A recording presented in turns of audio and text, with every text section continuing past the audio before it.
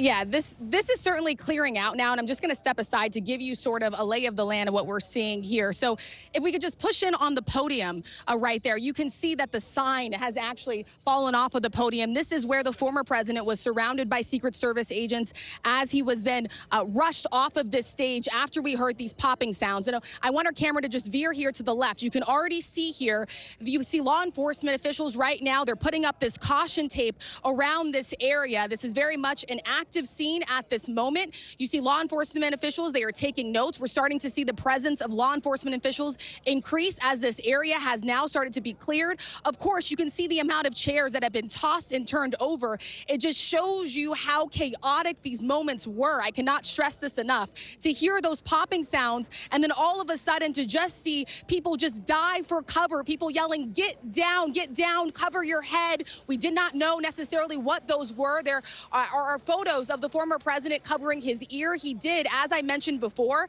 after he was surrounded by Secret Service agents, he did get up, he raised his fist in the air. It was a sign to his supporters that were gathering here that he was okay. His supporters then cheered. But I can tell you there were several minutes after this where the crowd just didn't necessarily know what to do as the former president was rushed off of the stage. They didn't know whether or not they should quickly leave, rush out of here, whether or not they were safe, whether or not they could stay in place. The rally obviously officially ended after that, and then that's when we started to see people stream out of this area. Many members gathering here today, visibly shaken by what occurred. We are now seeing a helicopter that appears to be landing closer to where we are here at this rally. Just tense and chaotic moments that played out here in a situation that is still developing and unfolding, as we still await details more what happened. Rachel Scott Forrest, thank you so much. I do want to ask you quickly before I let you go here. You've been to so many of these different Trump rallies over the years. Security is obviously incredibly tight. Tens of thousands of people go to these things. Can you just talk about what it's typically like when they search people as they go in?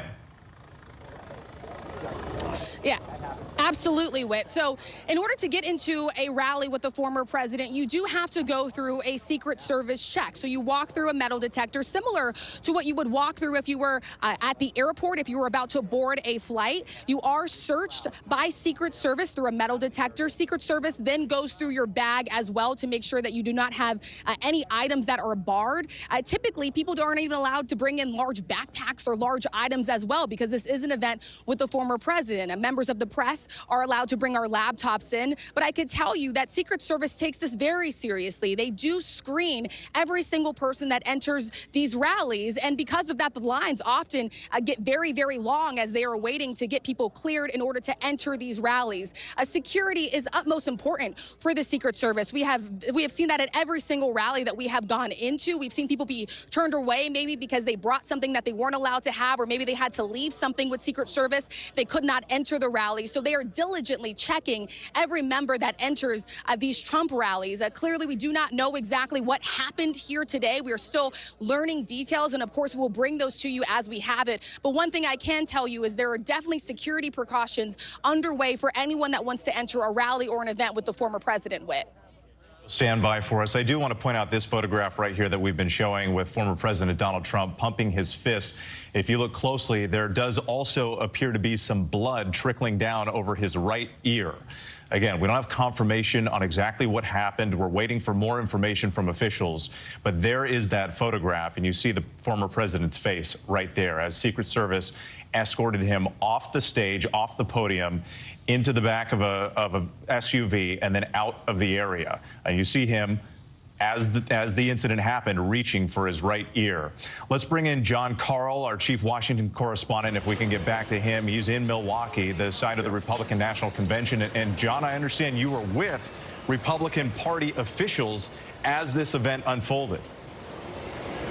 I was on the floor here of the convention where they're preparing. This is the site where Donald Trump is to officially become the Republican nominee next week. The convention set to start on Monday. I was actually with the chairman of the Republican Party, Michael Whatley, as this news happened of the shots ringing out, and he very quickly rushed off, took a phone call, very hurriedly rushed off the floor. Obviously, a shocking development.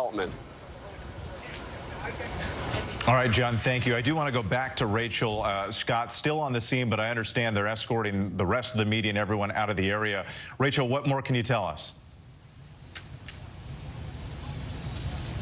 Yes, and we will join you once again when we get out of this area. Right now, Secret Service has told everyone in this area that they do need to leave. We can only take what we can carry. Everything else sort of needs to be left behind. They're closing off this area that you're seeing. I'm gonna get off the air now and escort out, and I will get back on with you when I can, Whit. Rachel, thank you again for your reporting, and we're so glad that you and the rest of the team are safe. Again, this is that video. This is that moment. Former President Trump pumping his fist to the cheers of the crowd there in Butler, Pennsylvania. I do want to mention again, because this was all coming at an event in Pennsylvania that was supposed to come before the Republican National Convention. All eyes on the former president about his potential running mate. That decision was expected any day now, and we're hearing from some of these hopefuls. VP hopeful Senator J.D. Vance took to X calling for people to pray for Trump and everyone at the rally. He says, quote, "Everyone join me in praying for our President Trump and everyone there. I hope everyone is okay." We also heard from Florida Senator Marco Rubio, who is also on the short list to be a potential running mate. He tweeted, quote, "Praying for President Trump and all those attending the rally in Pennsylvania today."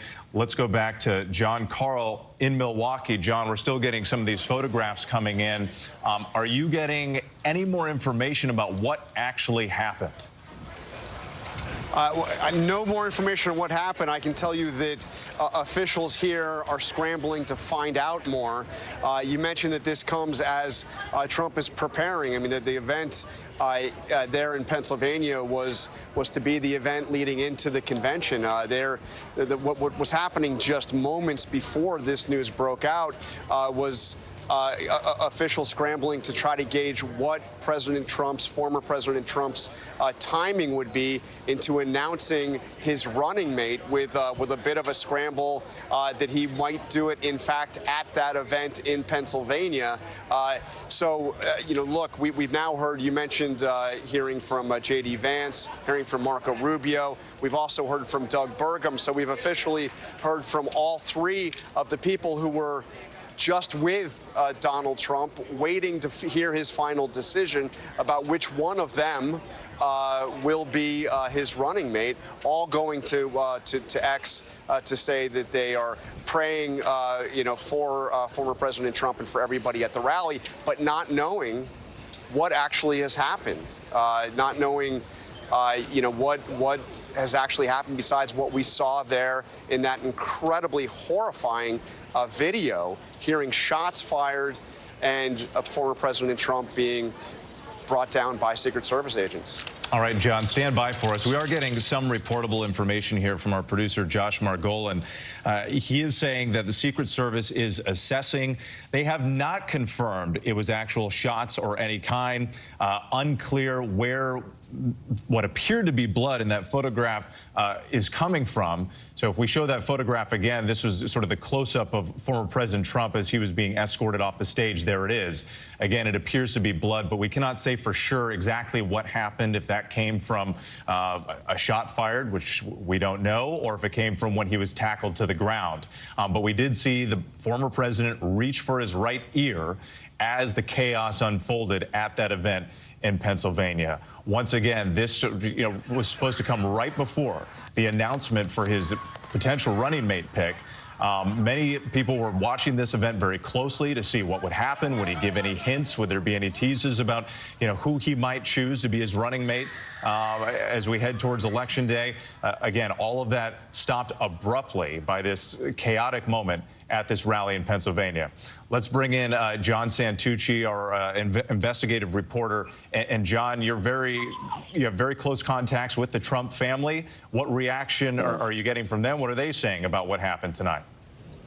Whit, it is absolute panic within Donald Trump's inner circle right now, frankly, Whit, because the lack of information. As you mentioned right there to our viewers, Donald Trump has spent much of the weekend talking to potential vice presidential picks. Much of his family is not with the former president right now. But I can tell you, Whit, from speaking to at least the president's eldest son, Donald Trump Jr., they do not know what has happened at Pennsylvania, and they are trying to find information. And that image, Whit, I can tell you multiple sources are telling me it is caused a great deal of panic. Obviously, as you mentioned, ABC News does not know exactly what happened at the rally, but that image of what appears to be blood running down the president's face has caused significant alarm. And look, we should note with that, look, Donald Trump, for many years when he was campaigning, I know in 2016, from his first campaign for the White House, always took extra precautions,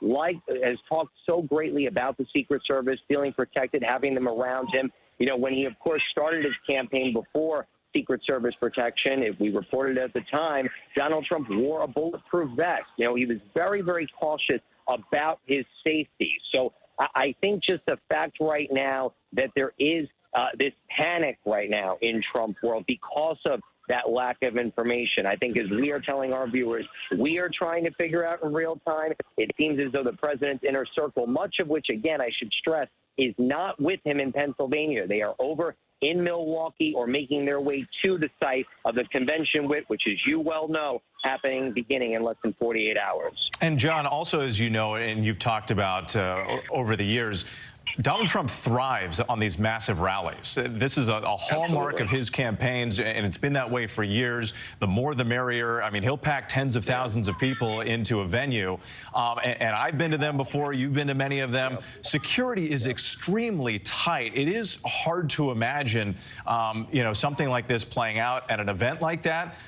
Talk about some of the security precautions that you're aware of at events like this one. I went to every rally Donald Trump held in 2015 and 2016. I know Rachel is on the ground right now for ABC at this event, but I can tell you from any one of these rallies, Secret Service is intense. Everybody is going through a magnetometer. Think about when you go to the airport. Anybody that has a bag, your bag is inspected. If you have any liquids, they sometimes would make you pour them out, almost like boarding an airplane. That's what everybody at home should be thinking about right now with these rallies. It is so secure. And we must remember, too, Donald Trump is unique in the sense that he has had Secret Service protection since the late 2015, early 2016, even before he became the Republican nominee in that contest. Now, here in this situation, he has protection for two reasons. One, being the presumptive Republican nominee, but obviously as a former president, he has those protections too. So everything that you can imagine for the Secret Service right now is, one, evaluating how this could have happened, but also, let's be clear, we've been talking about how close we are to the election, but there is still such a significant amount of time to go. And you have to imagine now, both for campaigns led by Donald Trump and for President Joe Biden's campaign, look, these are events that both men have to be doing consistently for the next several weeks and months leading up to November. You have to imagine, as tight as security is at these events already, this is going to cause a massive reevaluation. All right, John Santucci for us. Thank you so much. I do want to go back to Rachel Scott because Rachel was inside the venue. She was reporting for us right here on World News Tonight. Then we got the reports of this incident. Rachel stayed with us for a while and then was escorted outside the venue. Forgive me one more time. My producer's talking in my ear. What was that? We do have a statement from the Trump campaign right now. Bear with me. I'm seeing this for the first time. We're told that President Trump thanks law enforcement and first responders for their quick action during this heinous act. He is fine and being checked out at a local medical facility. More details will follow. Again, that's from a Trump spokesperson. If we can go back to Rachel Scott. Rachel, I think you've been escorted outside. What are you seeing right now? We're still in the process of actually making our way outside of this rally. At these rallies, there's so many people that oftentimes we don't get enough cell phone signal. And so now we have moved past one perimeter and one area.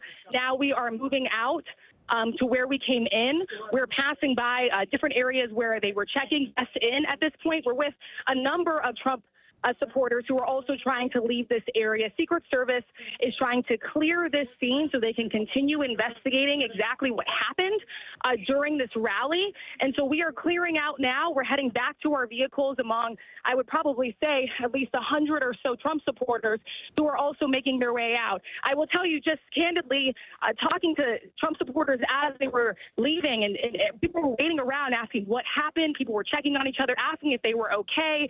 You know, you did have people that dove to the floor, that shielded themselves, put their hands over their head, were trying to cover their loved ones when they heard those popping noises. And so people were visibly shaken up. So it's understandable that some of the people wanted to hang back a little bit just to gather themselves before they eventually moved out. So Secret Service now pushing all of these people back toward their vehicles right now to completely clear this area. And still just a very chaotic scene that is still playing out here just right where the former president's rally was.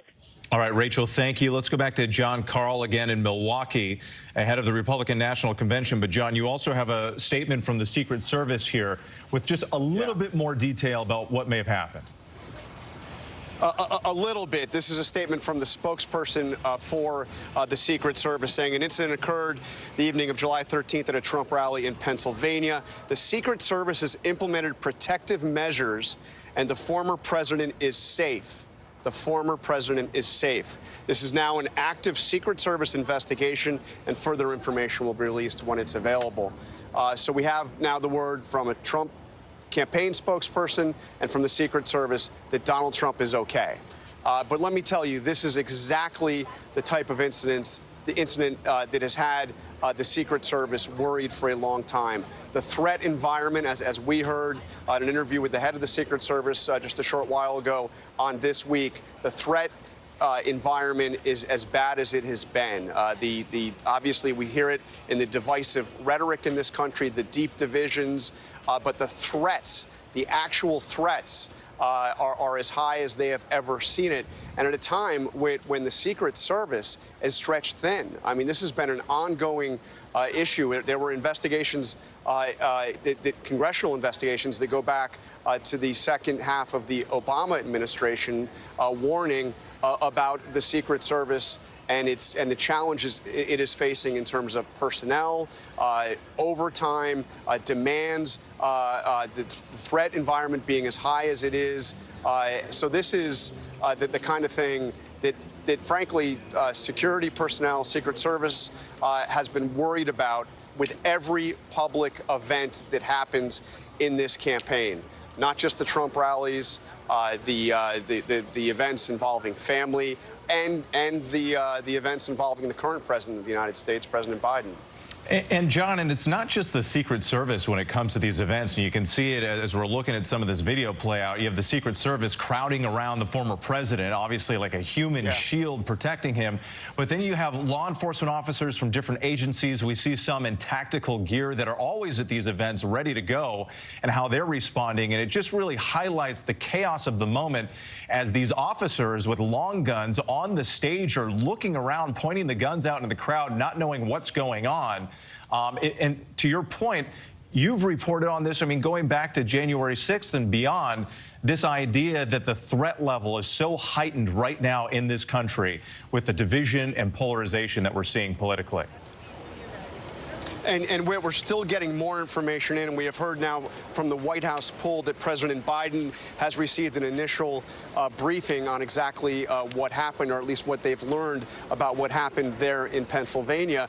But yes, you pointed out the Secret Service takes the lead in terms of protecting the president, protecting the president's family, in this case, the former president and the former president's family. But they have to coordinate with a whole range of law enforcement, and it's a very, tricky. It's a very difficult environment. But those Secret Service agents, I've gotten to know them over my years in covering the White House, gotten to know them so well. They take very seriously their duty, and as you know, it's not a cliche. It is the ethic that drives their work, that they are there to take a bullet for the president. They are there to protect the president at all costs. They are there to do whatever they can. So when you see, now we don't know if there were shots fired, what it was, but their job is to get between the president and the danger. And that's what you saw take place on live television there in Pennsylvania. John, thank you. Let's go to the White House and bring back Mary Alice Parks. You mentioned that President Biden has been briefed on the incident. Mary Alice, what more can you tell us? Yeah, when I just got off the phone with a spokesperson for the National Security Council, of course, they are worried about this as a national security incident. We know that the president now has been briefed. He was leaving church, but is now back at his residence there in Delaware. We can say that, of course, he is tracking this with his senior advisors that are traveling with him. They are trying to learn what happened, too. They are, of course, in touch with their Secret Service agents, the Secret Service, and like John Carl was just saying, we now officially know that the president has been briefed and is tracking this closely. It was, you know, we haven't been able to get a formal statement beyond that at this point, but I expect we will pretty soon, not only from the White House, but likely from the Biden campaign. Mary Alice, thanks. And just a reminder to our viewers here, if you are just joining us and you're seeing this video play out, all of this happening at a rally for former President Trump in Butler, Pennsylvania. This is the moment the chaos played out. Witnesses describe loud popping sounds, and this is that moment when the former president reaches for his ear. People in the crowd start to duck. The Secret Service pounces on the former president, shielding him with their bodies, essentially, in case anything, projectile could hit the former president. At this point, they finally get him to his feet. They bring him off the stage. It's still unclear exactly what those popping sounds were. We don't have any confirmation specifically what happened. We're waiting on that. In the meantime, we did get these photographs of the former president holding his right ear and what appeared to be blood trickling down his face. Again, not clear. That's the photograph. Not clear if that's from the incident itself or afterwards as the Secret Service tried to rush him off the stage. We're still waiting to get more information, but still a dramatic moment as it played out at this rally in Pennsylvania. Let's go back to Rachel Scott. Rachel was there when it happened. She was live on World News moments before. And then, Rachel, I know that you've been escorted out. Take us sort of where you've been taken at this venue and what you can see now. So right now, we're not far from where this rally took place. So stick with me here. I want to give you just sort of a lay of the land here. So right where those porta parties are, and you see the flag that's hanging there, that is where the rally occurred. You see these white tents. We talked a little about security. You asked me what the security precautions are when Trump supporters come to these rallies. They are checked. They go through their bags. They go through metal detectors. They are screened by Secret Service. Right now, you have members of Trump that were in this Trump rally that are leaving right along here, that are being escorted sort of out of this area so that they can tighten this area off. I can tell you, we were inside, we were live on the air with you, and Secret Service asked everyone to leave. So we had, as press, to leave everything that we could on the riser. We're now being pushed a little bit further out, but just stay with me here. We're just gonna keep walking. We had to leave our cameras inside, so our producer, Layli Ipsa, is filming as we're walking and being escorted out of this rally, so just stick with us here. Just chaotic, intense moments that played out here, and just the sense of panic that we heard, screams from people that were hearing these popping sounds and then ultimately got down for cover. Now this area is sort of being cleared out, but this was the way in which you had Trump supporters enter this rally before they were screened. I could tell you just hours ago, this was filled with long lines of people, people waiting to get in, people who are excited to see the former president. Right now you have people that are just confused, that are in a state of panic, that are wondering sort of what happened and what unfolded. I will also note it's an extremely hot day here in Pennsylvania. You had a number of people that felt like they were already being overheated, so much so that the seats toward the front of the rally were actually prioritized for those who felt like they needed to take a seat, or those who were elderly, or those who felt like the conditions were just getting too much for them. As we were on the air, you saw the scene as I took you through it. You saw those chairs being toppled over. That was a sign of just how much panic there was in the moment, with people just trying to get to the ground. But for now, here is what I can tell you. We've cleared out of this area. We know that Secret Service has roped it off. This has now just become a gathering point for people that were in the rally. As I mentioned to you before, there's so many people that are inside of these rallies that oftentimes the cell phone reception isn't really great. So we see a lot of people that are out here that are on the phones, probably connecting with their loved ones and families, letting them know that they're okay, letting them know they're probably leaving this area as well. But this is the current scene right now. We've been escorted out. We were told to leave everything there for now, and we were told that we'd be able to go back inside to gather the rest of our belongings once police have cleared the area. Rachel, first of all, we are so glad you and your team are okay, and your reporting has just been excellent throughout this entire campaign, and especially tonight as well. Tell us a little bit more about what happened in the crowd. You described this a moment earlier, but we have some new viewers likely joining our coverage. You said that after those popping sounds occurred, that it did appear that law enforcement rushed a specific area or person in the crowd? Yes. Yeah, so it was this sort of split screen that we saw play out with. First, initially, we heard this series of popping noises. Then we heard screams from the crowd, people shouting, "Get down, get down." We were on the press riser. We had just finished doing World News Tonight with you, Whit. We were live on the air. And just minutes after the former president took the stage, this is when all of this happened. He had only been on the stage for a matter of minutes. So you hear these popping noises. And then after that, what we hear were screams. We all looked, turned over our shoulders. Of course, we see Secret Service agents swarm the former president. They rush and shield him, essentially, using their bodies as shields to get the former president down. Also, then, if I'm standing on the riser, it was over my right shoulder. What we saw was then Secret Service agents and law enforcement officials swarm another area that was on the riser. And there we saw, I'm not sure if it was one person, I am not sure if it was multiple persons, but what we saw was Secret Service and law enforcement agents swarm that area in particular and then escort someone out of that area. So we have no idea necessarily what exactly happened during that time. We know that there were people that were just getting down during that moment, and there were screams. Then it took several minutes. First, we saw the former president being rushed out. Obviously, what we saw was the former president. You've seen those images. He stood up. He put his fist up, and it was a sign and signal that he was okay. The crowd then cheered. And then after the former president was rushed into his own vehicle and that vehicle was taken away, then we saw that separate area clear where Secret Service agents and law enforcement agents had surrounded possibly another individual, and that person was then taken away. It was only then did we start to see the crowd sort of clear. And there was this sort of moment, Whit, where people didn't necessarily know what exactly to do, whether or not it was safe to leave. People were looking around, asking if it was okay. We're hearing a helicopter right now. You can see it there that's taking off right now. And then we saw law enforcement officials. They came out. They started putting crime scene tape to rope off that area. Members of the press, we were sort of the last ones that were escorted out and told to leave. We were told to leave everything behind. But there were certainly these moments where people were just very confused, didn't know exactly what happened, and were rushing to just sort of exit the area as Secret Service and law enforcement officials were trying to block off the area where this occurred with.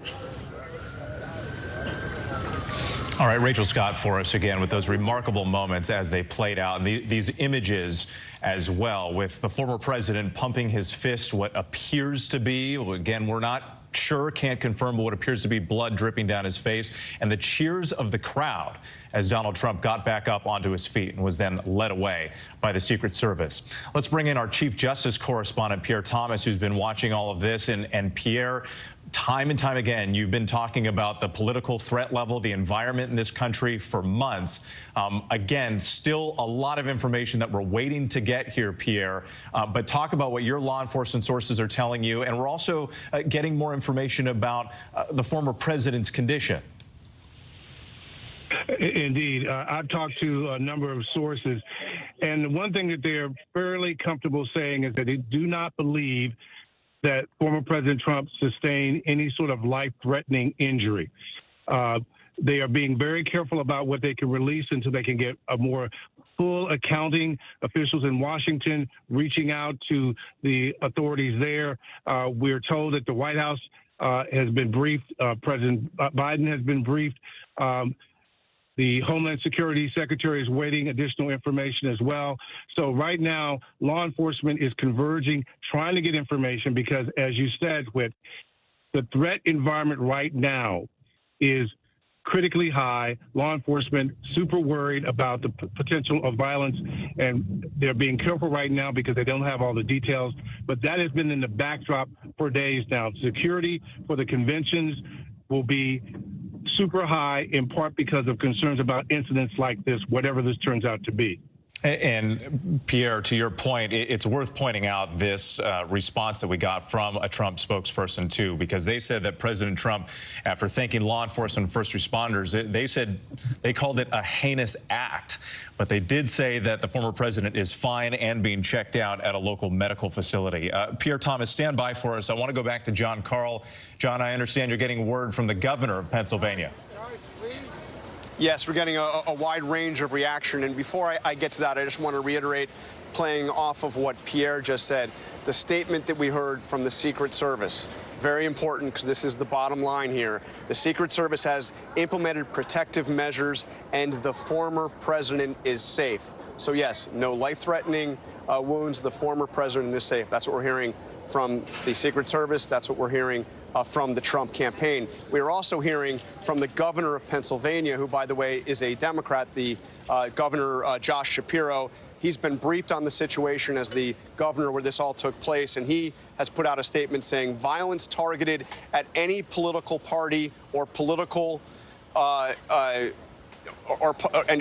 any political party is absolutely unacceptable. It has no place in Pennsylvania or in the United States. By the way, we're hearing from several others in the political world. Democratic Governor of California, Gavin Newsom, saying violence has no place in our democracy. My thoughts are with President Trump. Gretchen Whitmer, the governor of Michigan, another Democrat. There's no place for political violence in this country. I am horrified. Bipartisan statements of concern for former President Trump and condemning whatever has happened here. Steve Scalise, this one's also interesting because as you remember, Congressman Steve Scalise, the #2 Republican in the House, himself was shot at a practice for a congressional baseball game 7 years ago, sustained very serious injuries, was really touch and go for some time.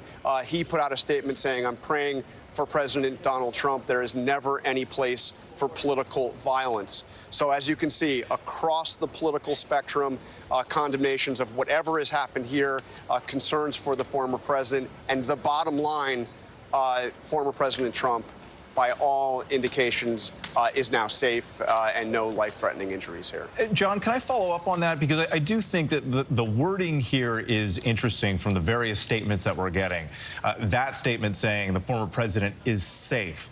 The Trump spokesperson saying the former president is fine. Yeah. What they're not saying here is that he was not hurt or injured in any way. Again, we're still waiting for these details coming in. We're trying to kind of, read between the lines here, and we don't want to speculate, but you work with the Trump campaign all the time and communicating with them. What does that say to you about this level of communication right now? Well, frankly, Wade, my sense is that the Trump campaign is doing, the individuals there that we're speaking to are basically doing exactly what we're trying to do here, which is to get more information. And in a situation like this, the first priority for the Secret Service is to make sure the president is safe, to get him to safety, and then to treat him. Their first priority is not getting us information. So we've gotten the very basic information, which is that he is safe. They have implemented further protective measures, and that the injuries here are not life-threatening. But beyond that, we just don't know. And frankly, I think even those very close to Donald Trump at this point are trying to get further detail about exactly what happened and how he's doing. All right, John Karl, we're going to go to John Santucci now, who I know has been communicating with the Trump campaign. John, you were with us earlier. What more are you learning tonight? So right now, what I can tell you that members of Donald Trump's family, so far as I understand it, have not spoken to the former president directly, according to my sources. They have been receiving calls and updates from people that were on the ground with the former president, and have also, I'm told, received briefings from the Secret Service. Remember, these are, in some cases, as we were talking about earlier with John Karl, the fact that Donald Trump has had Secret Service protection for so many years, so many of these agents have been around the former president, his children for nearly a decade. So there is a very close relationship, and thus I do think that's part of the reason why the family has been getting such, up-to-minute information, if you will.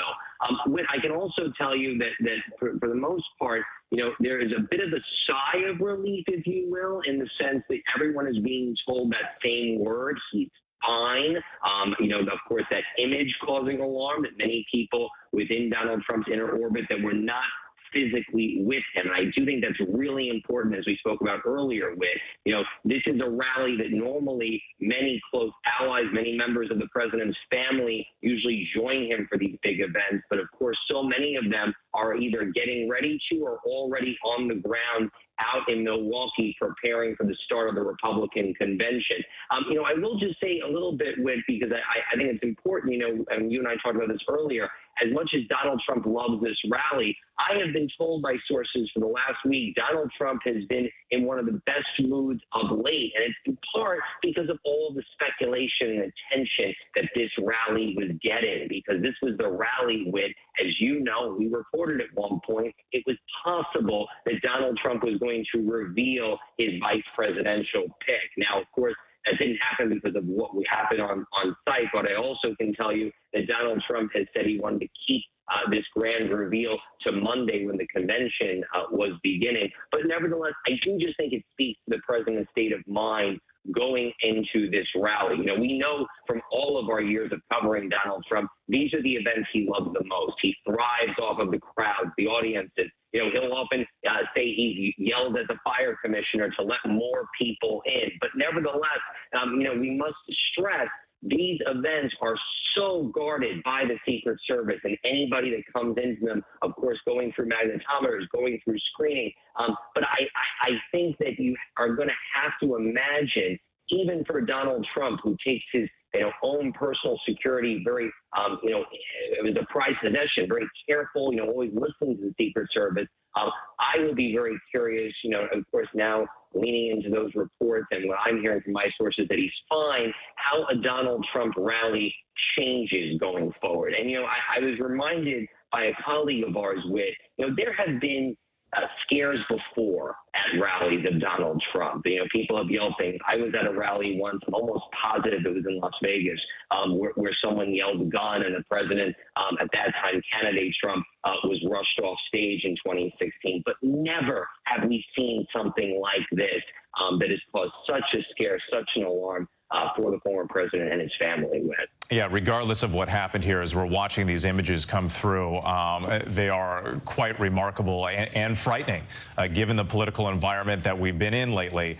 Let's go back to the White House, because Mary Alice Parks, I understand you're getting word from Hakeem Jeffries. Well, we just saw a statement, obviously, from the highest-ranking Democrat there in the House. House Minority Leader Hakeem Jeffries put out a statement saying, "My thoughts and prayers are with the former president. I am thankful for the decisive law enforcement response. America is a democracy. Political violence of any kind is never acceptable." I know you've been talking to John Carl and others about some of the other Democrats that, of course, been weighing in. This goes beyond partisan politics. People in Washington, of course, across the political spectrum, hoping and making sure that the former president is okay, and congratulating law enforcement, like Hakeem Jeffries said, for their sort of decisive response. I can tell you that here on the White House campus, Secret Service very tight-lipped, which is their standard posture. They don't talk to us about security protocol. That's a part of their protocol, to keep their plans to themselves. That's a part of how they keep presidents safe. The White House campus is not on lockdown. There are still tours going on, as is often the case on the weekends. I can tell you they've pushed back the perimeter at the White House. There's not protesters or tourists walking on Pennsylvania Avenue, but that happens from time to time, and the Secret Service would not confirm that they did that in response to this incident. But I will tell you it happened right around the same time. The press that's traveling with the president in Delaware said that they noticed what seemed to them to be a heightened security protocol with the president at Delaware. In Delaware, he's at his residence there at Rehoboth Beach. That's to be expected. I would imagine there would be absolutely a heightened protocol, though the president is so guarded. But like I said, the Secret Service does not normally talk to us about their plans, how they work to keep the president safe. And at this point, they are being very tight-lipped about what happened. Yeah, that, again, unclear exactly what the heightened protocol is, but we definitely know that when an incident like this happens across the board, we see changes made to law enforcement and additional protections to some of the people who they deem might be vulnerable in a moment like this. Let's go back to Rachel Scott, who's still there in Pennsylvania. Rachel, I understand you've been speaking with people who are at the rally with you. Yeah, and these two Trump supporters are just making their way out. Tell me what you saw and what you heard. You said that you heard the popping sounds and you got down? Sounds. At first you think like maybe firecrackers, but it continued. It continued, and then somebody yelled, "Get down." We got down, and we huddled, and we started praying. And we just started praying, and thank God, a little while later, we got up. When we saw other people get up, we saw Trump get up, raise his fist like I'm okay, and we kept praying. We kept praying, but I got a birthday card to Trump right before his birthday, Flag Day, and right before I said I got a card to him. Security was going to give it to him here, and it in the card it said that George Washington. So you kept praying, and what about you? How did you feel when you heard those sounds? What did you do? I felt really bad. I'm worried about our grandchildren. What kind of life are they going to have if this goes on, if people don't have the right to say what they want? You told me that you were near the very front. You weren't very far. No, we were like from here to where that thing is. And you got down, you said you got down immediately? Yeah. Yeah, everybody yelled, "Get down." My daughter-in-law, Lisa, she said for us to hurry up and get down. And she called her husband because he was standing right by the pole, and he got down also. We were just, it's a scary situation when someone does something like that. I mean, you don't have our, you don't, how can I say it? You have to have God in your heart to be able to have freedom and everything. But this was just sad for a lot of people. Mm-hmm. It was. Well, we're happy you both are okay. Thank you so much for speaking with us. Please get home safe. And so that is just a little bit of the reaction and some of what we've been actually hearing from a lot of the Trump supporters. Those two people that I just talked to, one woman told me that she was here with her family. They were very close to the stage. She said that all she just heard were just get down, get down. And they said immediately they just started praying, hoping that everything was going to be okay. They were in the front. They are just now, it's been I believe it's been over a half an hour. They are just now being able to escort out of this area, partially because you had a lot of the elderly people who gathered here, elderly Trump supporters who sat in those front rows are just sort of making their way out now, being escorted out. But everyone that I've been talking to, as they're leaving, they're still shaken up. They're asking us if we know what had happened. Everyone's checking on each other, asking if one another is okay. This is a crowd that's still visibly shaken up. And I think that she made a really good point, Whit, because at these rallies, the former president's podium is not far away from the crowd. Donald Trump is someone who loves a big crowd. He loves these rallies. He wants to feel his supporters very close to him. And so those pops were very ringing for a lot of those Trump supporters that were there. We all heard them. Our press riser was not very far off as well. And then immediately everyone just took cover until we were able to finally get up and leave that area with. Rachel Scott, once again, and while we don't know exactly what happened, we do know for sure it was a frightening and chaotic moment for all the people who were there. And Rachel bringing that to us from those witnesses who were in the crowd, talking about getting down on the ground and praying and hoping for the best. Let's bring in our ABC News contributor, Reince Priebus, of course, former head of the RNC, also former chief of staff under former President Trump. And Reince, just your take on these images and what you're seeing today and what people within the Trump campaign are telling you now.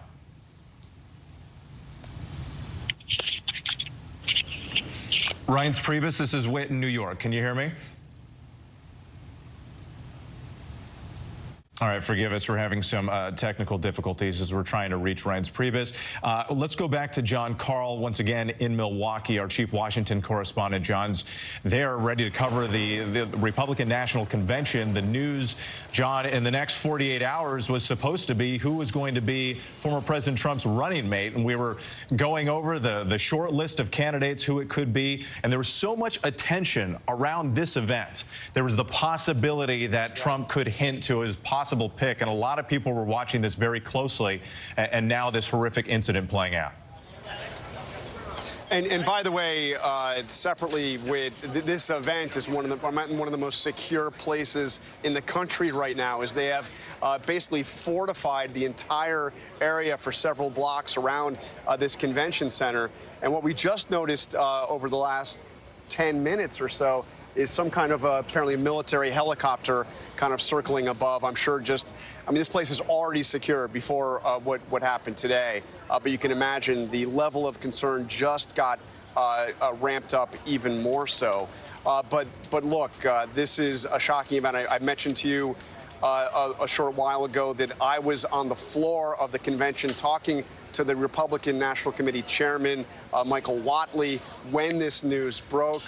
He got a phone call, came in, and quickly rushed off the floor. Everybody trying to figure out what happened. We do have a full statement from the Trump campaign. We had some of this information earlier, but now a full statement from the Trump campaign saying President Trump thanks law enforcement and first responders for their quick action during this heinous act. He is fine. Important words. He is fine and is being checked out at a local medical facility. More details to follow. That is from Steve Chung, a spokesperson for the Trump campaign. It matches what we have heard from the spokesperson for the Secret Service, saying that the former president is safe. The former president is safe. And it's very important to point out that we still at this point don't know exactly what happened. We don't even know for sure if the popping noise that everybody assumes was gunfire. We can't confirm that was gunfire. We saw those incredibly dramatic pictures. We see the blood coming from the former president's ear. We don't know what that's from. I mean, it's possible. You remember, he has a whole phalanx of Secret Service agents who are essentially jumping on him and bringing him down. It's quite possible he could have been injured in some way during the process of the Secret Service protecting him from more severe injury. So we just don't know. But the fact that this incident happened on live TV, that you hear the popping, that seems to be apparent gunfire. I have in my hands just a raft of statements from political leaders across the political spectrum condemning the very idea of political violence and hoping for the safety, praying for the safety of the former president, who we now hear both from the Secret Service and from his campaign appears to be safe and doing fine. One statement that came that has, I think, some resonance beyond the others is from Robert F. Kennedy Jr., who, of course, is mounting a third-party campaign for president. Robert F. Kennedy Jr., of course, was old enough to see what happened to his father during the 1968 Democratic primary when he was assassinated just after the California primary. RFK Jr. putting out a statement saying, quote, "Now is the time for every American who loves our country to step back from the division, renounce all violence, and unite in prayer for President Trump and his family." That from Bobby Kennedy Jr. But again, bottom line, we hear from the campaign, the president is fine. Those were the campaign's words. From the Secret Service, the former president is safe. John Karl, once again, thank you. I do want to go back to Rachel Scott, who's still there in Pennsylvania, outside the venue where all of this occurred. Rachel, you've been talking to witnesses, people who were there at that rally. What more are you hearing? Yeah, and people are still mingling around here waiting to leave this area. This is Gabby. Gabby, you told me you were in the second row. Yeah. Describe what you saw. I think I saw all the Secret Service kind of cover Trump. They did a really good job about that, making sure he was protected, telling everyone to get down. So I think they did take a good care of making sure everyone was understanding what was going on and being serious but not freaking everybody out. What was your initial reaction when you heard those popping noises? To get down, yeah. So I actually, my boyfriend pushed me on the ground and went on top of me, which was really nice. But I think a lot of people were a little too shocked to understand what was going on originally, for sure. But I think everyone listened pretty well, and it was handled pretty well. Did you see some of that commotion that was playing out on the other side of the bleacher, where we saw law enforcement agents sort of swarm around another individual, or did you ultimately just rush out? No, we were there for a minute because they did tell us to go back down again just in case. I think that was good because it helped calm people down. But I think one of the stands that I was next to, they did carry out a man, and there was another one that might have been injured. I'm not 100% sure, but definitely one at least.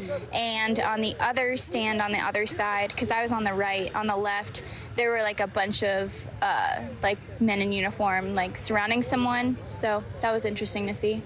You said that you were very impressed by the speed in which Secret Service was able to get on that stage within seconds of all of us hearing those popping sounds. Yeah, absolutely. They did a great job. I definitely felt protected in the situation. The sniper was on it, watching on guard. Everyone on the scene did a great job. I mean, of course it was nerve-wracking in the moment, but I never felt like I was in danger, which was cool. They were on the president, which I'm very thankful of, and they did a great job protecting him and getting him out as quick as possible. He is doing good, which is good. Yeah. We all felt that moment for a minute where we all rushed down. Yeah. We were all taking cover, and then it was panic that set in. Then after a minute, we all popped up and we saw the former president. He was being escorted off the stage, and he kind of raised his fist, pumping it up in the air as he was being escorted off that riser and back into his vehicle. What did you make of that? Actually, I had the honor of being right in front when they were escorting. So the exit that they were taking, I was right in front of, and I got to see him putting his fist up and everything. That was really awesome to see. Even relieved, also having such a good, strong, charisma about him, even in a hard time. Yeah. Could I just ask you, now being on this end, we've been escorted out of this area. How are you feeling right now? I've been talking to a lot of people leaving. They're still a little shaken up about it, a little bit confused about what happened. Trump supporters come from all over the country to come to events like this. And within minutes, we heard those popping noises and that rally was over. They did a great job escorting everybody. I mean, I'm probably one of the few that are I'm so glad I was here and got to witness this. I thought they did a great job, and I was really appreciative of it.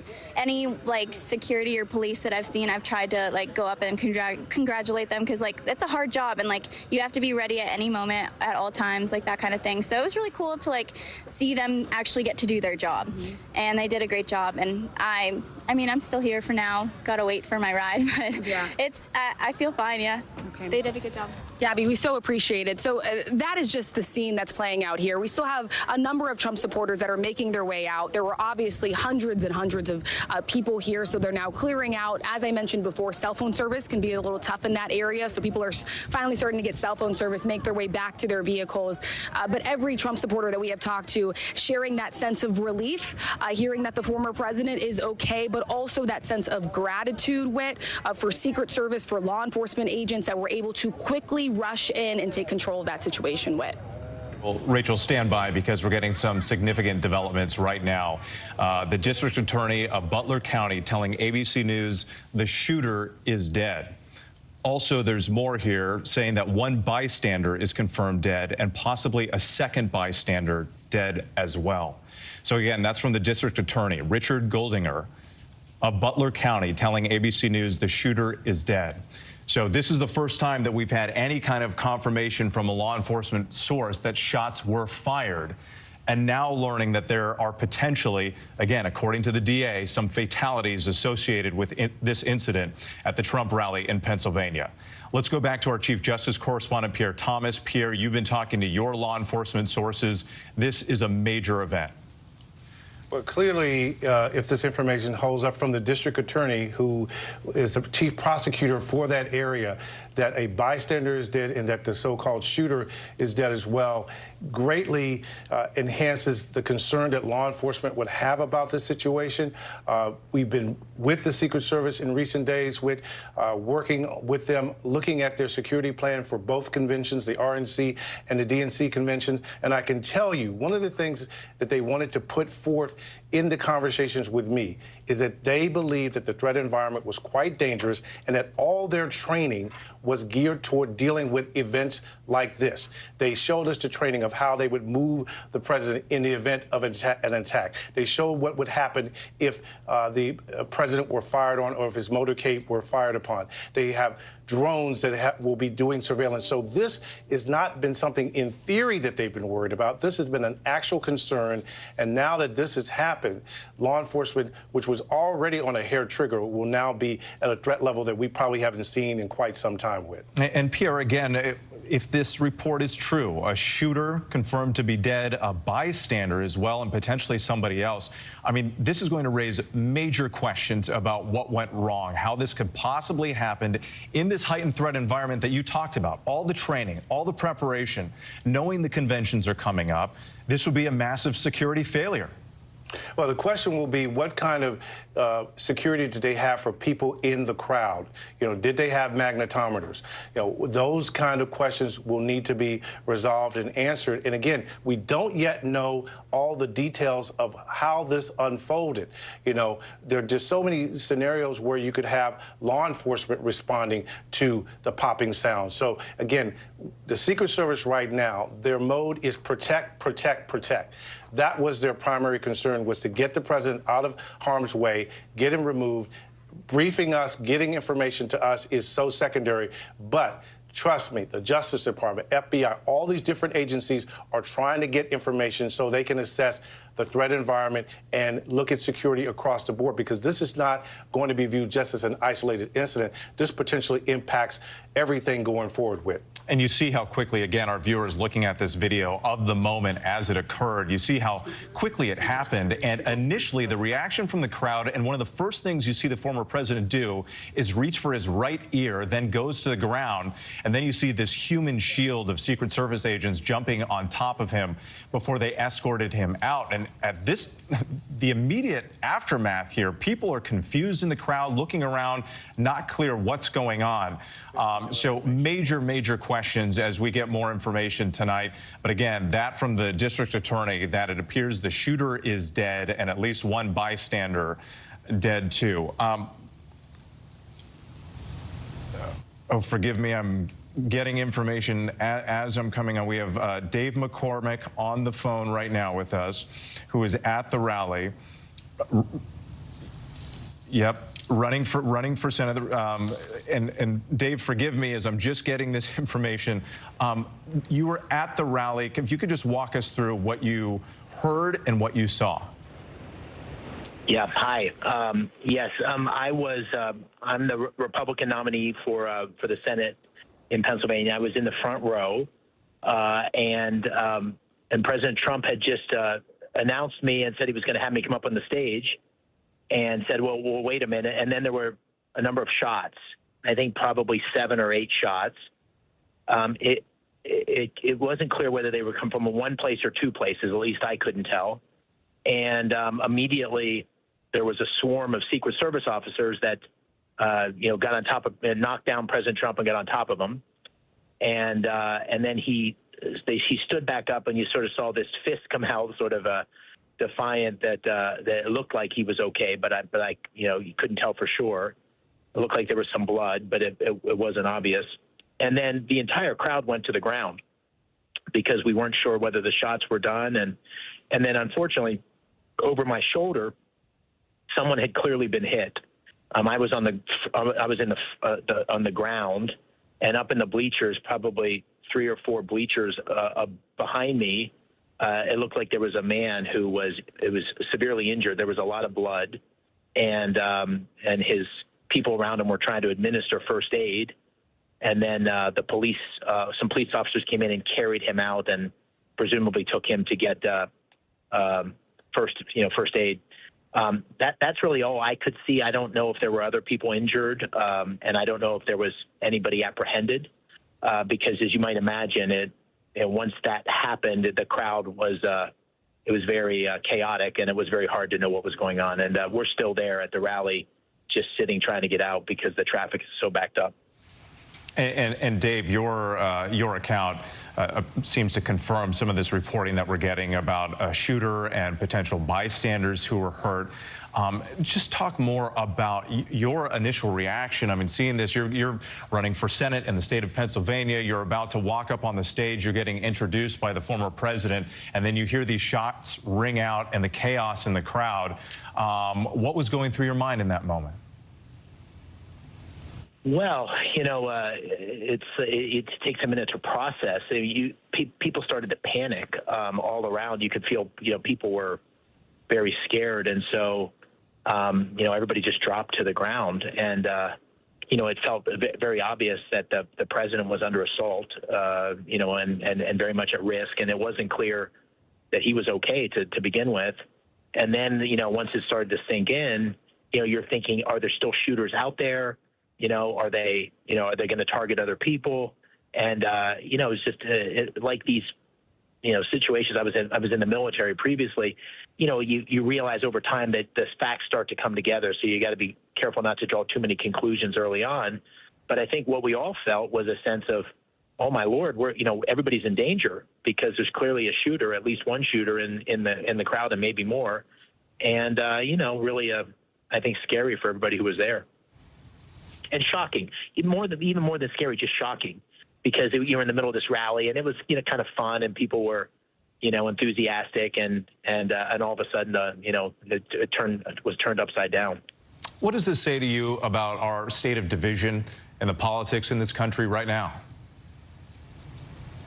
Well, I don't want to draw any conclusions before I know more about it, but obviously it's if you're a public official, if you're a presidential candidate, and your safety's at risk, that's scary for all of us, no matter what party you're in. And so I think it's a moment to take stock.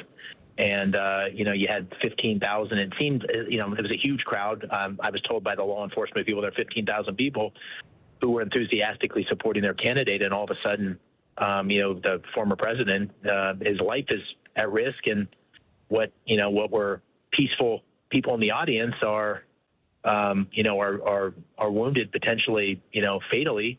I mean, that's unacceptable, and it's not a matter of party. That's just unacceptable in our great country. Dave McCormick, thank you for your time. We are so grateful that you are okay.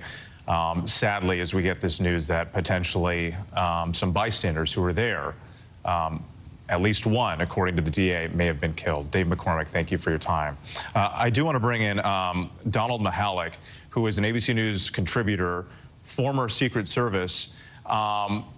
Donald, just walk us through, you've seen the images right now. Obviously, Secret Service agents trained for this in this moment, but what can you tell us about what played out here? Well, the Secret Service, this is what they train for. This is what they prepare for. Even the preparatory phase for any of these events is a week or more in planning. And part of the preparation is if an incident happens, whether it's an attack on a protectee or another major incident that could impact the event.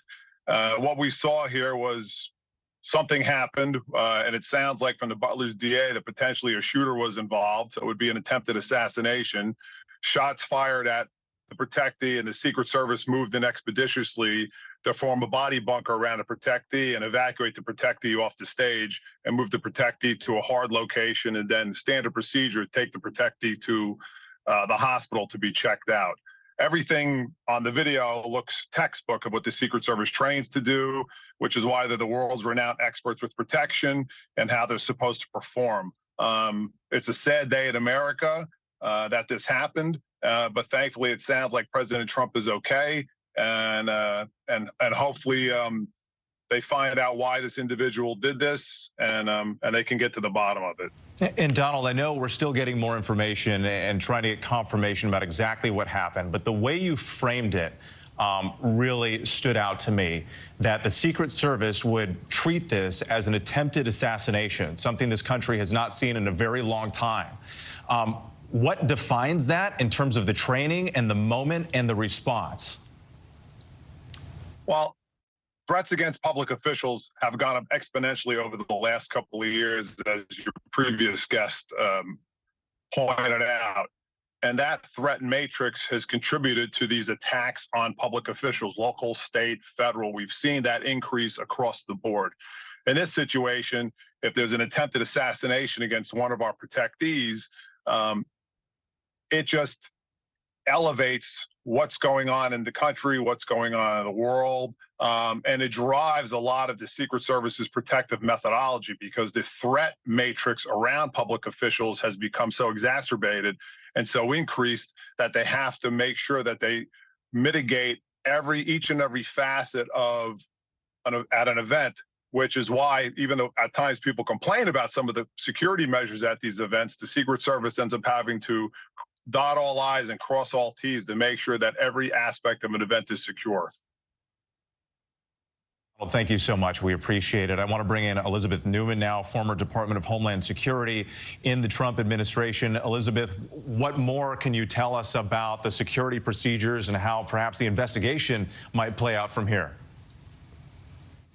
Well, we're going to be seeing a lot more digging into the suspect, the shooter who we have been told has passed.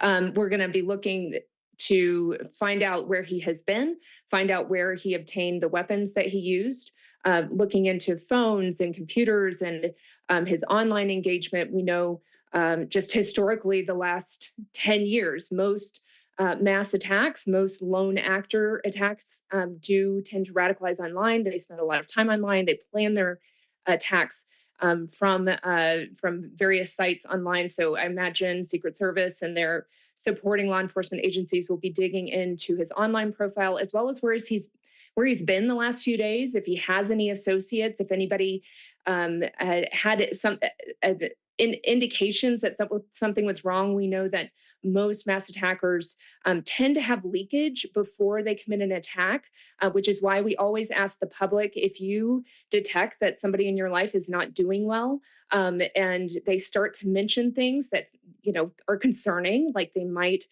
be trying to plan something to take their own life or to take somebody else's life, to please call police. And that's really important after an event like this. We often do have copycats, or we have other people that are inspired to retaliate to whatever they perceive might be a political action. So this is a time for calm and for the public to stay vigilant. And if you have any concerns about somebody in your life that might need help, to don't hesitate to call law enforcement and get help for that person. Elizabeth Newman, thank you so much. I want to go back to Pierre Thomas in Washington. Pierre, I understand President Biden now has also been briefed by the Secret Service. And we talked with numerous people today about this heightened level of vigilance, heightened security threat level. Now that we're getting reports that potentially there were shots fired, a shooter was killed, and maybe a bystander, that changes everything, doesn't it now? It does indeed. We're being told by our sources that President Biden is being briefed by Homeland Security Secretary Mayorkas and Secret Service Director Cheeto. That gives you a sense of the amount of concern here going forward. And I can tell you, with the Attorney General and the FBI Director, but the Attorney General in recent weeks has been openly concerned, telling the staff about his fears about this spike in threats aimed at political figures in this country. That, along with the ongoing war in Israel, the resurgence of ISIS, and basically a lot of sources have been telling me their hair has basically been on fire, because, as the FBI director said, he's never seen a situation where virtually every threat zone is elevated. And right now, because this is, has the potential of being an assassination plot, we don't know the details of that yet. That's not officially confirmed, but I can tell you that it will be looked at in that way. This is only going to increase the concerns that we're in this very sinister and concerning moment that law enforcement is going to have to factor in going forward. I think every rally that the President Biden, President Trump does going forward is going to have to be reassessed in terms of the level of security that is provided with. Pierre Thomas, thank you. I do want to bring in Aaron Katursky, our senior investigative correspondent, who's also been talking to law enforcement sources on this. And Aaron, a big part of the conversation in the last half hour or so, since we've been getting more information, is whether or not this was some kind of assassination attempt. What are you learning from your sources? While it's certainly not being confirmed as such yet, I can tell you that officials who've been briefed on the situation in Pennsylvania are telling us here that they are investigating this now as a possible assassination attempt. The sources told ABC News live rounds were apparently fired from outside the security perimeter, which may help explain some of the dynamics at play here. And we know that magnetometers were in place for the event, but it's believed, and one of the angles of investigation now is that live rounds were possibly fired from outside the security perimeter, and that's where the investigation stands at the moment. And Aaron, you have also been to a lot of these different events, not just various political events from former President Trump, but also his court hearings in New York and the security measures that have been in place at each and every one of them. Talk more about the typical response and how law enforcement would prepare for an event like this. The planning for these events is always evolving, and it is sometimes months, if not years, in the making, especially for a planned event like a political convention or some kind of rally. And this is what the Secret Service does on a daily basis. And I know colleagues have talked to you, Whit, about the heightened threat environment and how that environment is dynamic. It's been elevated ever since October 7th, and the political climate in the country has certainly made authorities concerned. We don't know anything about what may have factored into all of this, of course, so this is still very early, but this is now being investigated as a possible assassination attempt, and the suspicion now is that live rounds were fired, apparently from outside the security perimeter. Aaron Katersky, thank you. And once again, to our viewers who may just be turning in, wondering what's going on here. This incident happening in Butler, Pennsylvania. This was supposed to be a major rally for former President Trump ahead of the Republican National Convention.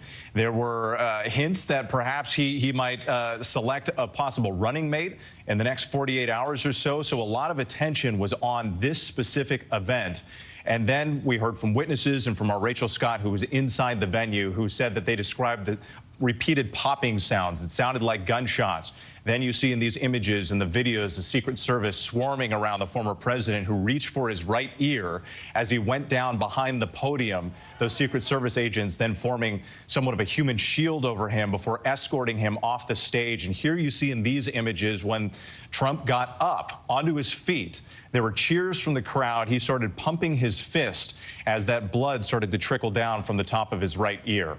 And again, from the district attorney in Butler County telling ABC News, and this is the only source so far that we've had about the shooter being killed and a possible bystander and maybe another who was also injured in this shooting.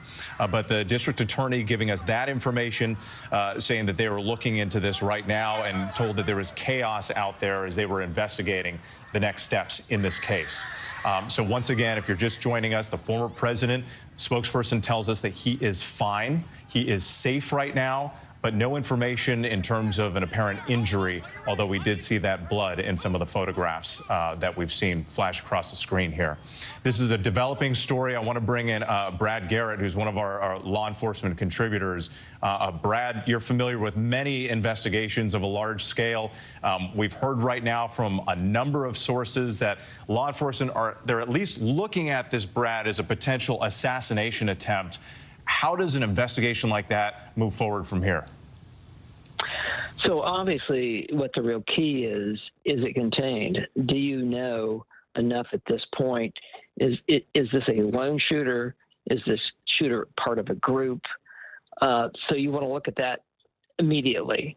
You know, based on what the local district attorney is saying, if that is accurate, that you have a shooter down and maybe two other people down, you know, that may get answered, I will tell you, through law enforcement, because it's very conceivable that the shooter and these two quote-unquote bystanders would be shot by law enforcement, because they're going to go to the shot, and there's going to be people, there's going to be snipers around these locations, and so they maybe just immediately beat it in on somebody. But to your question about where they're going to go from here, that's going to be the real key. Is this just some disgruntled guy that doesn't like the former president, or is he part of a group that doesn't like the former president, which then could obviously spin into something else. But this may be a lone actor. We just don't know yet. Brad Garrett, stand by. Again, we're still waiting on some more information here, but I do want to just, forgive me, I'm going to bring you back for just a follow-up question on that exact point, whether they're looking to see if this was a lone actor, if others may have been involved, as I'm still getting information right now. But from the law enforcement perspective, one thing that I thought was interesting there, and we talked about this with John Carl earlier, is it's not just the Secret Service, right? You have multiple law enforcement agencies on the ground at these major events, and they all, Secret Service takes the lead, but they're all working together. We saw some of them come up onto the stage in tactical gear and long guns. How do those partnerships play out in the minutes, the hours, and the days after an event of this magnitude? So certainly during the event itself, you're exactly right. The Secret Service only have so many people, and they're going to coordinate this with the city, county, and state jurisdictions in, obviously, this case, the state of Pennsylvania. They will have practiced, trained prior to this event, and maybe because the president does hold a lot of rallies, have worked together before to cover all the different angles. Obviously, the Secret Service are going to be the immediate response and around the president. But the next layer or two layers or rings around security are going to be quite possibly other law enforcement agencies. And to my previous conversation with you, it may have been one of them that got to the shooter or these two quote unquote bystanders. But that's the real key. Now, obviously, people reacted quickly. I'll say one other thing without knowing anymore, that the shooter may have been some distance away, which is certainly fortunate for the former president. If he'd have been any closer, this would be a bigger tragic event, of course. But the whole key right now is this shooter and what's he all about. Absolutely. Brad Garrett for us. We appreciate it. I do want to go to Leonard Verdetto, who is an eyewitness who was there at the rally today. He's joining us now on the phone. Leonard, can you hear me? Yes, I can hear you, sir. How you doing? Thanks for having me on. Absolutely, Leonard. We're so grateful that you are okay. Can you just walk us through what happened and what you saw? Sure, absolutely. So everybody was excited to see the former president coming out. Yeah, we were all excited, and we were all happy. We were all joyful. We were all there for each other. And then the former president was giving his speech. Then moments later, there was some popping sounds that were going off. There were about maybe 6 or 7 to 8 shots that were happening. None of us really registered at the time, but then all people were saying, "Get down, get down." Even I was saying, "Get down." Other people were saying, "Get down" as well. And, we were all praying. We were praying to Yeshua, the Lord Jesus, and we were praying to him to keep us safe, keep us protected.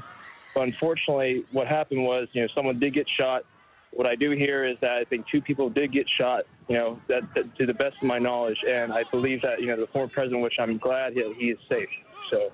Now, Leonard, and again, we don't have all these things confirmed yet, so this is your perspective here. But when you say that you believe that 2 people were shot, could you actually see people, potential victims? What I seen, and to the best of my knowledge, sir, is that and again, I was hearing it from other news sources as well. But what I personally seen, that there was blood on a couple of people. Someone was shot just like about 5 feet right behind us, to be honest with you. So we were that close, and thank God we weren't shot either.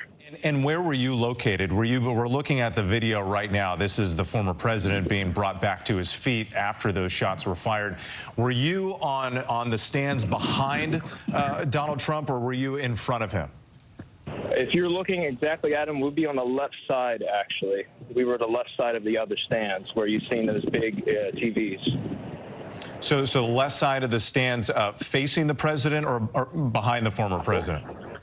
Facing the president. We were more on the sides, looking on the side of the president, so facing him. And Leonard, let me just ask you too. Obviously, you go to we've been talking about this, the division in this country, the polarization. But here you are. Obviously, you're exercising your right to support whichever politician you believe in. And you go to an event like this, you don't expect there to be violence. What's in your heart right now? Well, what's in the heart right now is I'm encouraging the American people to pray to Lord Jesus, because right now our country's divided. I'm a millennial generation. I'm 30 years old, and this is my first time being at a Trump rally. And the reason why I'm supporting the former president is because of the policies that he has to keep the country safe and secure borders and everything like that. So that's why I stand for what he stands for.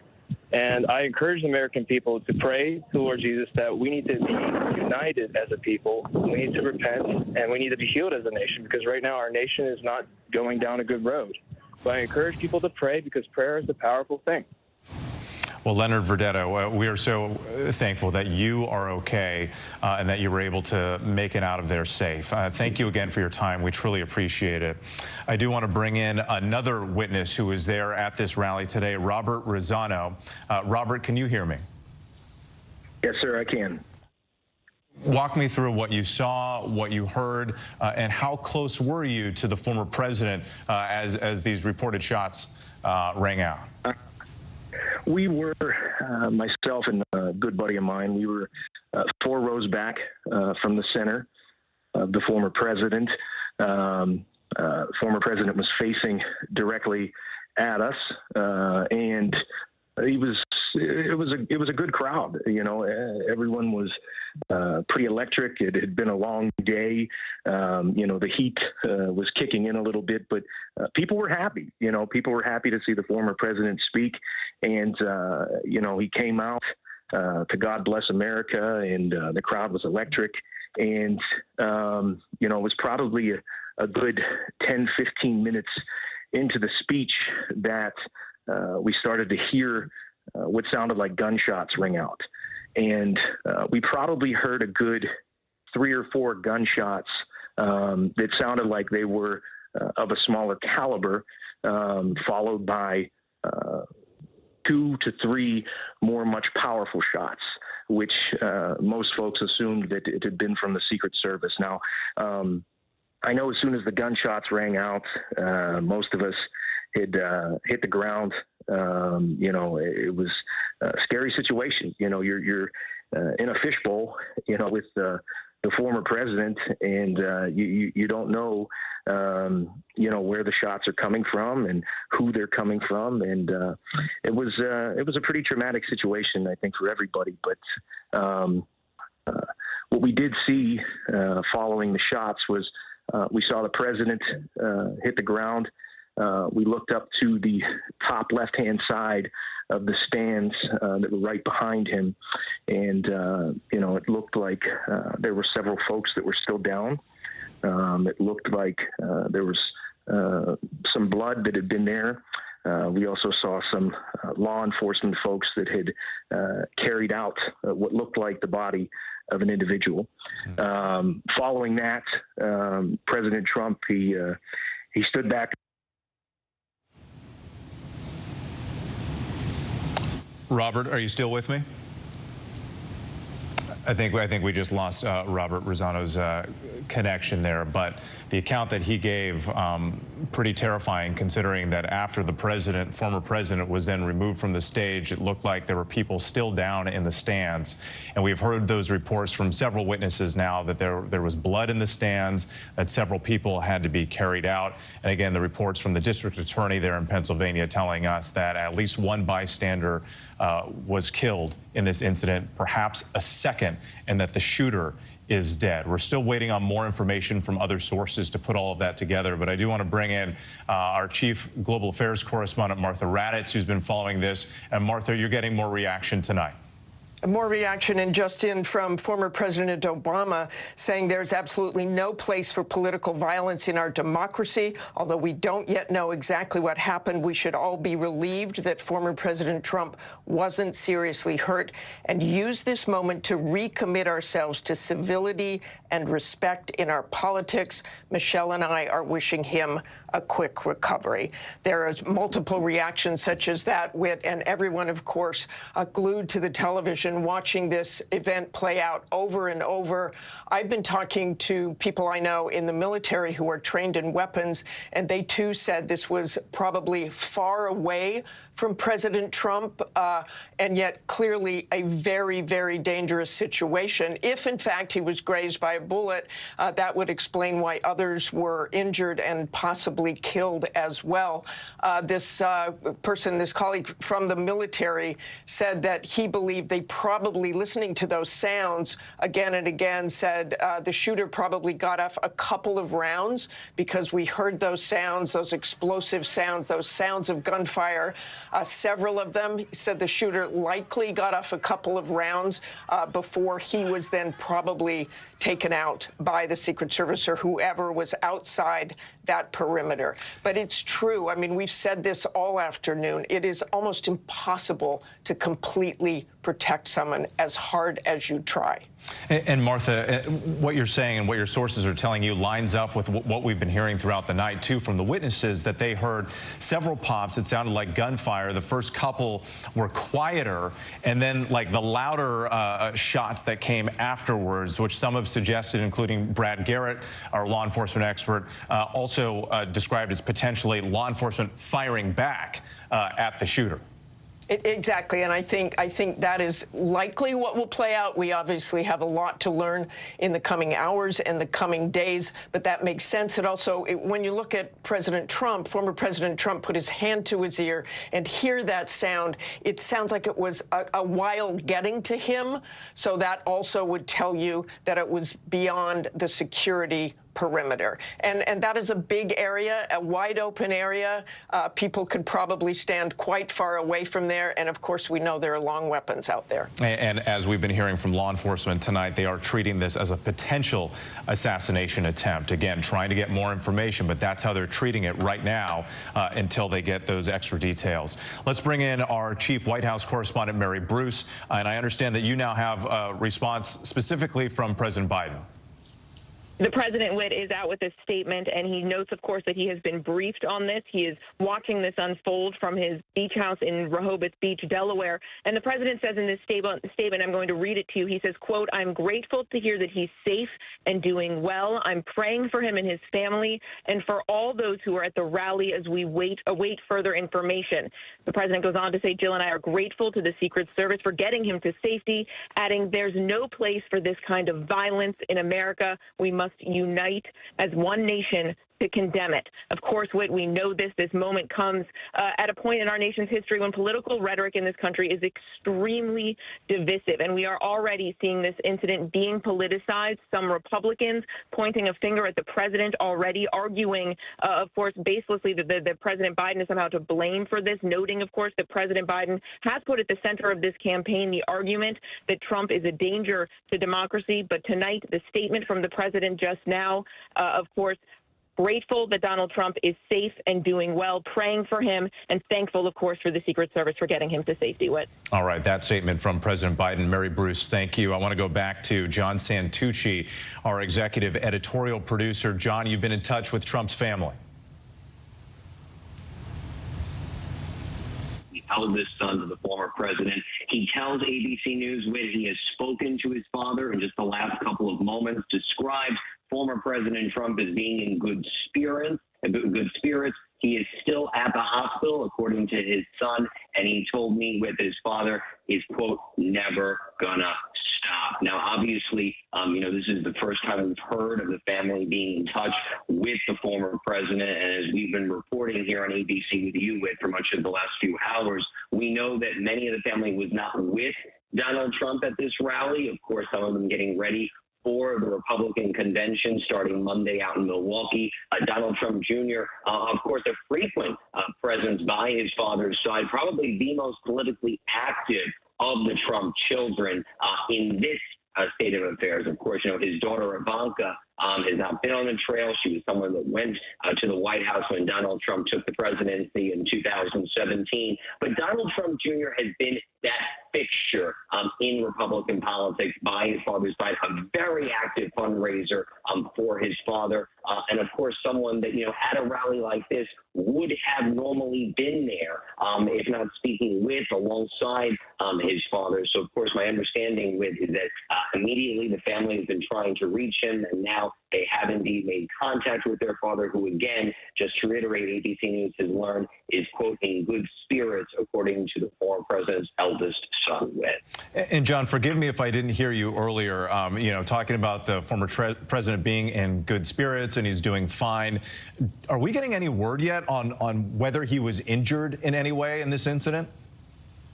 So I asked Donald Trump Jr. His understanding when I spoke to him over the phone what happened. He said it remains unclear. Even the former president was not clear on exactly what happened. Donald Trump Jr. and his siblings, I'm told from other sources, I did not ask Donald Trump Jr. this, but I know from multiple other sources, have been in touch with the Secret Service trying to get updates themselves as to what has happened. But as our team, I know you spoke to Aaron Katersky and others and Josh Margolin here at ABC News, it's an active investigation, still trying to understand what happened. Well, one thing Donald Trump Jr. did say to me we were on the phone is that, it was, his father made a remark that it was a lot of blood. But again, not something, from my understanding of the conversation I had with the former president's eldest son, not something that was heightened alarm, if you will, right? As we reported a statement that came out from the Trump campaign that he is, quote, fine. When I had that conversation with Donald Trump Jr., which seemed to emphasize that things are okay, remaining under observation, a situation still unfolding as to what happened, but nevertheless, the former president okay, and again, according to his son, in good spirits. John Santucci, our executive editorial producer, with word from the Trump family tonight. We are just coming up at the top of the hour. It is 8 p.m. in the East, 5 p.m. in the West. If you're just joining us right now, as if this campaign couldn't get more historic and unprecedented, what law enforcement officials are now investigating as a possible assassination attempt of former President Donald Trump. That is the moment you see in the video right there. All this playing out in Butler, Pennsylvania. This was a major campaign event that Donald Trump was hosting before the Republican National Convention was set to take place in Milwaukee this week. All eyes were on this rally as there was word that a potential running mate pick would be made within the next 48 hours or so. And many people were watching this to see if the former president would hint as to who he was going to pick. And instead, several minutes into the rally, multiple reports of shots fired, what witnesses described as popping sounds, and then you saw the former president right there ducking down, diving behind the podium. And then Secret Service rushing towards the former president, jumping on him and forming sort of a human shield as other law enforcement officers jump on the stage. You see them there with the long guns and the tactical gear looking into the crowd. And then these remarkable images coming in. The former president with what appears to be blood dripping from his right ear being escorted off the stage. There was also a moment there with the former president pumping his fist as the crowd started cheering when they saw that he was okay. The president then escorted into his motorcade, taken off to a nearby medical facility. Reports from the Trump campaign and the Trump family telling us that the former president is doing fine, that he's okay, that he's receiving medical treatment, but never giving us any specifics as to whether or not he was injured in any way beyond what we can see in this video. The DA in Butler County there, Pennsylvania, telling ABC News that the shooter is dead, also telling us that at least one bystander was killed and perhaps another. Witnesses that we've heard from tonight talking about blood in the stands behind the former president and people being carried away. It's unclear exactly what happened. We're still waiting on multiple sources from law enforcement to tell us, whether the threat is over. That's unclear. But again, the source information that we're getting right now is that law enforcement is treating this as a potential assassination attempt against the former president until they get information that it wasn't. Let's go back to Rachel Scott, who's our senior congressional correspondent, also has been covering the campaign for us. Rachel was inside the arena during this event and while we were on the air for World News, and it was minutes later when she heard those shots ring out. Rachel, you've now been escorted outside. You've been with us the entire evening. What are sources telling you now? They're not allowing any. Yeah, this is the scene that's happening right now. We are escorted outside of the Trump rally. We are still not far from where those shots rang out inside. I just want to show you right here. There's been so much conversation about the security. These white tents right here. This is where Trump supporters were screened by Secret Service. This is typical at a Trump rally, standard with events with the former president. You go through magnetometers, you go through metal detectors, your bags are then searched. There are certain items like large bags that are prohibited from being entered into this facility, and then you are screened and you go inside of these rallies. Off into the distance there, this is the area that is now an active crime scene. We were inside the moment that this happened. We were on air with you live, Whit, for World News Tonight. Then the former president took the stage. Within several minutes of the former president being on the stage, we heard these popping noises, one right after another, after another, after another, and then there were those screams. We heard screams from the crowd, people yelling, people shouting to get down, people shouting gunfire, gunfire, cover. We, along with other Trump supporters, then ducked for cover. We took off going below the riser. We covered ourselves, covered our heads. We watched as Trump supporters tilted out of their chairs, covered themselves as well, shielded themselves. We've talked to a number of Trump supporters, one telling me all she could do was just close her eyes and pray. She just said she was praying and praying, hoping that everything would be okay. Those screams went on what felt like for several minutes. I know it was just only a matter of seconds, but it really encapsulates just sort of the frantic terror and the chaos that people were feeling in that moment, confused about what was going on. Initially, we did hear shots of gunfire and get down, but we did not know for sure. Then within just a few moments after that, we saw that image and we were there live. We witnessed it along with the former president's supporters who were in the crowd. The former president who was protected and shielded by Secret Service agents, who was knocked to the ground. They protected him. He then rose up. We saw him put his fist up in the air. The crowd then cheered. Many people telling me they were relieved to see that the former president was okay. He was then escorted into his own vehicle and he was taken away immediately. Meanwhile, Whit, our eyes then went over to the bleachers. As you know, during these Trump rallies, the former president loves a crowd. He has his supporters all around him. He wants these to feel as intimate as possible, even though there are hundreds and hundreds of people there. So off over to the bleachers, what we then noticed were Secret Service agents and law enforcement officials. They were swarming what appeared to be one or possibly two individuals. And that is when all of us just sort of remained in that area. Law enforcement officials were telling everyone to still stay down to make sure they could get the situation under control. After several more moments, we did see law enforcement officials and Secret Service agents then take one individual away. I did notice that there was blood on the bleachers on that side, on that area. And then that was the moment where people started to clear out of that area. We saw law enforcement officials come out with crime tape. They started taping off the area. We continue to be live with you on the air, reporting what we saw and what we were learning in the moment. And then we saw Trump supporters start to file out one by one. Those crowds are very packed. And so many times you're not able to get cell phone reception because there's just so many people there. So this area right here started becoming a gathering place for a lot of Trump supporters, a place where they were calling their families, letting them know that they were okay, a place afterwards where people were checking on each other, trying to make sure that people were okay. And I want to bring in right now one person who was inside of this rally. Sir, you were inside. Yes. Where were you seated and what did you hear?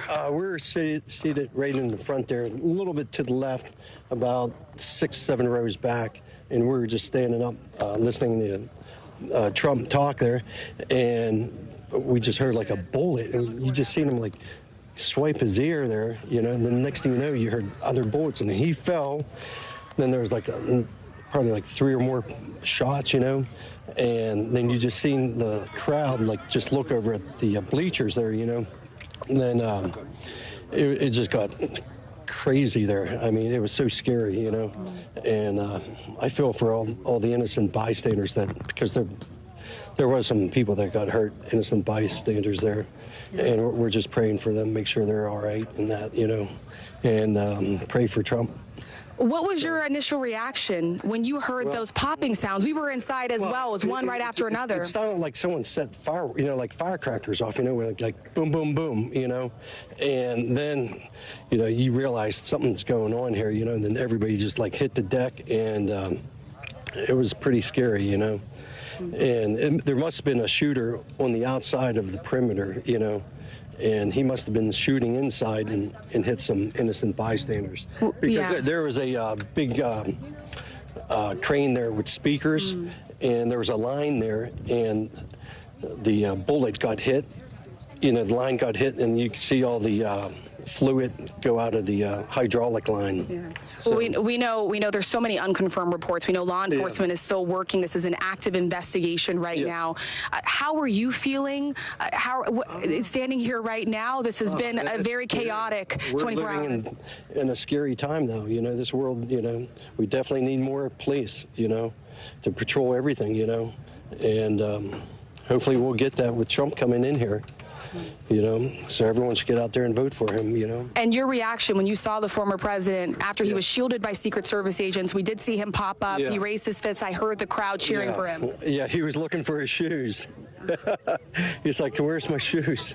But hopefully he'll be all right, though. I think he's strong, and he'll come back and be ready for November. Yeah. Well, thank you so much for your time. You know, Whit, I've been to almost every single campaign rally this election cycle, and this is typically an area right before the campaign rally starts. There are lines with Trump supporters, hundreds of people lining up, waiting to get checked in, Secret Service screening them one by one as they enter in. There's always a sense of sort of joy and excitement from the former president's supporters who are eager to go inside and watch him. And now, hours after this rally here, this has turned into an area where people are just confused. There is a state of that sort of panic. What do we do now? There's still some people hanging out here waiting to leave the area.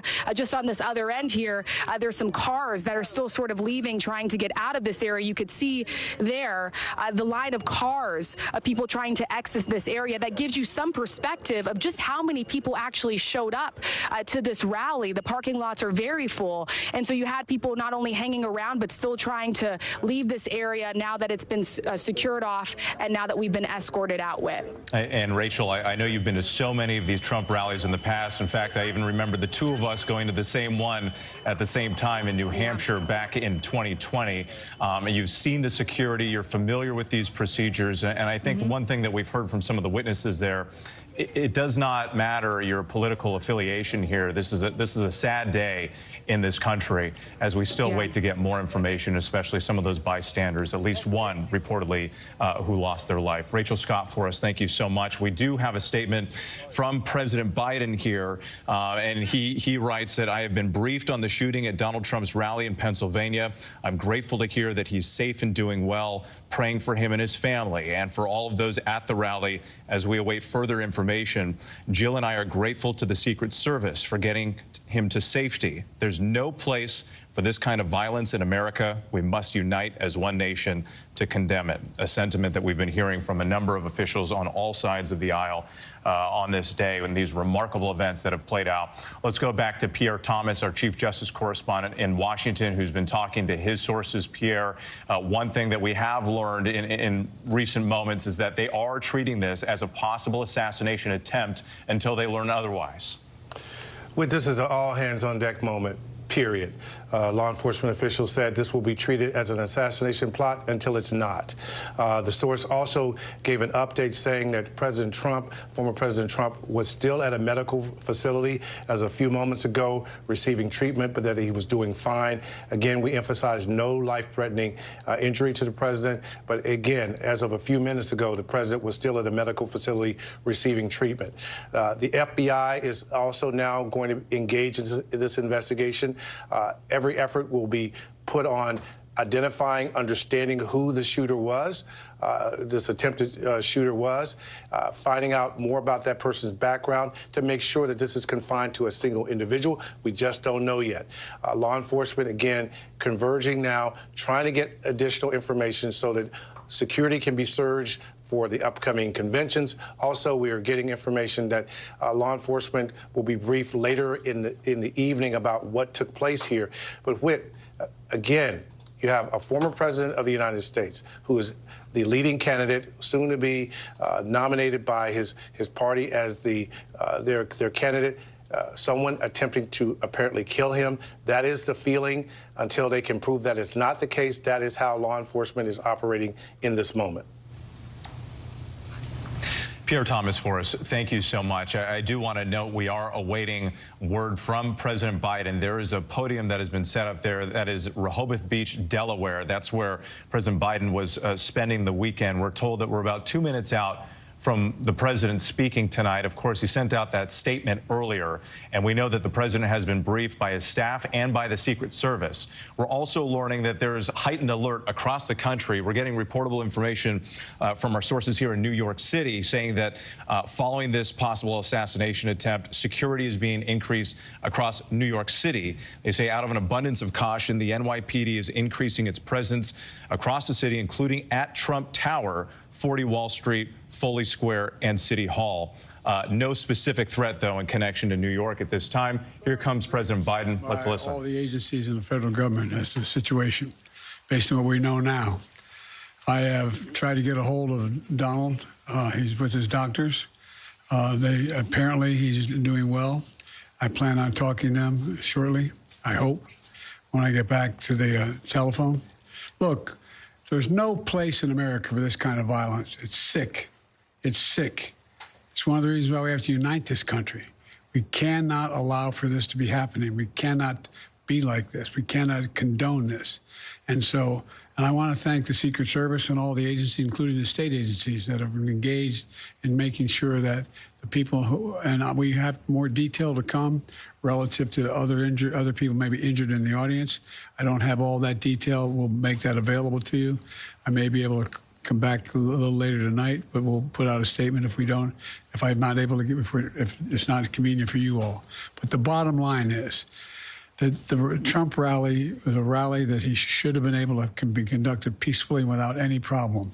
But the idea that there's political violence or violence in America like this is just unheard of. It's just not appropriate. And everybody must condemn it. Everybody. I'll keep you informed, and if I am able to speak to Donald, I'll let you know that as well. But so far, it appears he's doing well, number one. Number two, that there's thoroughly investigating what happened to anyone else in the audience. We have some reports, but not final reports. And every agency in the federal government, I'm going back to my phone to speak with the federal agencies that are being put together again to give me an updated briefing. Has anything happened? They learned any more in the last couple hours. So thank you very much, and I hope I get to speak to them tonight, and I'll get back to you if I do, okay? I don't know enough I have an opinion, but I don't have any facts. So I want to make sure we have all the facts before I make any more comments. Thank you. Are you worried, President? Was the security failing, Mr. President? President Biden with that short statement there. Again, he's in Rehoboth, Delaware for the weekend, but released a statement earlier tonight, but coming out before the cameras right now on the microphone saying that there is no place in America for this kind of violence. It's sick. It's sick.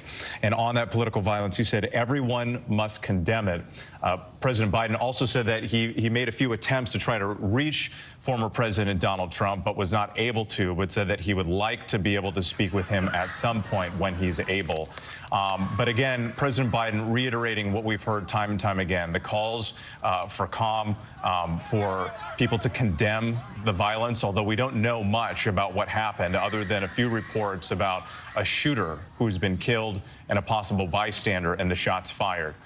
So again, all of this sort of playing out this evening in real time as we're getting information and these truly remarkable images that we saw on the screen as they played out. We were on World News Tonight right here on ABC as the Trump rally in Butler, Pennsylvania got underway. And it started in high spirits as many people were anticipating and awaiting his pick for a possible running mate that was expected in the next 48 hours. So all eyes were on this event to see if Trump would hint to who that person might be.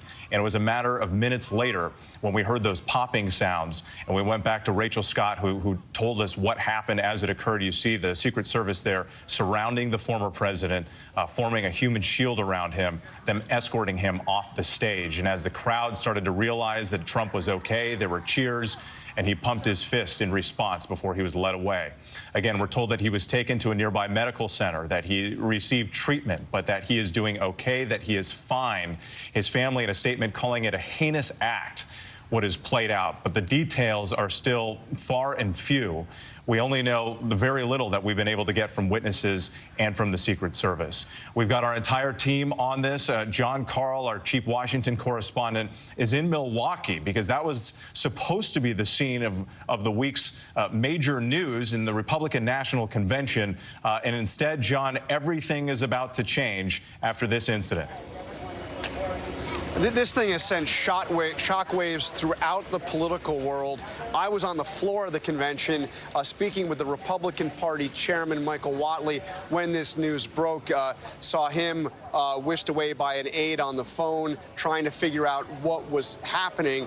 And obviously, shockwaves not just here in Milwaukee, where the political world, at least the Republican part of the political world, is gathering for this convention that is set to kick off officially at 2 o'clock on Monday, but also over on the Democratic side. We are told, Whit, that the Biden campaign has paused all outbound communications, and they're working to pull down all of their political ads, effectively putting this intensely fought, heavily funded, very negative presidential campaign, at least for the moment, on hold in the wake of this incident. And you heard, President Biden condemn what happened. I thought it was interesting to hear him refer a couple of times to President Trump, somebody he has clashed with as mightily as any two political figures in our history have clashed, calling him Donald and saying he tried to get a hold of Donald and he hopes to speak to him,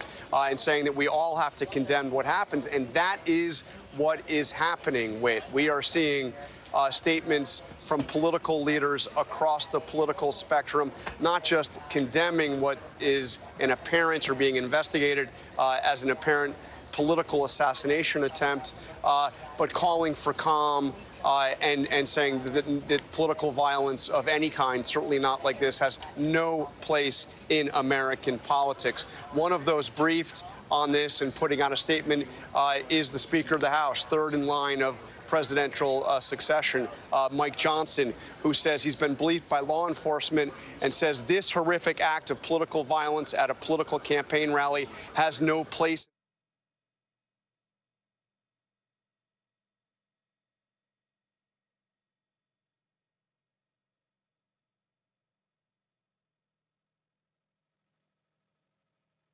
And I think quite movingly from a former congresswoman named Gabby Giffords, who herself was severely wounded in political violence at a campaign event of hers in Arizona. Gabby Giffords putting out a statement saying, political violence is terrifying.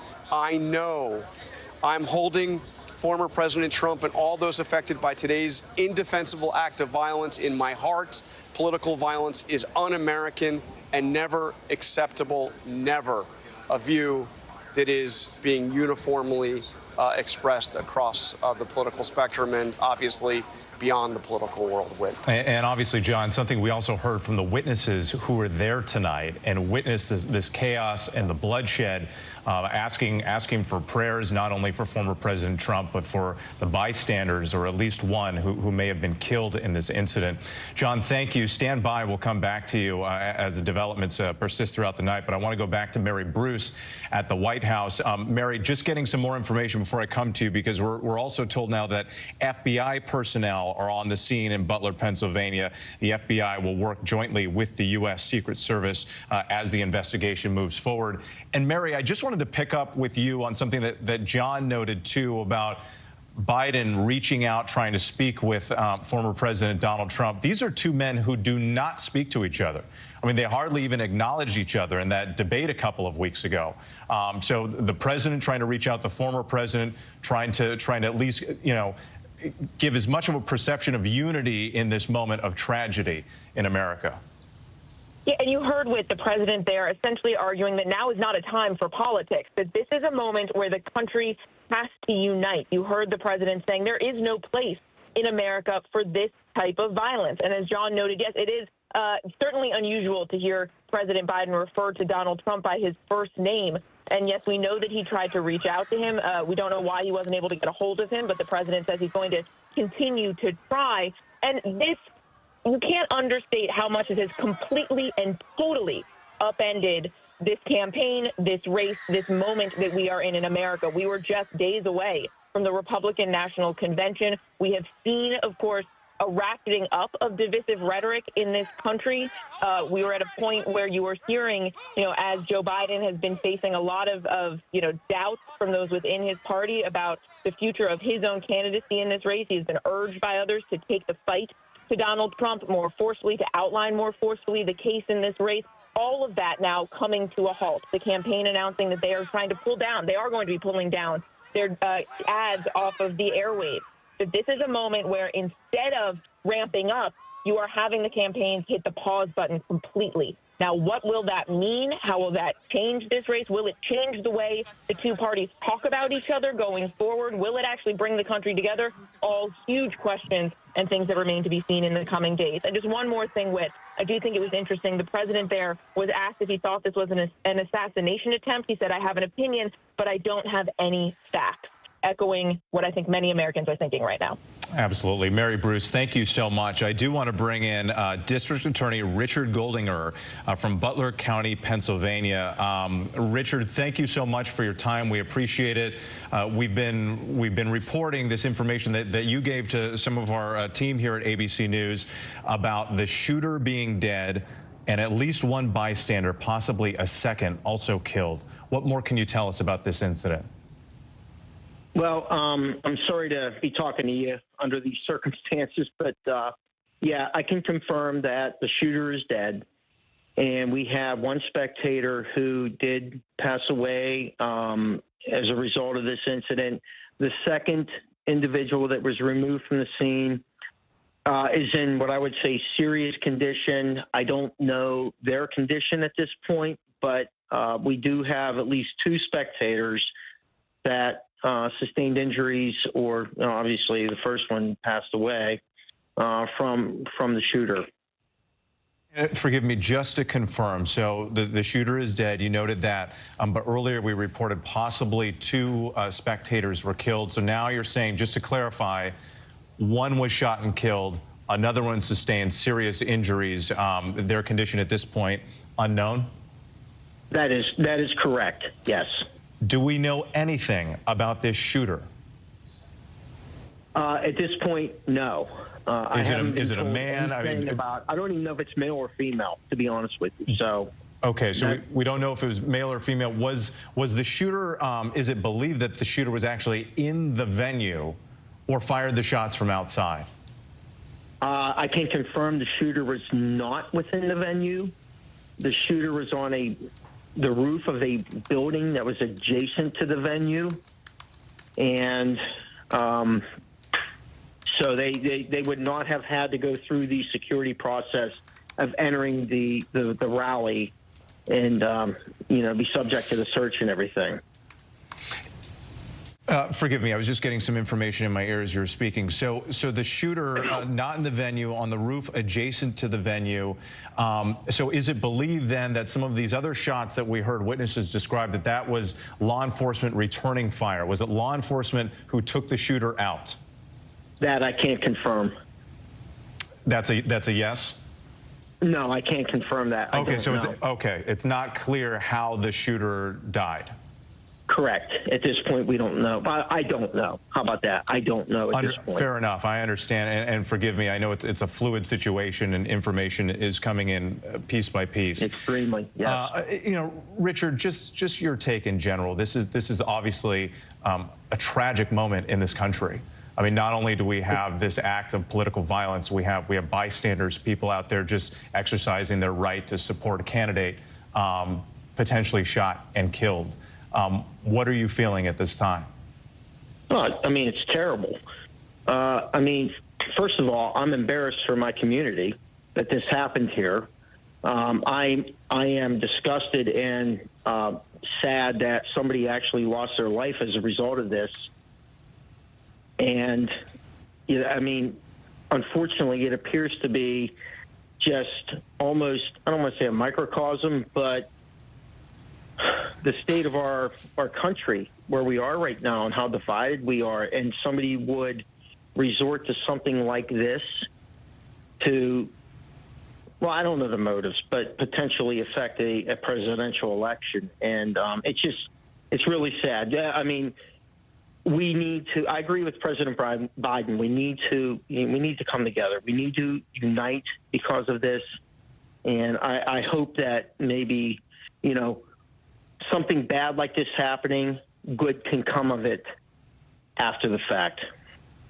Yes, let's all hope that that could be the case, and perhaps this country could have a moment of unity in what has been a very divisive time, and only getting painful by the minute here as we get more details about what happened. I do want to ask you about the bystanders. Do we know any information about them, where they were seated during this event? I don't have that information at this point. I'm going to guess that they were probably seated behind President Trump, you know, based on the whole thing, but I don't know. I shouldn't even speculate. Understood. Again, Richard Goldinger, we truly appreciate you taking the time this evening, and we're wishing the very best. Our hearts go out to you and your entire community as you try to build back from this tragedy. Thank you again. I want to go to, let's go back to Martha Raddatz in Washington. Martha, I know that you've been talking to not only law enforcement sources, political sources, but also folks in the military who were describing what they heard with those gunshots. We got some more information from the district attorney there. The suspect who was shot and killed, and we're not sure how, we're careful to, you know, to point that out, was on a rooftop adjacent to the venue. What does that tell you, and what's the reaction you're getting from your sources? Well, it certainly was a ways away from President Trump, and that in the beginning, when I started talking to people who were familiar with weapons and who heard that gunfire on the tape, said they were certain it was probably a ways away from the actual venue outside the security zone, and it sounds like that has proven to be true. There were several shots you could hear, and they were very distinct, at least 2 or 3, possibly more shots, and we don't know yet whether we were hearing not just the shooter, but those who then took out the shooter. But when I look at this video, and we've all looked at it over and over, and you see President Trump get up and put that fist in the air. We've now heard from his family. We now have heard that former President Trump is okay. But this is an incredibly sobering moment for former President Trump, for his family, and for the country. There is always a possibility something can go wrong. He is surrounded by security, doing the best job they possibly can, the Secret Service, but these things can happen. And when he goes out there again, he is going to be thinking of this, whether he keeps that fist in the air, whether you can't keep him down. This is something that has got to be in the back of your mind. Back in 2016, just 4 days before the election back there, he was taken off the stage by Secret Service when someone shouted gun. There wasn't a gun. He was okay. Nothing happened. But even that, I mean, you can see that moment of fear in someone's eyes, and they have a right to be afraid in something like this. I also think what we're going to have to see in the coming days, and we talk about this divided country, we talk about this heinous act, is who this shooter is, what the motive actually was, where they come from, why they did this. This will be pivotal in how the country reacts, how former President Trump's supporters act. This is something we really have to keep our eyes on in the coming days. And not to mention the serious questions about security. I know you and many of us have been to these Trump rallies before, and you go through so much security to get inside the venue, and the metal detectors, and they check your bags and everything. There are prohibited items, things you cannot bring inside. But to get this information from the DA now that the suspect was on top of a roof adjacent to the venue, that raises serious questions about whether something, a potential threat, was overlooked. Well, I think, again, you cannot protect someone from everybody. There are ways to get to people. I think on the venue itself, obviously, and we've all been there, and they go through the magnetometer. But if you are a long way away and you have a weapon, I know certainly they have probably snipers positioned in certain places, but I've been to events too and think, oh, wow, look at that building over there. Someone could get up there. I hope they have somebody there. They are not in every single spot at every single single rally. And that's what people take advantage of. I mean, I think the Secret Service would be the first to say we do our absolute best. We lock down what we can, but people keep trying, and they keep trying to get in. But we will learn more on that, too. Any kind of investigation going forward, which will take weeks, months, probably years, how this happened. Yes, this is just the very beginning. Martha Raddatz, thank you so much. I do want to go back to another witness here, Stephen Lasko, who was at the Trump rally. Stephen, if you can hear me, I understand you were only about 100 feet away from the former president. Describe what you saw and what you heard. About 100 feet away from him, you know, could see his face. He was right there talking, having a good time. And, you know, you heard one shot, two shot. It sounded like, you know, bang, nothing crazy. And then you heard maybe 3 or 4 more. And that's when everyone got quiet, started panicking. Trump dropped right to the floor. I guess Secret Service jumped on top of him and shielded him. But, you know, as soon as everyone in the crowd figured out what was going on, we all ducked, and my buddies just jumped on top of me, piled on top of me. You know, and we had no idea what was going on. You know, you're in total shock, you're shook, and, you know, you can't feel your legs. But we were trying to decide if we wanted to get up and run, and we had really no idea what to do. And next thing you know, you see bullets, or you hear bullets flying, and I believe a bullet hit the hydraulic lift that was holding up the speakers, and that thing almost collapsed. There was hydraulic fluid and water spitting everywhere all over the crowd. And then before you know it, everyone just gets up and starts running. But and Trump Stephen, did stand. Oh, forgive me. I'm sorry. There's a little bit of a delay, but on that note about everybody getting up and running, we're actually showing video that you shot on your cell phone. And this is the moment with people running out of the venue. Describe what that was like, and when were you actually able to get out? It was pretty stressful. You know, I'm looking around trying to make sure all my buddies who came with me were with me. And, you know, it took probably a good 10 minutes to get out of there, to get out of the whole area. And, you know, before you know it, there's ATVs and UTVs flying and ambulances and all that kind of stuff. And we're trying to figure out how to get out of there and get home. But you know, we made it. And when we walked out to the road, they had, you know, police blocking everything off. And we actually found out where the building was that the shooter was shooting from. They had it all taped off. I guess it was like an agricultural warehouse, something like that. So, you know, it was pretty scary. It's like you're in the movies. Stephen, forgive me again. I'm sorry. There's a little bit of a delay with the connection, but did you say that you were able to see the building that the shooter was allegedly perched on top of here? You said it was taped off by law enforcement. What did it look like? It was like kind of like an airplane hangar, maybe, you know, like a warehouse for agricultural equipment, I guess. ARC, AGC, something like that on the side. But once we were out, maybe 30, 40 minutes after, you know, they were taping it off, investigating it. They had the dogs going and all that stuff. But you know, there was traffic jams everywhere. It was kind of hard to. How far away was that area from where the former president was standing? Maybe 300, 400 yards, maybe less, honestly. And Stephen, when you hear that people who were there in the crowd with you, other bystanders, at least one, maybe more, were killed, how does that make you feel? Honestly, still kind of numb to it. You know, it's hard to process all this. You know, your heart rate is through the roof. But you know, best wishes for their family, and you know, they were supporting the country that they love. And in the meantime, it's definitely sad, and you know, it's heartbreaking, honestly. And Stephen, we've been hearing from people on both sides of the aisle, Republicans, Democrats, you know, independent candidate, RFK Jr., and all with the same sentiment, condemning political violence, saying there's no place in this country for something like this. And I just wonder, from your perspective too, you're out there, you're exercising your right to support a candidate. You know, what message do you have for people out there? Because the country is at this political boiling point. There's so much division and anger and hatred right now from one side and the other. What would you like to tell people? You know, at the end of the day, whether you're on the left, the right, the center, or you don't believe in politics at all, we all still put our pants on in the morning. We all breathe the air and go to work, you know, and a lot of these issues, in 10 years, no one even thinks about them or cares about them. So we're all people at the end of the day. And, it's not worth taking someone's life over political beliefs or whatever. It's just senseless. Well, Stephen, I think many people would agree with those words. Thank you so much for your time. Thanks for sharing that video, and we're so glad and thankful that you and the people you were there with are doing okay. Thanks again. Of course, and as Kelly Clarkson says, what doesn't kill you makes you stronger.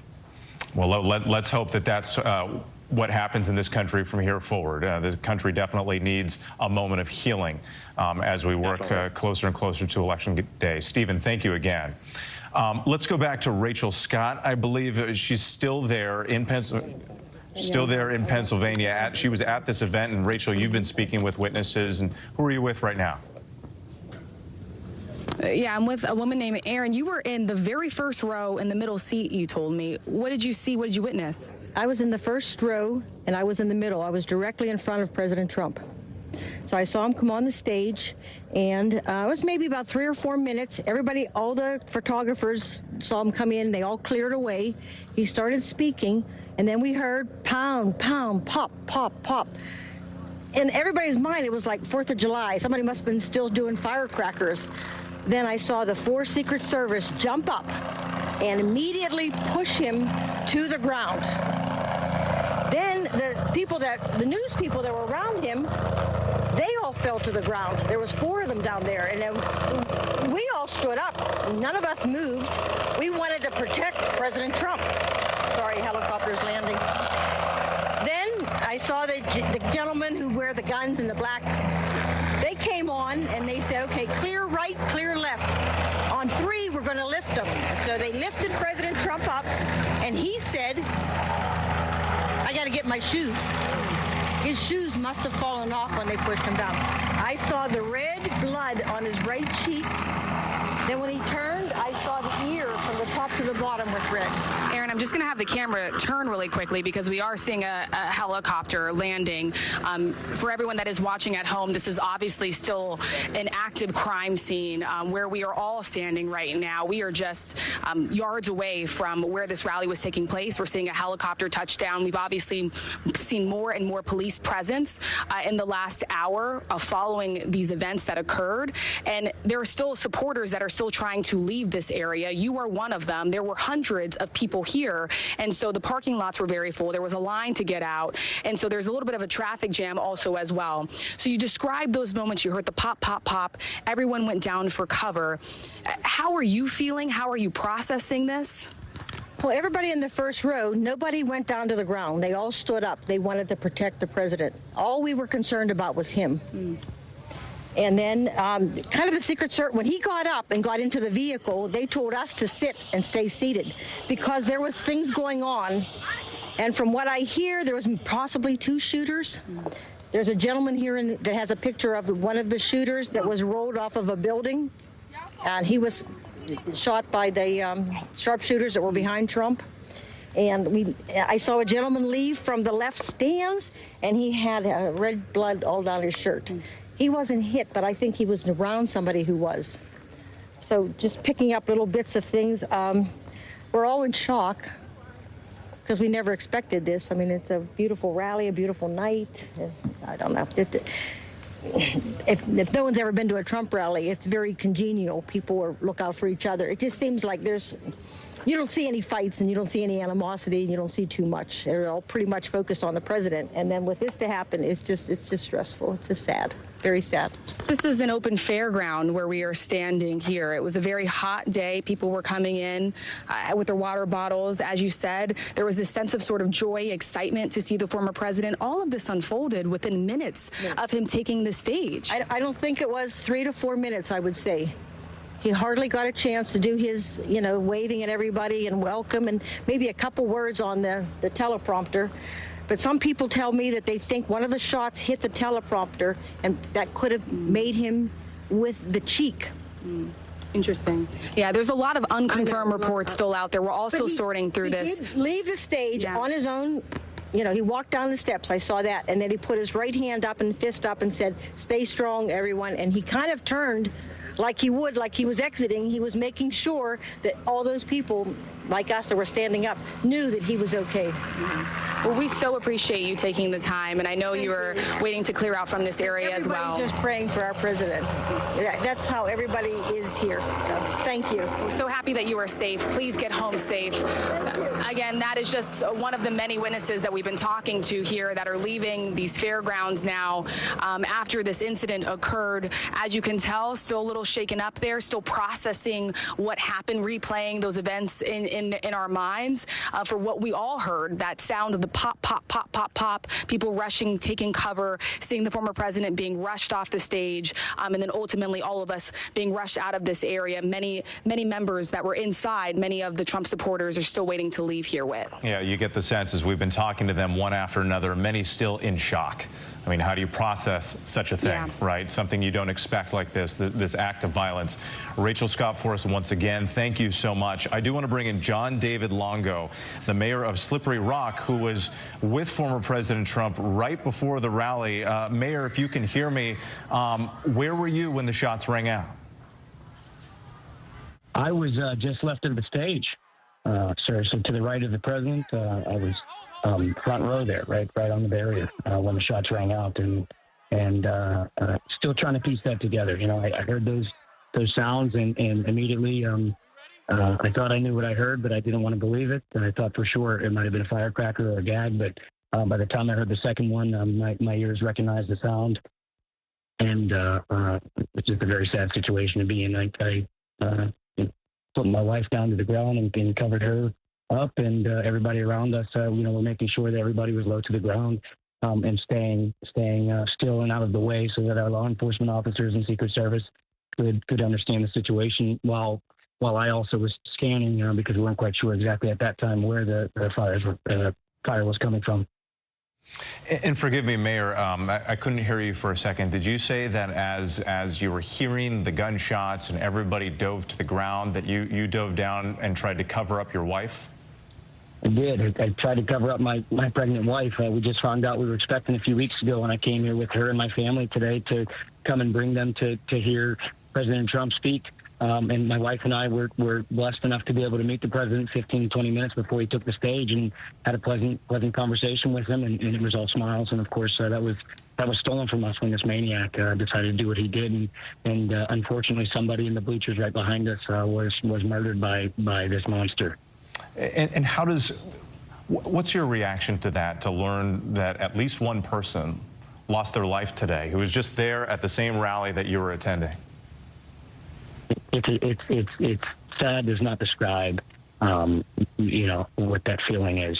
This individual came here likely with a smile on their face, looking for hope and inspiration, looking to hear from President Trump in a place that is deep in the territory of blood red Trump country, and he did not get to leave here today with his life, and now his loved ones are probably wondering just how it is that something like this could have been possible. Mayor John David Longo from Slippery Rock, thank you so much for your time, and we're thankful that you and your family are okay tonight. Thank you. Thank you. Let's turn now to Paul Eckloff, former Secret Service for both former President Trump and for Obama. Paul, talk to me about this investigation as it stands now. Obviously, we've had reports that the Secret Service, other law enforcement agencies are treating this as an attempted assassination unless they hear otherwise. How is an investigation like this pursued from here on? Yes, sir. These cases are exactly what the Secret Service trains day in and day out for. Unfortunately, it puts into sharp focus that the Secret Service as we know it today exists due to a history of political violence in this country, and they work tirelessly every day to prevent anything but the peaceful transfer of power. In this case, the Secret Service prepares for these contingencies by having agents in place for crime scene prevention, and they perform what's known as an interim federal presence before the FBI conducts the actual investigation on an assassination attempt. Paul, thank you so much. Forgive me. Stand by for a moment because we're just getting new information right now. I want to go back to John Carl in Milwaukee. John, you're learning more from Trump himself. From Donald Trump. I'm going to read it to you in its entirety, Whit. He says, I want to thank the United States Secret Service and all of law enforcement for their rapid response on the shooting that just took place in Butler, Pennsylvania. Most importantly, I want to extend my condolences to the family of the person at the rally who was killed and also to the family of another person that was badly injured. It is incredible that such an act can take place in our country. Nothing is known.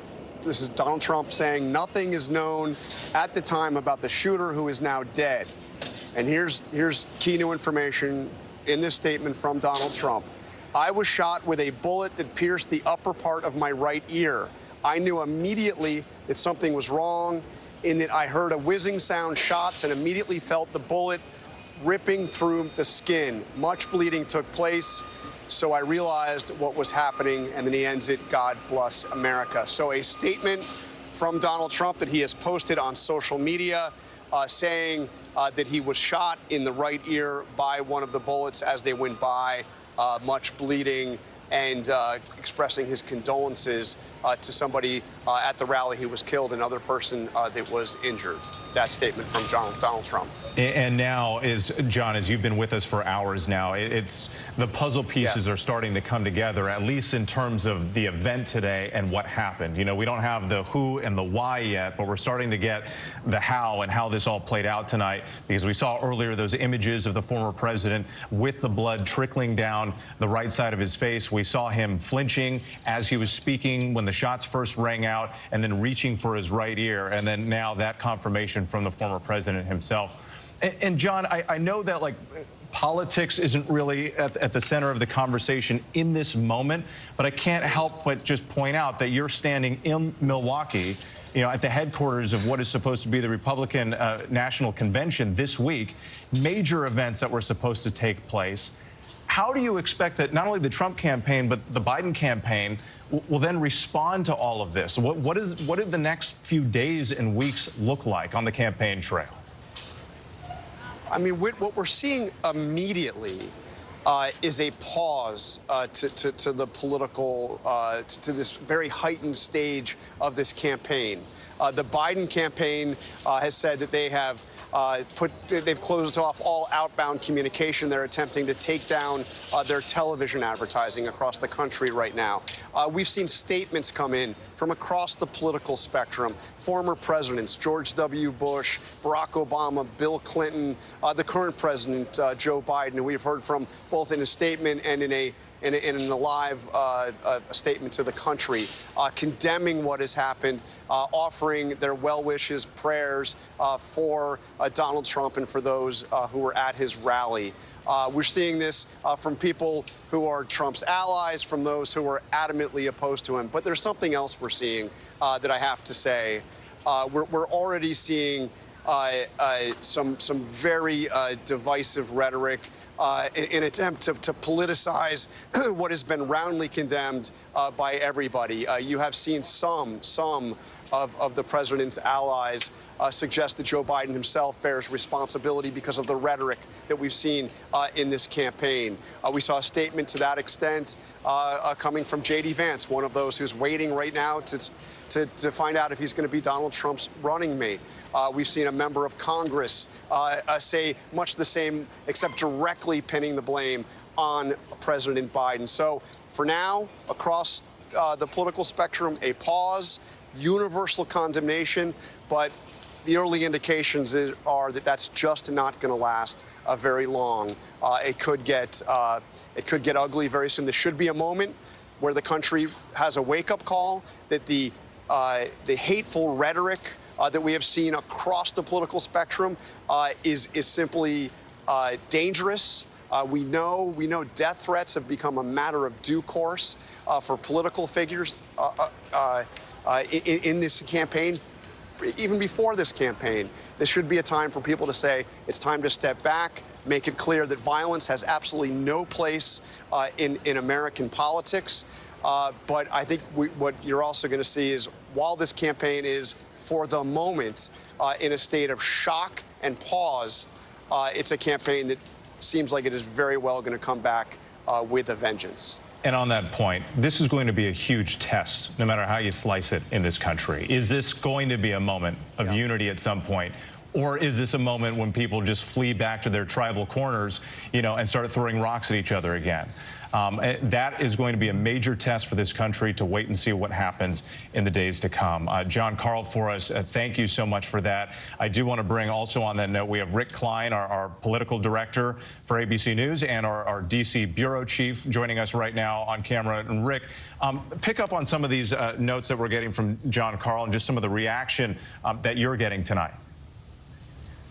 Yeah, just in the immediate term, Whit, I'm just a couple hundred yards away from the forum where this convention was set to go. The balloons are literally up in the rafters. There's a festive atmosphere that was here in Milwaukee just a few hours ago. All of that, needless to say, is gone. There are social events that have been canceled for tonight. No convention business as of now has been impacted. No changes to the convention that's set to start on Monday. But it has definitely changed the mood, the tone, the tenor of the campaign. The news from the Biden campaign that they have pulled all of their advertising and paused their campaign communication. And as John referenced, some very ugly things that are being said just in terms of statements right now. A lot of accusations going about and a lot of heated rhetoric even at this time that has kind of chilled politics overall. Rick, let me ask you this, because obviously law enforcement across the country, they're going to be on heightened alert. There's going to be more security at all of these events. And I know you're there in Milwaukee. All the infrastructure is in place. What are the chances they cancel this event altogether, the convention? Is that a possibility? I mean, they have a lot to get in line within the next 24 plus hours. I've been told that that's not under consideration right now, that the communications from the Trump campaign and from the host committee of the convention are all around planning to go ahead. But of course, things are now minute by minute and hour by hour, and it's very possible that things change. The security around a convention is intense. As you know, it is very, very difficult to get anywhere near an arena. There are multiple checkpoints, metal detectors. It's much harder than just going through airport security. There are a lot of layers of security. But then again, there's a lot of layers of security at events from presidential candidates, and the lapse or apparent lapse that occurred in Pennsylvania today is definitely going to impact the way that things are planned here. And if it were to go ahead, I would predict that Milwaukee's going to be something of a fortress. It's going to be very difficult to go or do anywhere, and everyone will be on an extra set of alerts, maybe rightfully so. I also think that people are going to be looking at this event in a much different light. I think the images and the words coming out from the former president about the importance of standing strong at this moment are powerful ones. I've heard from a couple of delegates already who've just said they've been impressed by the way that Trump and his team have handled this. I think this changes the nature of a convention, even though the convention itself, as of now, is set to start in less than 48 hours. Rick Klein, thank you so much. Let's go back to Aaron Katersky, our senior investigative correspondent. Aaron, you're getting more information, details about the shooting itself. Secret Service just a moment ago put out a statement saying that during the Trump campaign rally in Butler, Pennsylvania, at approximately 6:15 p.m. Eastern Time, a suspected shooter fired multiple shots toward the stage from an elevated position outside of the rally venue. The Secret Service personnel neutralized the shooter, who is now deceased. The Secret Service, the statement says, quickly responded with protective measures, and former President Trump is safe.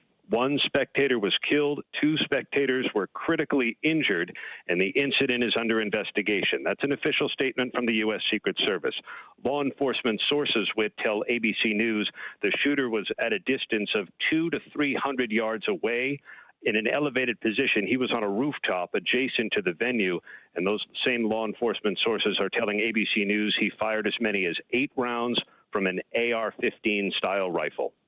And Aaron, this information that you bring us also lines up with what we've been hearing from witnesses. Many of those who were fleeing the venue itself, talking about a separate location, a rooftop that was then taped off with caution tape. The law enforcement dogs were searching the area. So again, as we've been on the air now for a number of hours, it's sort of this drip, drip, drip of information. But I wanted to pick up, Aaron, with a question that I was thinking about when Rick Klein was talking there from Milwaukee.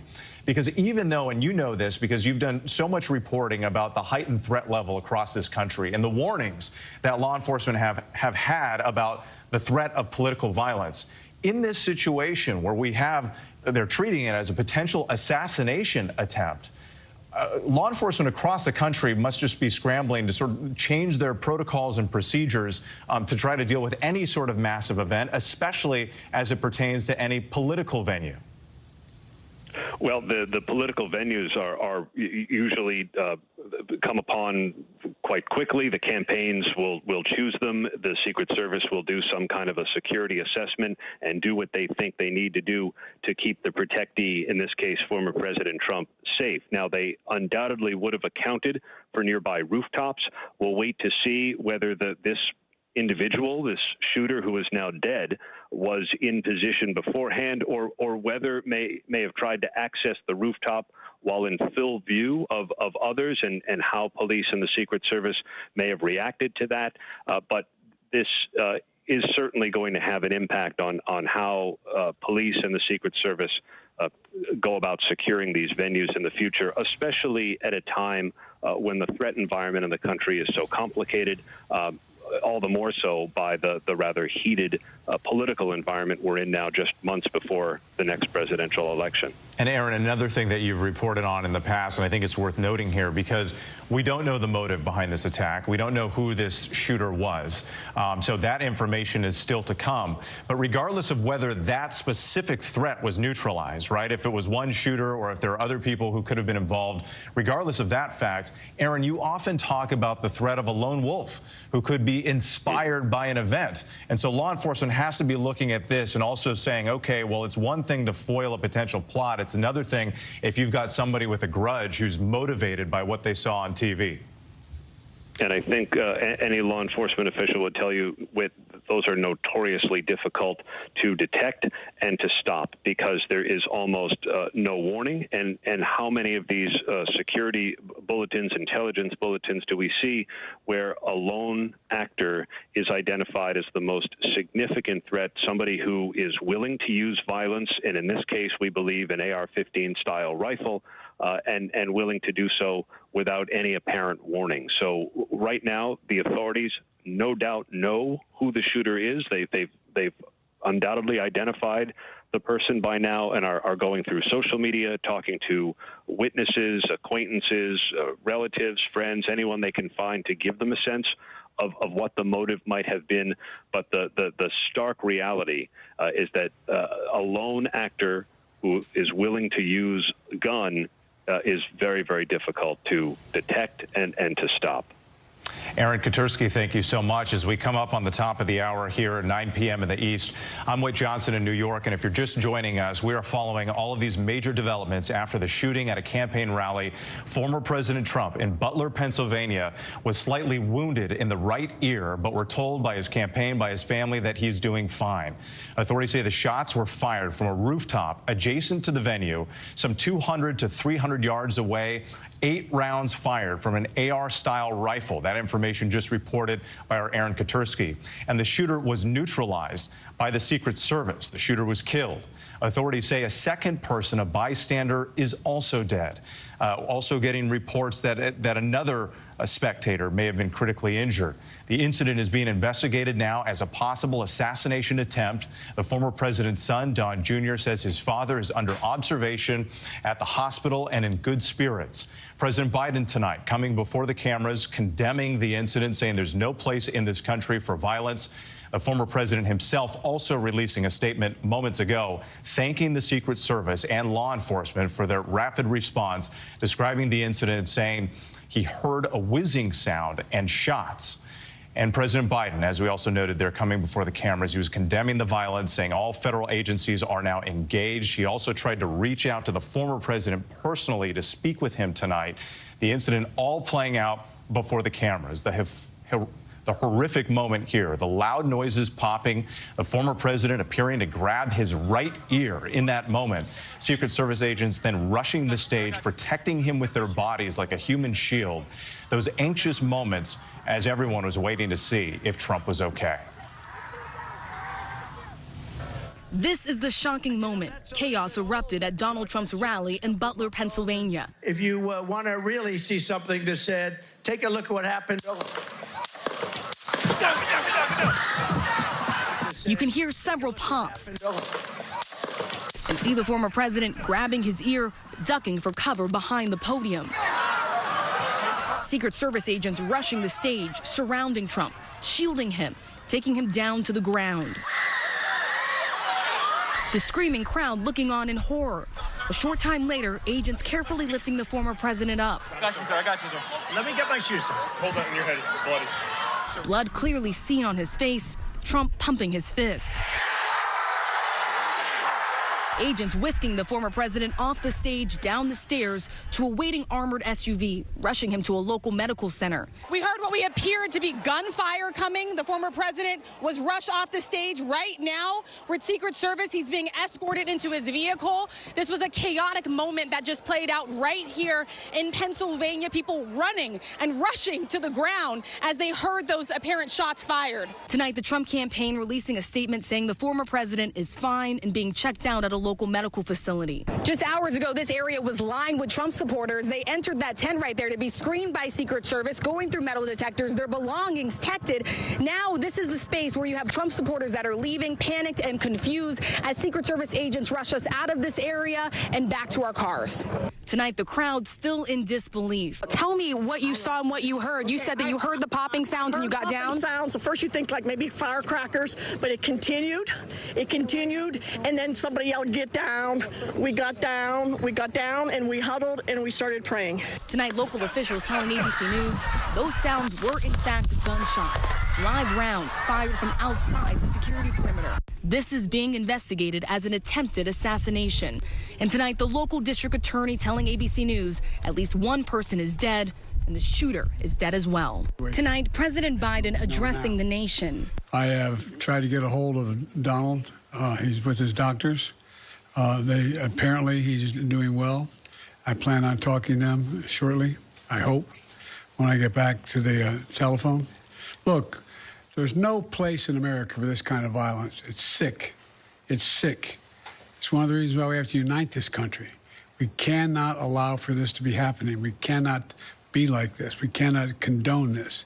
But the idea that there's political violence or violence in America like this is just unheard of. It's just not appropriate. And everybody must condemn it. Those words from President Biden tonight saying everyone must condemn it, something that we've been hearing from politicians on both sides of the aisle. And Rachel Scott is back with us now. Rachel, you've been here since the beginning tonight. We were talking to each other during World News as the rally was just getting underway, and you've been getting these horrific stories from witnesses, and you're with another one tonight. Yeah, we're with another group of witnesses that saw what happened. I will tell you, hours ago, this area right here was filled with Trump supporters eager, waiting to go inside of that rally. Right now, tonight, this is an area where Trump supporters are gathering. They're left with shock about what happened. Tell me what you saw inside. Yeah, I was just about like 30 feet from Trump, and then I saw the people that had been shot, and they were bringing them down in the stands right above me, and I just didn't want to get down. I just kept standing. But I saw the man that was hit in the head, and there was a lot of blood, and I knew there was no way he was going to survive that. And then there were two of them that they brought down, but it was like real chaos and chaotic, but I didn't get down, and so it was very interesting. We were just right there, about 40. What was going through your mind as you saw that person with tons of blood on them? Yeah, at first I was thinking, I thought different thoughts, like maybe this was the shooter and then he committed suicide, or maybe someone shot him. That's what my first thoughts were. I didn't think about just like someone that was in the stands. Yeah, that's what I thought. And now knowing that this is someone that was in the stands, how are you processing this? No, I think we're all in shock. Yeah, we're numb. That this happened. Can I say, when I heard this going on, I thought it was a firecracker. It's like with Kennedy, people thought it was a firecracker. And I looked, we were 20 yards away from Trump, and then we were 20 yards away from where I thought it was a firecracker. Then now I'm thinking maybe those were bullets that were going over our head. Yeah. And then they were saying, get down, get down, get down. I just wasn't processing. It took me like 2 minutes, and I finally hit the deck. But I think it's just like you're in shock. And how did the guy get the gun in there? How did he get the gun? Yeah. Well, let me ask you this, because is this your first Trump rally? No. No. So I've covered a number of Trump rallies. I've been to almost every single Trump rally this cycle. You've been to a number as well. You're fully aware of the security precautions. Trump supporters, as they're making their way in, they have to go through magnetometers. Your bags are searched. Your pockets are searched as well. And so any area where you're around the former president, there is a sense of safety. Yeah. And so to have this occur, what was going through your mind as you heard gunfire, get down, get down? I think first I was in shock, but I do think I'm drawn to some of this I tried out for the Secret Service. I passed everything, but then they said, take your glasses off. That was the end of it. So my whole life would have been changed, but I couldn't see. But I guess I like to be where the action is in some ways. So, but I mean, not this, obviously this is just horrible, just horrifying. But Trump survived. That's good. It would have been horrible news, worse news if he had been killed. So that's good. At least we had that. But yeah, we're all in shock, and it's really something. I just got done saying every generation thinks, well, we're past that. We're not going to have any more assassination attempts, and then you have something else, and maybe that's really hard to stop. I thought it was firecrackers. Yeah, you thought it was firecrackers. Yeah, I mean, so many people did. Initially, when that first happened, there was a lot of confusion for everyone that was inside of that fairground near. We heard the pop, pop, pop, pop, pop sounds. We heard shouts of gunfire, but we did not know for sure. We were just all told to get down. And then from my understanding, it was also law enforcement that told you all to just stay down, even though the former president was already escorted to make sure that they had the situation under control. They kept saying, stay down, but then curiosity overcame me. After about 5 minutes, I stood up, and there were like 6 or 7 men with AR-15s or whatever, whether AK-47s or AR-15s, and they were just like hawks. They were looking around, staring at everybody, and their guns ready, and one guy looked kind of nervous. I mean, it was just, kept thinking that we're going to be a part of history here, so. Yeah. But it's just it's horrible. I felt bad for that guy that was shot, because there was so much blood and things. So, he was right above me, so I thought, oh, there's no way he survived that. But yeah, what a day. A hard thing to witness, and I so appreciate you all taking the time to speak with me, and I'm glad that all of you are safe. Please get home safe. Again, with just this sense of disbelief, trying to process, replaying those events over and over in your head, that's what everyone here that was inside of that Trump rally is still having to contend with as they process the moments that happened, those frantic and chaotic moments of what they witnessed inside Whit. Yeah, and I can't help but think there's going to be a lot of trauma after this event for all of those witnesses who were there, watched this unfold before their very eyes, and also knowing that one of their fellow supporters, somebody who was just there, part of the rally, at least one person lost their life today. Rachel Scott, and to you, we can't thank you enough for all your reporting throughout the evening. Stand by, we'll come back to you if news develops. But let's bring in John Cohen tonight, ABC News contributor, former FBI. John, there are so many questions about what happens now with this investigation. Take us through this process. Where do they begin? Well, the first thing they're going to do is they're going to identify the suspect. They're going to try to determine by evaluating their social media, their communications, their interactions with other people that they are associates with, whether this was an act of a lone offender or whether it was part of a broader conspiracy. They're also going to be looking for any type of follow-on events. Part of the danger in a situation like this is that people may view this as either an act to be replicated or may seek to respond. So law enforcement very quickly across the country, quite frankly, is going to be looking at trying to prevent any residual events following this incident. John, thank you very much. And we do know that the FBI is joining the Secret Service in this investigation. Let's go back to Martha Raddatz. Martha, you've been talking to sources, also military sources, and you have some new information, what you're learning about the weapon. Well, we know from our own reporting from Aaron Katersky and others here at ABC that they believe it was an AR-15 and that the shooter got off 8 rounds. Talking to a military source who said it is the same thing as an M4, which they use in the military. We train to shoot at our ranges out to 300 meters without optics or a scope. A good shooter can easily shoot further with an optic. That's about 330 yards, and It's believed the shooter was 200 to 300 yards out. This military officer said the 300 yards is definitely in range, not an easy shot, but 100% in range. And this is very sobering, Whit. He said, I am surprised he didn't hit him. We do know that his ear was grazed, and not certain exactly how that happened at this point, although Donald Trump said he believed it was a bullet going by him. But I am surprised he didn't hit him. This military officer also says that it was likely, given the sounds he has been listening to all day on that tape that we have been playing and that Donald Trump himself heard and everybody there who was there, that it was far away, but that perhaps the shooter tried one shot, missed, and then got off several very rapidly just into the crowd. Yeah, 200 to 300 yards away, and that shooter on top of a roof. And Martha, to your point, it is worth emphasizing that. I mean, former President Trump says that he heard the bullet whizzing by and that it pierced the top of his ear, literally inches away from taking his life. It certainly would have been if it, in fact, is proven to be a bullet that went right by his ear. Millimeters. And, you know, the way you turn your head or you don't turn your head. And again, that we have to emphasize this was clearly in range for a weapon like that, whether the shooter had a scope, whether the shooter did not have a scope. Even without a scope, this military officer says you can take someone out at that range. Again, the dangers of these kinds of events with people way outside of the event itself, way outside security, and that is something the Secret Service is going to have to look at, local law enforcement as well, how this person got on that roof undetected by police or anyone else carrying a rifle up there, carrying an AR-15. And again, we still don't have information about the threat itself, the motive, who the shooter was. We haven't even been told by law enforcement, you know, whether they think the threat is over.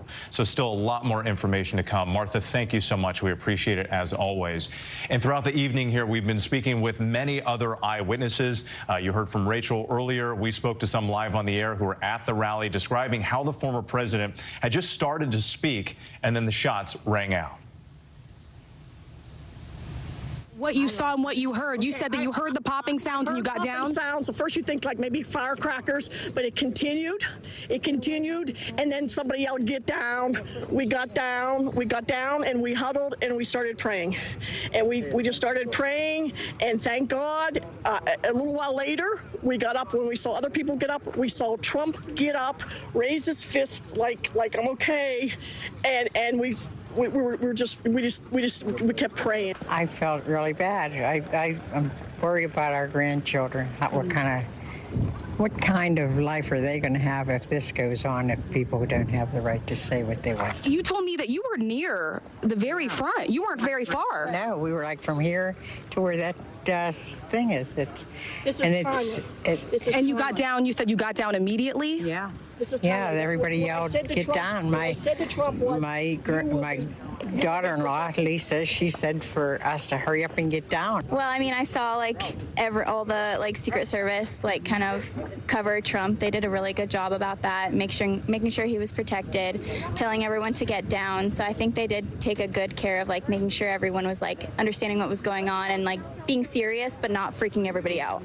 What was your initial reaction when you heard those popping noises?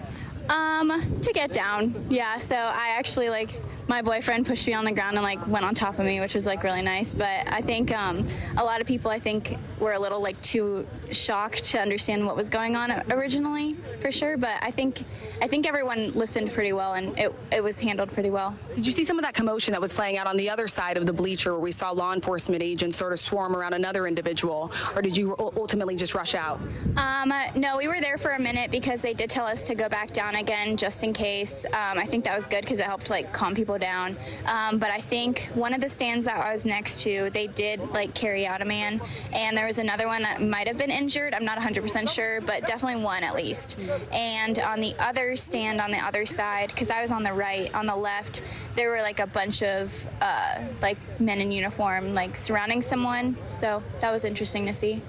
You said that you were very impressed by the speed in which Secret Service was able to get on that stage within seconds of all of us hearing those popping sounds. Yeah, absolutely. They did a great job. I definitely felt protected in the situation. The sniper was on it, watching on guard. Everyone on the scene did a great job. I mean, of course it was nerve-wracking in the moment, but I never felt like I was in danger, which was cool. They were on the president, which I'm very thankful of, and they did a great job protecting him and getting him out as quick as possible. He is doing good, which is good. Yeah. I'm the Republican nominee for the Senate in Pennsylvania. I was in the front row, and President Trump had just announced me and said he was going to have me come up on the stage, and said, well, wait a minute. And then there were a number of shots, I think probably 7 or 8 shots. It wasn't clear whether they would come from one place or 2 places, at least I couldn't tell. And immediately there was a swarm of Secret Service officers that, got on top of and knocked down President Trump and got on top of him.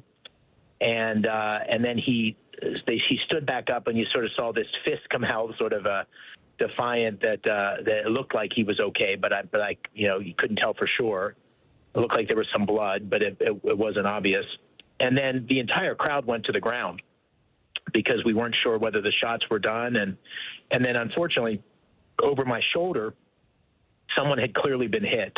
I was on the ground, and up in the bleachers, probably 3 or 4 bleachers behind me, it looked like there was a man who was severely injured. There was a lot of blood, and his people around him were trying to administer first aid. And then some police officers came in and carried him out, and presumably took him to get first aid. That's really all I could see. I don't know if there were other people injured, and I don't know if there was anybody apprehended, because as you might imagine, once that happened, the crowd was very chaotic, and it was very hard to know what was going on. And we're still there at the rally, just sitting trying to get out because the traffic is so backed up. And Dave, your account seems to confirm some of this reporting that we're getting about a shooter and potential bystanders who were hurt. Just talk more about your initial reaction. I mean, seeing this, you're running for Senate in the state of Pennsylvania. You're about to walk up on the stage. You're getting introduced by the former president, and then you hear these shots ring out and the chaos in the crowd. What was going through your mind in that moment? Well, it takes a minute to process.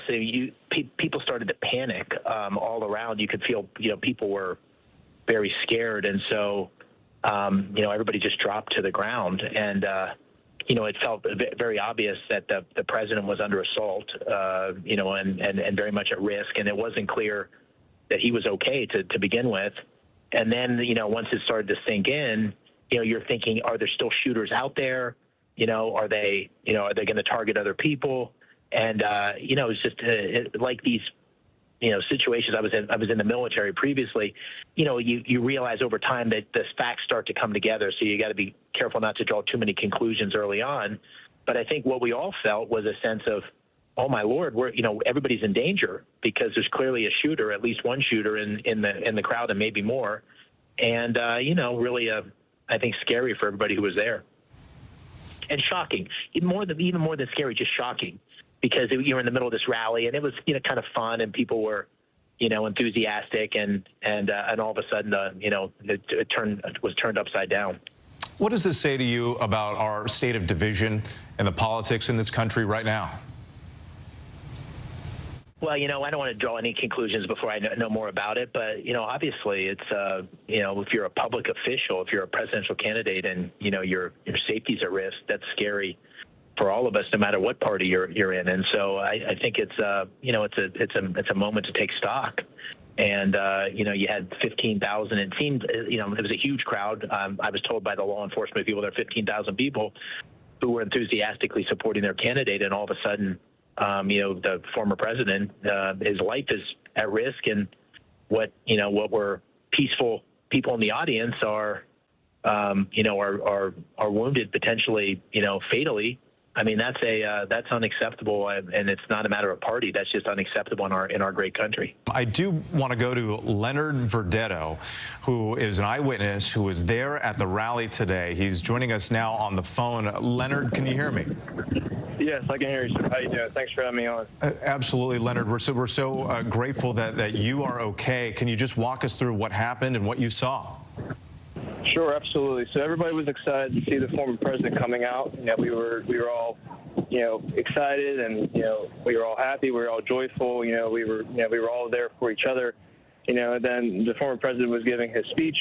Then moments later, there was some, popping sounds that were going off. There were about maybe 6 or 7 to 8 shots that were happening. None of us really registered at the time, but then all people were saying, "Get down, get down." Even I was saying, "Get down." Other people were saying, "Get down" as well. And, we were all praying. We were praying to Yeshua, the Lord Jesus, and we were praying to him to keep us safe, keep us protected. But unfortunately, what happened was, someone did get shot. What I do hear is that I think 2 people did get shot, that to the best of my knowledge. And I believe that, the former president, which I'm glad he is safe. So. Now, Leonard, and again, we don't have all these things confirmed yet, so this is your perspective here. But when you say that you believe that 2 people were shot, could you actually see people, potential victims? What I seen, and to the best of my knowledge, sir, is that and again, I was hearing it from other news sources as well. But what I personally seen, that there was blood on a couple of people. Someone was shot just like about 5 feet right behind us, to be honest with you. So we were that close, and thank God we weren't shot either. And where were you located? We're looking at the video right now. This is the former president being brought back to his feet after those shots were fired. Were you on the stands behind Donald Trump, or were you in front of him? If you're looking exactly at him, we'd be on the left side, actually. We were the left side of the other stands where you've seen those big TVs. So the left side of the stands facing the president or behind the former president? Facing the president. We were more on the sides, looking on the side of the president, so facing him. And Leonard, let me just ask you too. Obviously, you go to we've been talking about this, the division in this country, the polarization. But here you are. Obviously, you're exercising your right to, support whichever politician you believe in. And you go to an event like this, you don't expect there to be violence. What's in your heart right now? Well, what's in the heart right now is I'm encouraging the American people to pray to Lord Jesus, because right now our country's divided. Again, those words from some of the witnesses that we heard from throughout the hours this evening who were there inside this venue in Butler, Pennsylvania. The event was supposed to be sort of a precursor for the big week at the Republican National Convention. Former President Donald Trump had been hinting that he was going to announce his running mate in the coming days. So all eyes were on this event when the gunfire rang out. And then those terrifying moments and these images you continue to see here with the former president being escorted off the stage with the blood trickling down the right side of his face. The former president in a statement once again saying that he was shot with a bullet that pierced the upper part of his right ear, and he immediately knew that something was wrong when he heard the whizzing sounds and the shots. Some of our other reporters getting information from law enforcement that they now confirm that the shooter fired as many as 8 rounds from an AR-style rifle while perched on a rooftop adjacent to the venue. The shooter was 200 to 300 yards away at the time of the gunfire, and that shooter was shot and killed by the U.S. Secret Service. We know at least 1 spectator, possibly 2, were shot and killed. One of them we know was confirmed dead. Another one sustained serious injuries. We're still waiting to get more information on that. Law enforcement also unable to tell us at this time what the motivation was, who the shooter was, whether it was a man or a woman, and whether the threat fully has been neutralized, or whether it was a lone actor. So still so much information that we need to learn throughout the course of the evening and in the coming days. Well, let's go back to our entire team who've been with us on the air for several hours now. John Carl is in Milwaukee because that was supposed to be the location for all the news this week at the Republican National Convention. John, you've been talking to Republican sources there. In fact, you were in an interview when reports of these shots first came out. I wasn't in a formal interview, but I was standing on the floor of the convention with the person who was running this convention, Michael Whatley, the chairman of the Republican National Committee. We were just, talking about the big week's plans ahead, speculating on when Trump will actually make the announcement of his running mate when this news broke. And as you can imagine, shockwaves throughout the hall. Nobody really had any idea yet what had happened other than those initial reports and that shocking live video. He took a call from one of his aides and was whisked off the floor to try to figure out what was going on. This has effectively put a freeze on the campaign, at least for the moment. And it's not just here in Milwaukee, where although the convention is starting on Monday, you are already seeing Republicans from across the country gather here. In fact, there was supposed to be a big welcome reception tonight. As you can imagine, that has been canceled. All events, the pre-convention events, have been canceled. Over on the Democratic side, we've heard from the Biden campaign that they have stopped outgoing communications. They say that they are working to pull down all of the political television advertising, all the political advertising that is up as this campaign is effectively put in a state of deep freeze. And then we're hearing statements across the political spectrum, I think most prominently from former presidents. We heard from President George W. Bush, who said that Laura and I are grateful that President Trump is safe following the cowardly attack on his life. He commends the Secret Service, obviously, as somebody who was also protected by the Secret Service. We heard a similar statement from Barack and Michelle Obama, a similar statement from Bill and Hillary Clinton. We've heard statements from the president's allies and from his political opponents, all saying that violence has absolutely no place in American politics, uniformly condemning this. But I have to also say we are starting to hear some very unfortunate signs of efforts to politicize this horrific event. That's right. We noted before, this will be a big test to see how the country responds, politically. Yes. and in living rooms and workplaces across this country. John, thank you so much. I do want to hear from another person who was there at the event, witnessed the gunfire. Rico Elmore is joining us now. Rico, if you can hear me, just tell us where you were when you first heard the shots. Whit, thank you so much. And also, with all due respect, my prayers go out to the family when this all occurred. I know it's very rough. So I was positioned probably about maybe 20 feet away from the president at the point in time when he was making his address. I was to the right of the stage due to me being I was a speaker at the event. So I did my speech earlier today. During the pre-program, and I was a few feet from where this all occurred. We heard the shots, and I thought it was, first I thought it was fireworks because, people are on edge, and any kind of loud boom you hear, you're going to think gunshots immediately, especially because of the environment of what was going on. And I turned around, and someone yelled medic. And I looked, and there was no way a medic could have got to that person in time. So I left my seat, took my tie off, I jumped over the barrier, and I ran to the individual. But when I got there, it was too late. The person was bleeding out through their head. And like I said, once again, respects to the family because this is a very tough time. But they were shot, and I tried to, block the wound. I tried to I held a towel against it, and until a medical team arrived and got him out. And, from there I helped the police and crowd control with getting people out of there because people were very nervous, people were very hesitant, and we had to move people fast and get them into a safe location opposite of where the shooter was at or said to be at. So I assisted with getting people down and getting people out. And I try to keep kids calm and just get people clear. Wow, Rico. Obviously, we want to be sensitive to the victim's family. But can you tell us more about this person, where they were? Was it a man? Was it a woman? Well, it was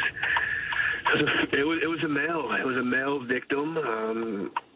He was literally just sitting there in the stands. He had to be maybe 3 or 4 rows up from the bottom of the bleachers where everybody was sitting. And 1 second, where everyone's cheering and happy and listening to what Trump's saying, and the next minute, he's gone. Rico, did you have any training in this sort of like first aid? I mean, this is life-saving aid that you're describing here. I mean, I'm in the military. I'm in the 171st Air Refueling Wing, and we learn first aid and self-aid buddy care and basic training. And at the point, as soon as I heard the shots and I seen and heard someone yell medic, my first instinct was, I'm trained in self-aid. I'm trained in applying a tourniquet, but I'm not trained to see someone's, what I witnessed. I mean, nobody can be trained for that. And we're getting the sense, Rico, not just from you, but from others, I think there's going to be some serious time, some healing that's going to need to take place for the people who were there and saw all of this, and especially for you to see everything up close. And you got the sense early on that that this person was lost? From understanding head wounds and how they operate, when I seen what I seen, I was afraid that person was lost. And reading what has been done, said, and stated in the news so far, those are now facts, which is a shame. Rico, I don't even know if these are the right words to ask this question, because most people have never been in this situation, but how are you processing what you saw and what you witnessed? I mean, one can only process what happened, hopefully as slow as possible. But my worry, my heart at this point in time is not for myself, but it's for the families of the loved one. Rico Elmore. It's important. Thank you again for your time, and I'm sure the family is grateful, at least at your efforts, that you jumped in and you did everything you could to help out.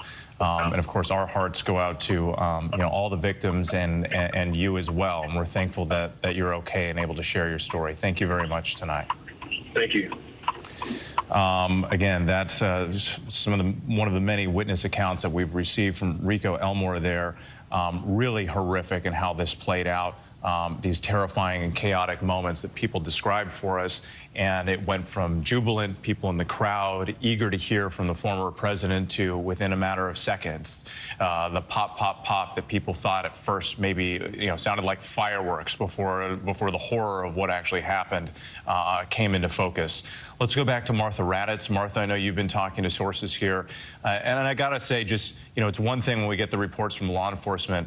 But when you hear from a witness who, witnessed someone die before their very eyes, it's a reminder of just how horrific and historic this event was today.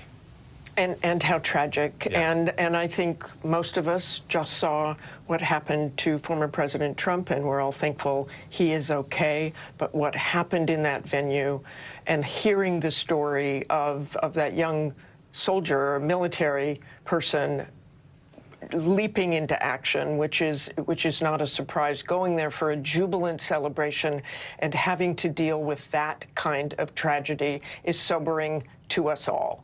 I do know that the weapon that the shooter apparently used was something that could be fired from 200, 300 yards away or even more, and could have been accurate.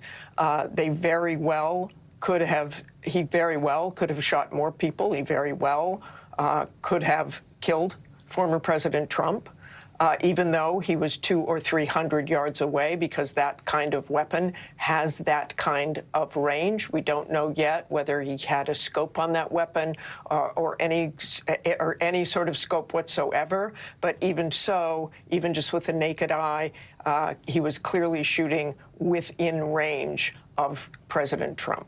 Yeah, still so many questions about how this played out, who this shooter was, the motivation there, you know, and where the investigation goes from here. Martha Raddatz, as always, thank you. Let's go to Josh Margolin, one of our senior investigative producers, who's been getting new details from law enforcement. Josh, what are you learning? With the key part of the investigation, a key part of the investigation will be on looking at where the shooter was, this elevated position, as the Secret Service now confirms. Elevated positions have long been perceived by law enforcement as a real risk to events, to people that gather. Look, just in recent years, we saw the Highland Park, Illinois mass shooting on July 4th, 2022. That was a shooter who was at an elevated position. Of course, the Las Vegas massacre, the worst mass shooting in American history, that was with a shooter who fired down from an elevated position on the Las Vegas Strip. And obviously, we can't forget President Kennedy was killed by a gunman who was located floors above the motorcade that Kennedy was in when he was assassinated. Elevated positions are the Secret Service prepares for this. So a key thing is going to be, how did this gunman get to the location? Why was that location available to that person? Exactly. And I think obviously this is early on, and it's hard to ask some of these hypothetical questions now. But Josh, you know, like all the surveillance and the scanning of these areas that go into place before the event even occurs, and the drones and the helicopters and devices up above, it's hard to imagine how something like this could have been missed from 200, 300 yards away, a rooftop elevated position. That will definitely be part of the investigation going forward. Absolutely. And in fact, the Secret Service has already gone public during the January 6th committee hearings. There was testimony about the Secret Service. They know that people that come to Trump rallies sometimes come carrying weapons, not necessarily because they want to hurt anybody. People carry weapons, but you're not allowed to bring those weapons into proximity of the president, of the former president, of the candidate. Josh Margolin, thank you so much. We appreciate it. Let's go back to Rick Klein, our political director at Washington bureau chief, who's there in Milwaukee. I just want to get more on your response, because it is hard to imagine how this week of the Republican National Convention is going to play out, business as usual or as planned.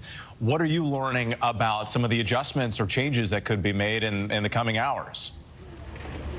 Whit, I was told just moments ago that there were no changes to the convention itself, but I would note that there is precedent for condensing a convention in the event that you need to. There have been times where major storms, either in a convention city or elsewhere in the country, have forced the cancellation of one night. There is plenty of wiggle room in a schedule like this to be able to do the convention business in fewer than the 4 nights that are now scheduled. But I am told that things are still on track as of this hour, although things are changing fast. But Whit, I would mention, just to understand what a convention is like, it's not just what goes on inside the arena itself. That's the main convention business. We're talking about dozens, maybe hundreds of other events throughout the weekend. John Carl's been reporting about things that are canceled tonight. Well, tomorrow night, there's a 15,000 person open air welcoming party for all delegates and invited guests. That is an enormous event, and it's an enormously hard event to secure. Similarly, you've got talking about breakfasts that happen around the city in hotel ballrooms and private residences. So many opportunities to worry about the security footprint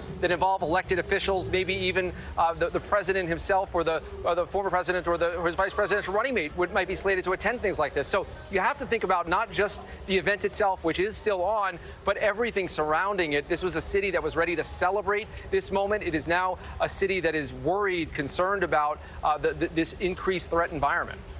Rick Klein, thank you. Let's go back to John Carl, also there in Milwaukee. And John, picking up on that point, because this is not just known threats with security, right?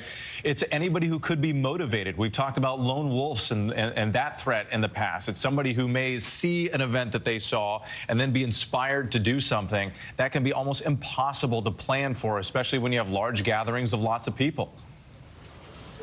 Yeah, and look, this was already a place that was going to be in lockdown for the next week. I mean, I am here just outside the Convention Center Hall, and you can see, I mean, you can't see, but I can see right over here the fencing that has been put up to basically secure this place, several block radius, basically already on lockdown, even though the convention itself doesn't start until Monday at 2 o'clock Eastern time. But they were preparing to keep this, and I've been covering political conventions for a long time. Heightened security is not new, but there does feel to be something different already before this terrible event in Pennsylvania. A heightened sense of concern, again, given the threat environment, given the fact that death threats have become just a matter of course across in our politics. Political figures, public servants, journalists facing this kind of stuff. So there's, I can only imagine what the next few days are going to look like here. Yeah, the next 24 to 48 hours, there could be some big changes, even though for now they appear to be staying the course with the plans. John Carl, thank you. Let's go to our Chief Justice correspondent, Pierre Thomas. Pierre, you've been reporting on these threats for months now. Law enforcement, they've been aware, they've been worried about it. This obviously a worst case scenario as they are now investigating what appears to be a possible assassination attempt of a former president. Indeed, we have a new statement from the Attorney General. He expresses his concern for former President Trump. He says his heart goes out to the victim, the spectator who died. He also issues a statement saying, quote, "We will not tolerate violence of any kind. Violence like this is an attack on our democracy. The Justice Department will bring every available resource to this investigation." And we have some more clarity now about exactly how this is going to unfold. The Justice Department's National Security Division, along with the FBI, will oversee this investigation with support from the U.S. Attorney's Office in Pittsburgh. So what that means is that this is officially being looked at as an assassination plot. Potentially that is going to be investigated until they can, as another source said, determine otherwise. That tells you the level of concern. Also, I'm being told by sources that law enforcement will be looking at security for all major public events, particularly those involving politicians, in the coming days. As you said, Whit, the elevated threat environment has been of great concern by the FBI director, and sources within the Attorney General's office have been telling me repeatedly in recent weeks that the biggest concern he had going forward toward the fall was this spike in threats of political violence. And the fact that also terrorism, ISIS, all these different things were surging at precisely the same time. That is the environment that we face ourselves with. And the other thing that's very important, too, from a source I just spoke with, is that until they can get a definitive blueprint, understanding of who this suspect is, they are not releasing very much information because they cannot yet say that this is contained to only this event. They cannot yet say that.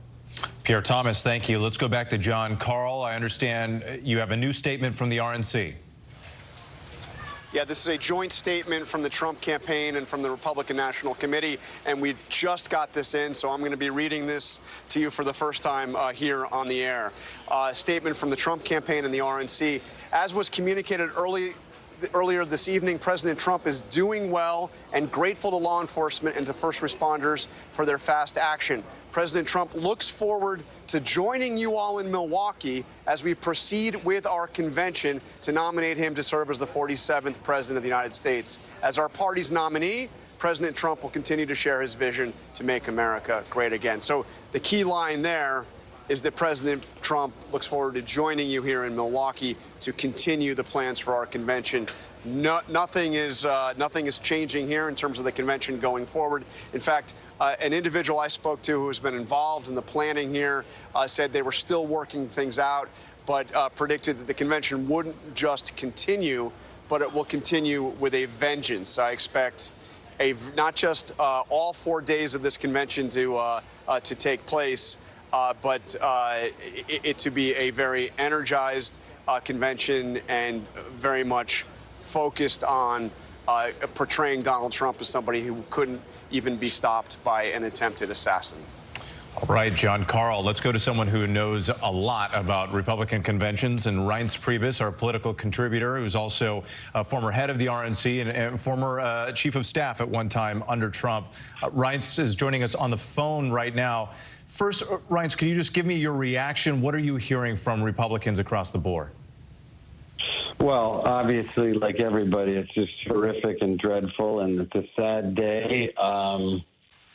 It's, innocent person was killed, and maybe others. We just don't know the extent of this stuff, but it's just a sad reminder of how violent some people can be and seemingly our inability to stop it. So it's all of those emotions all at the same time. So, and we're also gathered right now with, what soon will be about 50,000 people in Milwaukee to celebrate our nominee and also celebrate our community in Milwaukee and in Wisconsin.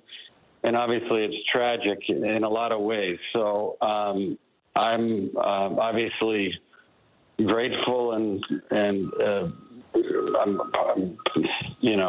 grateful that the guy was killed, but it's the whole thing's tragic. Lots of lost life and obviously just a lot of mixed emotions. Let me just put it that way. Ryan, speaking of those mixed emotions, I mean, we've heard a number of statements from politicians on all sides of the aisle, most condemning the violence and saying that, this could never stand. It should not happen. But we are also hearing some who are pointing the finger and placing blame. What's your reaction to that? Is there a place for that kind of conversation right now in this moment? I don't think so. I mean, I think you have to think and you have to contemplate. And in the case of blame, I guess you can investigate what happened and why it happened. And, I'm sure there's going to be a time for that. But I just don't feel comfortable getting into that right now. There's obviously sick people out there, and they don't care about life. They don't care about their own life. So you don't care about your own life. You don't care about other people's lives. You get tragic results, and it's more sad, I think, than anything. I think that's probably the overwhelming feeling of most people. Reince Priebus, thank you for your time tonight. We do appreciate it. I want to go back to John Santucci, our executive editor on investigations. And John, you've been in close contact with the Trump family tonight. They gave you some of the first statements directly about Trump's condition, that he was receiving medical treatment, that he's doing okay, he's doing fine. And also he claims that he was shot, that it was a bullet that grazed the top of his ear. What more are they telling you tonight? Yeah, well, Whit, first, a very rare public statement from Ivanka Trump. Of course, this was the only member of the Trump family that went to the White House with Donald Trump when he, of course, won and ascended to the presidency in 2017. Ivanka writing on Twitter with tonight, well, thank you for your love and prayers for my father and for the other victims of today's senseless violence in Butler, Pennsylvania. I'm grateful to the Secret Service and all the other law enforcement officers for their quick and decisive action today. I continue to pray for our country.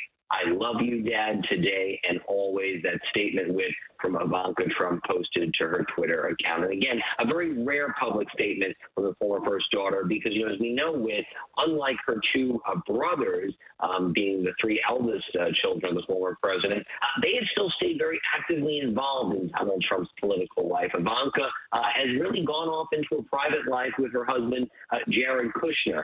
You mentioned with other members of the family I've spoken to, I did have a very brief exchange with Eric Trump, Of course, you'll recall from all of the trials that his father faced earlier this year, Eric Trump a fixture by his father's side in that Manhattan courtroom. We were, of course, at the Manhattan DA's case earlier this year. Eric Trump telling me that his father is the toughest man I have ever met, not elaborating on his father's condition, but, nevertheless, right there in his father's corner, as he has been. Of course, let's not forget also his wife, Laura Trump, Whit, as you well know, is now the second in command of the Republican National Committee. It'll be her first convention as number 2 for the RNC when that gets kicked off in Milwaukee on Monday. And finally, Whit, as ABC News first reported and I first spoke to right at moments after this happened, Donald Trump Jr. Had told me via phone that his father has been in good spirits, that nothing is going to stop him. And, of course, again, Donald Trump Jr., his brother's active by his father's side, but you have to recognize that Donald Trump Jr., of course, has really been the one to continue the political mantle of his father. And it's actually a rare occurrence that the two sons, one or the other, was not with the president tonight in Butler, Pennsylvania. We know they have been very active present, whether it be in the courtroom or on the campaign trail with. John Santucci, thank you. Let's go back to our chief White House correspondent, Mary Bruce. Mary, we know that President Biden is in Rehoboth, Delaware for the weekend, but he has been following developments, briefed by his staff and the Secret Service, and then he came out before the cameras earlier today condemning the violence, saying that there's no place in America for this kind of violence. What more do we know about his activities tonight? We know that he did reach out to former President Trump directly.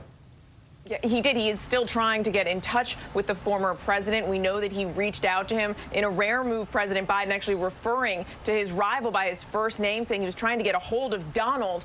The president coming out and forcefully condemning this kind of violence, saying it is sick, saying there's no place in America for this kind of violence, saying it's one of the reasons that this country has to come together, one of the reasons why we have to unite the country, saying we cannot be like this. He said, a Trump rally should be something that is allowed to be conducted peacefully without any kind of problems like this. And while the president did refer to this as political violence, he did not go so far to call it an assassination attempt. He was asked that directly. The president instead saying that he had an opinion, but that he didn't have any facts. We know he continues to be briefed and updated by this. He has been briefed by the Director of Homeland Security, the Secretary of Homeland Security, the Director of the Secret Service, his Homeland Security advisor. He remains for now at Rehoboth, Delaware. He was there at the beach house, at his beach house for the weekend. He actually was leaving Mass when he learned of this incident. He was fully briefed and then I'm told wanted to come out and speak to Americans as soon as he could. This, there is no question, completely upends and changes this race. The president is now and his campaign are trying to turn down the temperature. They're pulling down their political communications, pulling down their ads. It's not just, we've been talking about how this will or will not impact the Republican National Convention. This will also have a huge impact on the president's campaign as well. We'll be looking closely to see how he may be changing any of his upcoming events as well. He's supposed to be out on the road in Texas and in Nevada early on next week. Will any of that change? One of many remaining questions. But the president and many of those close to him, we have seen a slew of his cabinet officials and advisors coming out and calling to sort of dial down rhetoric in this country. One of the big remaining questions is whether that will happen or whether this incident will further divide this country with. And that will be a big test, Mary, we've been talking about. I want to follow up on that because while the president and his campaign, at least publicly, are talking about dialing down the rhetoric, we have seen some politicians out there already placing blame that would appear to only turn up the heat across the country. How is the Biden campaign, how are others who you're talking to responding to that sort of rhetoric?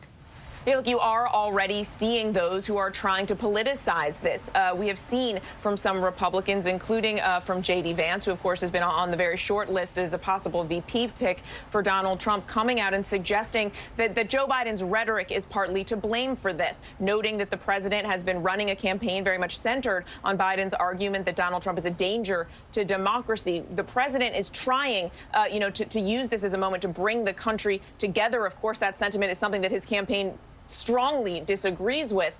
But I think it is no surprise, given how divisive the rhetoric in this country is now, given how divided our nation is, that we are unfortunately seeing, just shortly after a horrific incident like this, that there are, efforts to politicize some of this. How this plays out, of course, remains to be seen. This is such a pivotal moment in the campaign as we move towards the conventions and then the elections. It remains to be seen how the country will respond. Mary Bruce, thank you. I do want to bring in, we have some more eyewitnesses who were there at that event in Pennsylvania today. John Dohanish was there, and he is joining us now on the phone. John, if you can hear me, just walk us through what you saw and heard. Hey, yeah. So, well, first, I just wanted to send out my condolences and prayers to the families of the victims. It was just crazy to just watch that so fast. But I'm just going to jump right into it, right to when the shots happened. Trump started his speech, and immediately it sounded like what everyone's saying, like fireworks or firecrackers. And as soon as I heard the first one, I looked over. We were probably right in the middle of the stands. If you're facing Trump, we were in the left section underneath the screen, right in the front row.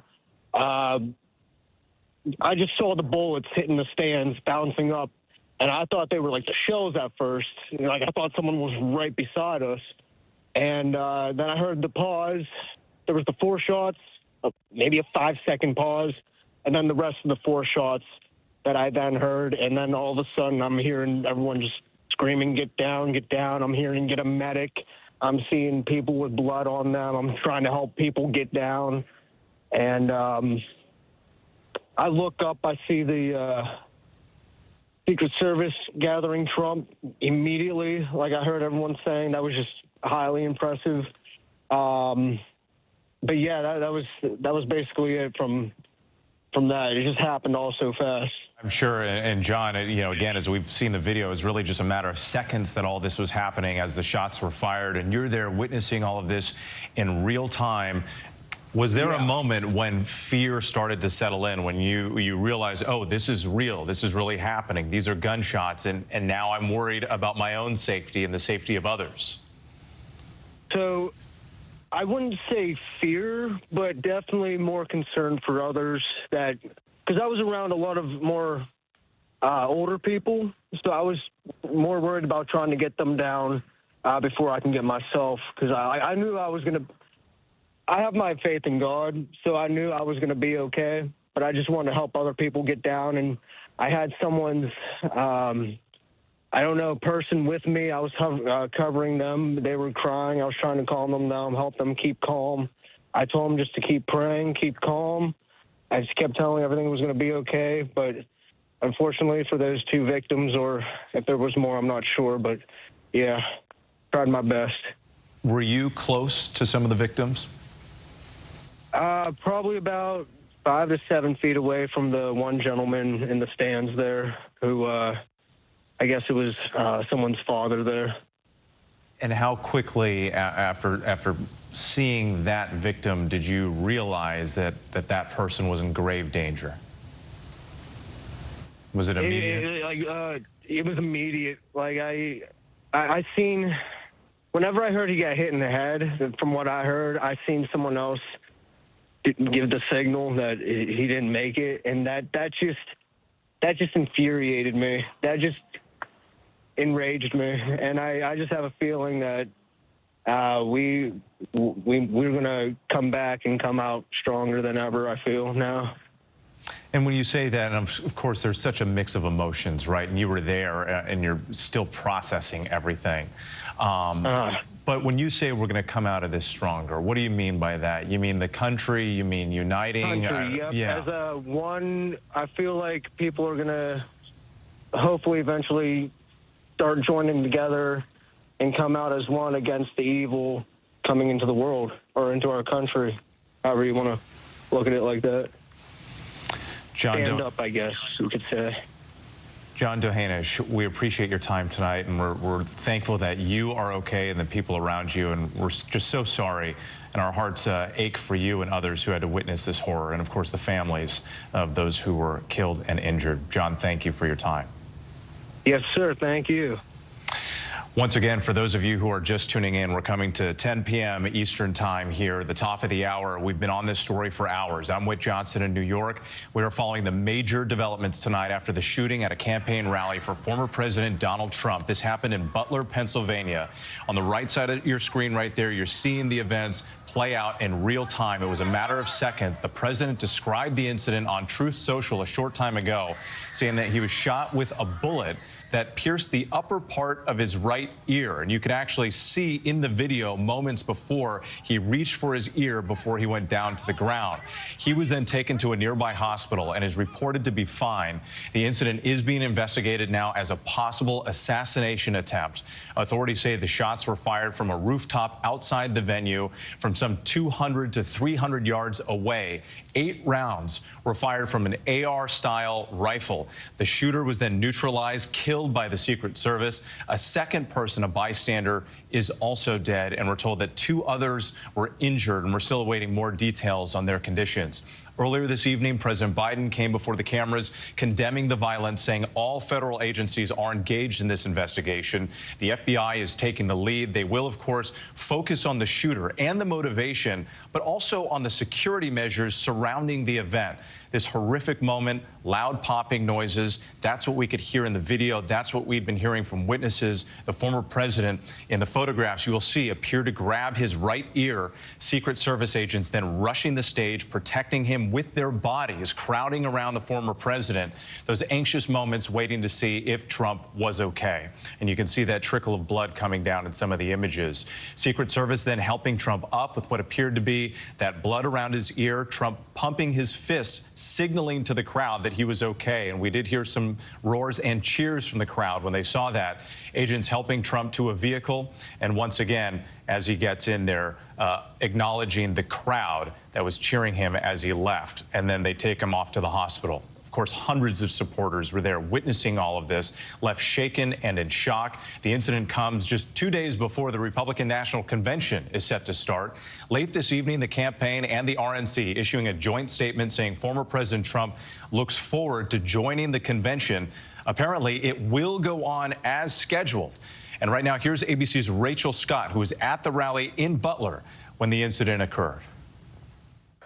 This is the shocking moment. Chaos erupted at Donald Trump's rally in Butler, Pennsylvania. If you want to really see something that's said, take a look at what happened. You can hear several pops and see the former president grabbing his ear, ducking for cover behind the podium. Secret Service agents rushing the stage, surrounding Trump, shielding him, taking him down to the ground. The screaming crowd looking on in horror. A short time later, agents carefully lifting the former president up. I got you, sir. I got you, sir.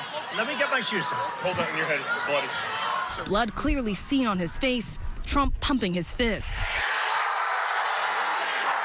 Agents whisking the former president off the stage, down the stairs to a waiting armored SUV, rushing him to a local medical center. We heard what we appeared to be gunfire coming. The former president was rushed off the stage. Right now, with Secret Service, he's being escorted into his vehicle. This was a chaotic moment that just played out right here in Pennsylvania. People running and rushing to the ground as they heard those apparent shots fired. Then pandemonium, thousands of people running for cover.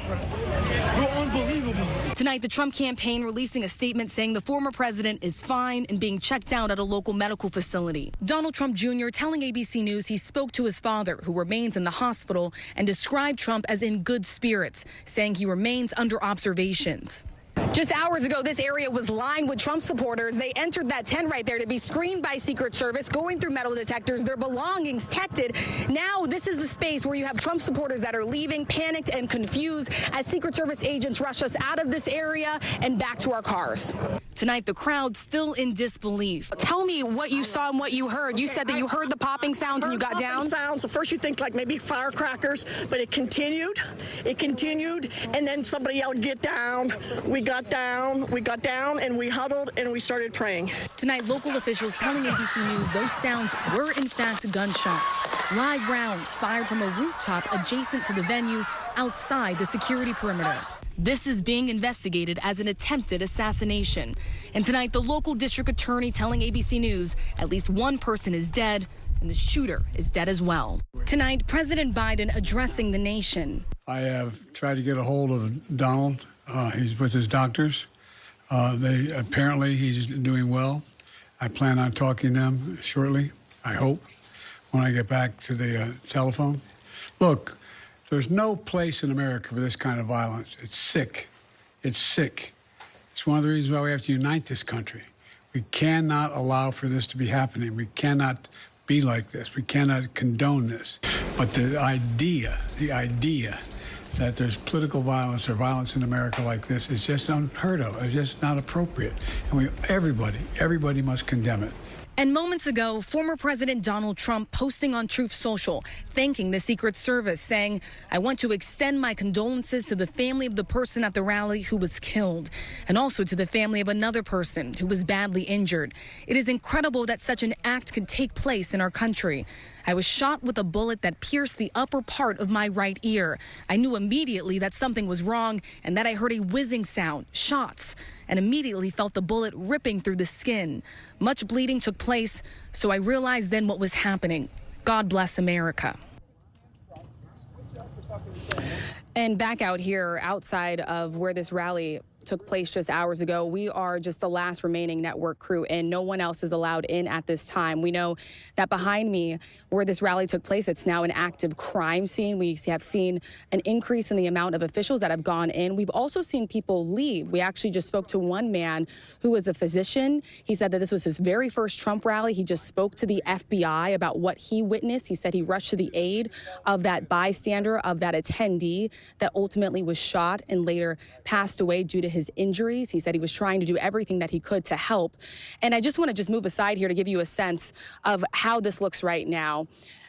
Behind me where the lights are, that is where this Trump rally took place. And within minutes of the former president taking the stage, that's when we heard the gunshots erupt. And something that's very striking, I will tell you, being here tonight after witnessing the chaos and the panic that unfolded in those minutes, the terrifying moments for everyone that gathered here today, there is that image of the American flag, a strong reminder that even in these divided times, there is something that still unites us. Whit? Absolutely. That's a great point. And Rachel, you've been there for hours in the stifling heat and witnessing all of this. You were inside when it happened. You were rushed out by law enforcement, and here you are once again. I do have a follow-up question for you, though. I know as you're sort of giving us the lay of the land here, we've been hearing from not only law enforcement about this other building that the shooter was apparently perched on top of, and we also heard from witnesses who said that they described seeing that location with canines and law enforcement scoping it out as they were being escorted out. Did you get any sense of where that was in relation to the venue where the shots were fired? Yeah, you know, Whit, I know that there are buildings that do surround this fairgrounds area, but I don't exactly know which building in particular many of those witnesses have been referencing. It was chaos in the minutes that followed, and we did see law enforcement officials, some with canines, sniffing some areas as it was being roped off. And then, of course, we were all sort of escorted out in those moments. So I can't tell you exactly what direction that building was located in. I've heard the same exact thing from several witnesses, in fact. And something that we do know is that this area behind me, no one is going out, no one is going in. We were live on the air as Secret Service moved all of the press out of that area as well. We were told at the time that we would be let back in maybe within an hour or so to get the rest of our materials, some of our gear left inside, backpacks and personal belongings. All of that is now remaining inside as police continue to investigate what happened here hours ago, Whit. And we know so many of those witnesses you spoke with, they're going to need time to process and deal with the trauma, what they witnessed inside the bloodshed in that event today. Rachel Scott for us. We can't thank you enough. Thank you so much. We also have been speaking with, as we noted, a number of people who were there at that Trump rally inside, describing what they saw, what they heard, and some of it very disturbing. Let's take a look. I was positioned probably about maybe 20 feet away from the president at the point in time when he was making his address. I was to the right of the stage due to me being I was a speaker at the event. So I did my speech earlier today during the pre-program, and I was a few feet from where this all occurred. we heard the shots, and I thought it was, first I thought it was fireworks because, you know, people are on edge, and any kind of loud boom you hear, you're going to think gunshots immediately, especially because of the environment of what was going on. And I turned around, and someone yelled medic, and I looked, and there was no way a medic could have got to that person in time. So I left my seat, took my tie off, I jumped over the barrier, and I ran to the individual. But when I got there, it was too late. The person was bleeding out through their head. And like I said, once again, respects the family because this is a very tough time.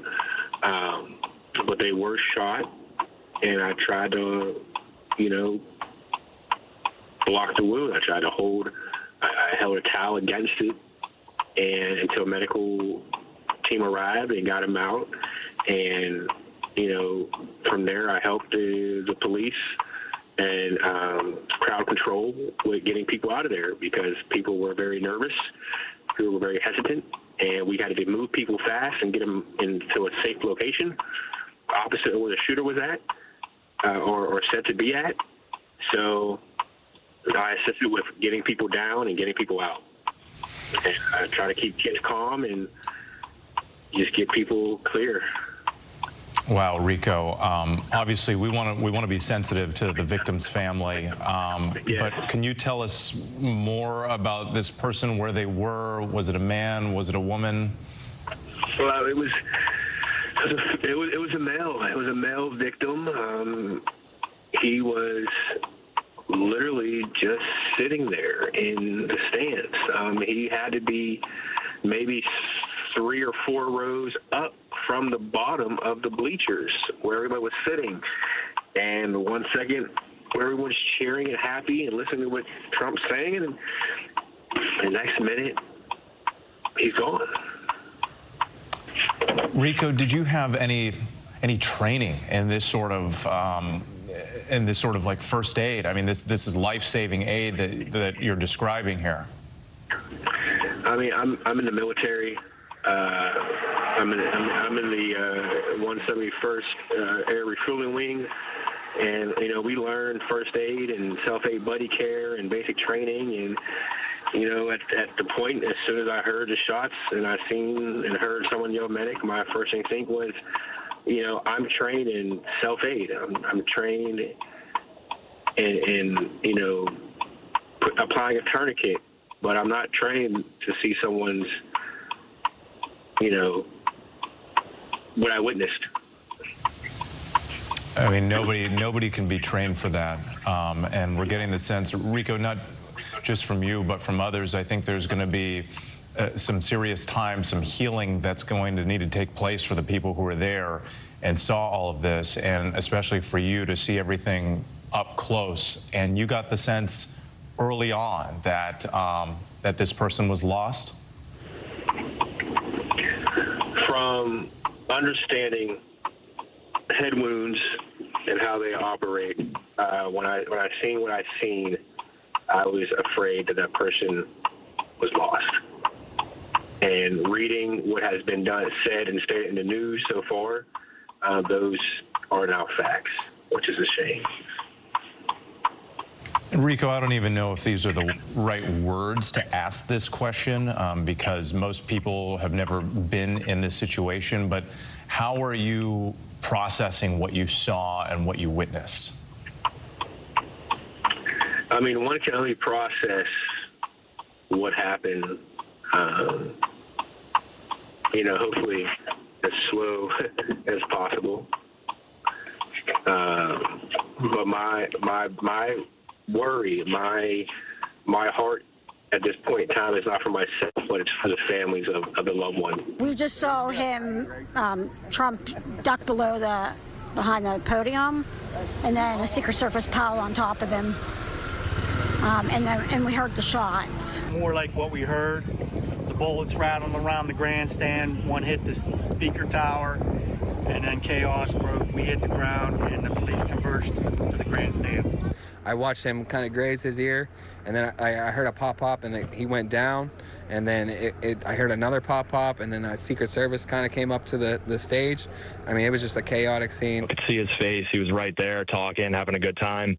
And, you know, you heard one shot, two shot. It sounded like, you know, bang, nothing crazy. And then you heard maybe 3 or 4 more. And that's when everyone got quiet, started panicking. Trump dropped right to the floor. I guess Secret Service jumped on top of him and shielded him. But, you know, as soon as everyone in the crowd figured out what was going on, we all ducked, and my buddies just jumped on top of me, piled on top of me. You know, and we had no idea what was going on. You know, you're in total shock. You're shook, and, you know, you can't feel your legs. But we were trying to decide if we wanted to get up and run, and we had really no idea what to do. And next thing you know, you see bullets, or you hear bullets flying, and I believe a bullet hit the hydraulic lift that was holding up the speakers, and that thing almost collapsed. There was hydraulic fluid and water spitting everywhere all over the crowd. And then before you know it, everyone just gets up and starts running. But and Trump Stephen, did stand. Oh, forgive me. I'm sorry. There's a little bit of a delay, but on that note about everybody getting up and running, we're actually showing video that you shot on your cell phone. And this is the moment with people running out of the venue. Describe what that was like, and when were you actually able to get out? It was pretty stressful. You know, I'm looking around trying to make sure all my buddies who came with me were with me. And, you know, it took probably a good 10 minutes to get out of there, to get out of the whole area. And, you know, before you know it, there's ATVs and UTVs flying and ambulances and all that kind of stuff. And we're trying to figure out how to get out of there and get home. But you know, we made it. And when we walked out to the road, they had, you know, police blocking everything off, and we actually found out where the building was that the shooter was shooting from. They had it all taped off. I guess it was like an agricultural warehouse, something like that. So, you know, it was pretty scary. It's like you're in the movies. Stephen, forgive me again. I'm sorry. There's a little bit of a delay with the connection, but did you say that you were able to see the building that the shooter was allegedly perched on top of here? You said it was taped off by law enforcement. What did it look like? It was like kind of like an airplane hangar, maybe, you know, like a warehouse for agricultural equipment, I guess. ARC, AGC, something like that on the side. But once we were out, maybe 30, 40 minutes after, you know, they were taping it off, investigating it. They had the dogs going and all that stuff. But you know, there was traffic jams everywhere. It was kind of hard to. How far away was that area from where the former president was standing? Maybe 300, 400 yards, maybe less, honestly. And Stephen, when you hear that people who were there in the crowd with you, other bystanders, at least one, maybe more, were killed, how does that make you feel? Honestly, still kind of numb to it. You know, it's hard to process all this. You know, your heart rate is through the roof. But you know, best wishes for their family, and you know, they were supporting the country that they love. And in the meantime, it's definitely sad, and you know, it's heartbreaking, honestly. And Stephen, we've been hearing from people on both sides of the aisle, Republicans, Democrats, you know, independent candidate, RFK Jr., and all with the same sentiment, condemning political violence, saying there's no place in this country for something like this. And I just wonder, from your perspective too, you're out there, you're exercising your right to support a candidate. You know, what message do you have for people out there? Because the country is at this political boiling point. There's so much division and anger and hatred right now from one side and the other. What would you like to tell people? You know, at the end of the day, whether you're on the left, the right, the center, or you don't believe in politics at all, we all still put our pants on in the morning. We all breathe the air and go to work, you know, and a lot of these issues, in 10 years, no one even thinks about them or cares about them. So we're all people at the end of the day, and you know, it's not worth taking someone's life over political beliefs or whatever. It's just senseless. Some really powerful words from so many witnesses that we spoke with throughout the course of the evening. We are getting some new information about the shooter now and the FBI's involvement in the investigation. Let's go back to our Chief Justice correspondent, Pierre Thomas in Washington. What more are you learning, Pierre? Well, we've just been told that the FBI director, Chris Wray, has just briefed the President of the United States, Biden. He also has briefed the National Security Advisor. We're being told now and can confirm that this dead suspect is a male. They will confirm that the dead suspect is a male. He was apparently killed. The early information is by a Secret Service counter sniper who honed in on him after the shots were fired. A Secret Service counter sniper killed the suspect. Also, we're being told that they are in the process of trying to verify the suspect's identity. They want to be 1,000% sure that they have the right name, that they can do this detailed background investigation. It is now so critical for them to understand what this is and what the motivations might be. Until you can get that name really confirmed, you can't really do the appropriate social media. I'm told that there are more than one name that is being looked at in this situation. Again, this is an all-hands-on-deck situation. The FBI director now personally involved. They have FBI agents now on the scene, I'm being told, as we speak with, going through the evidence, trying to talk to witnesses, examining the area where the shooting took place. They are the lead. This is now a national security investigation of the highest priority. And Pierre, I realize this is a fluid situation. You may not have the answer to this question, but I think because we've been on the air for hours, it's worth circling back to it. Is the belief still that there was a single shooter, or do we even know that at this point? The information, the evidence thus far, single shooter, firing from the rooftop, as we reported, 200 to 300 yards away, using an AR-15 style rifle. The information we can now confirm is that the dead suspect is male, according to our source. They are now in the process of trying to make sure they have the proper identity, because everything flows from that. Who is this person? And then you can begin to piece together their recent life. They need to know everything, because that affects all of the security going forward with. And all of this with the caveat that information can change as we get more details from law enforcement. Pierre Thomas, thank you so much for that. Let's go to Aaron Katersky now, our senior investigative correspondent, because Aaron, I understand there was a photo, a potential photo of the shooter. Do we have that yet, or is there confirmation that it is in fact the shooter? Well, the photo is from Getty Images, and law enforcement sources who have seen it tell ABC News that it does appear to be the shooter. So they are taking a look at this image, again, from Getty Images, and they are under the working suspicion that this is, in fact, going to be the shooter. Now, as Pierre notes, they still have not shared a specific identity. They undoubtedly have a name that they're working with, scouring his background, talking to any known acquaintances or family members. And Aaron, I don't mean to interrupt you. I just want to make clear to our viewers, because as you started speaking, there was a different photograph, but the photograph right now that is on the screen is the photograph that you were talking about. And once again, Aaron, if you can just describe what law enforcement sources are saying about this particular picture.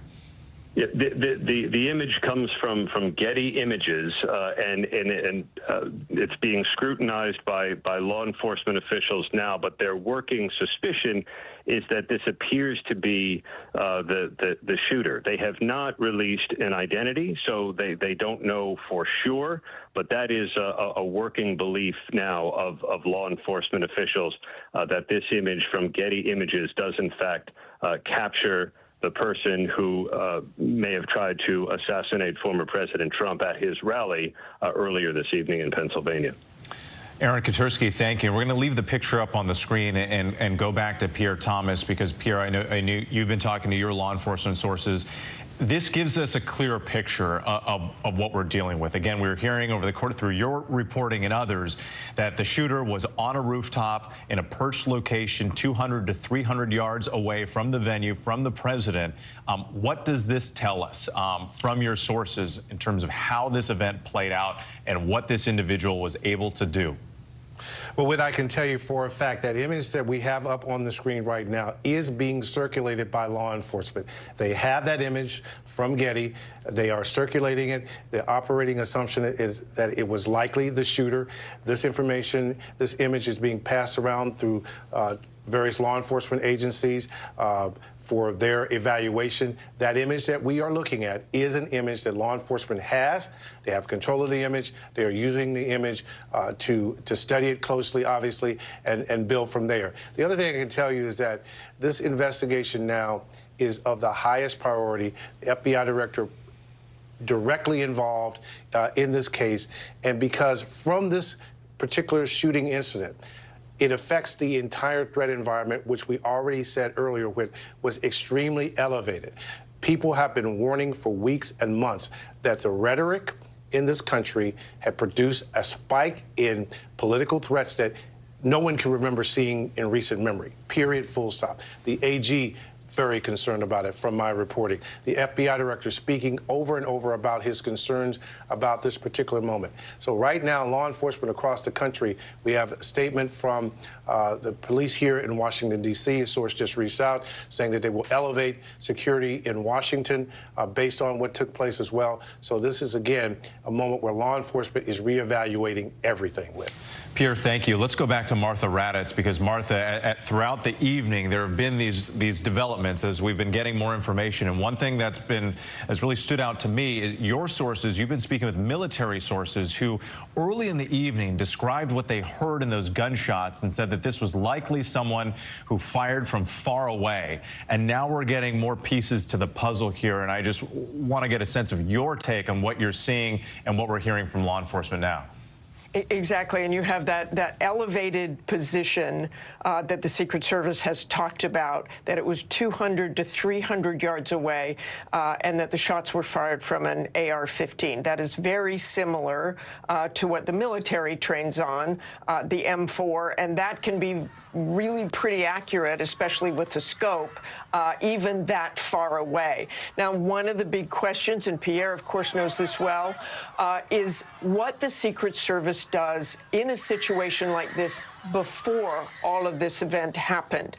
Do they go around the perimeter? I spoke just a few minutes ago with a former Secret Service agent who said the USS Secret Service counter sniper team covers the rooftops. They will survey buildings from 1,000 yards in. They will position based on the stage setup. There will be response teams, Secret Service and local police, that will respond based on counter sniper calls to clear rooftops or to open windows.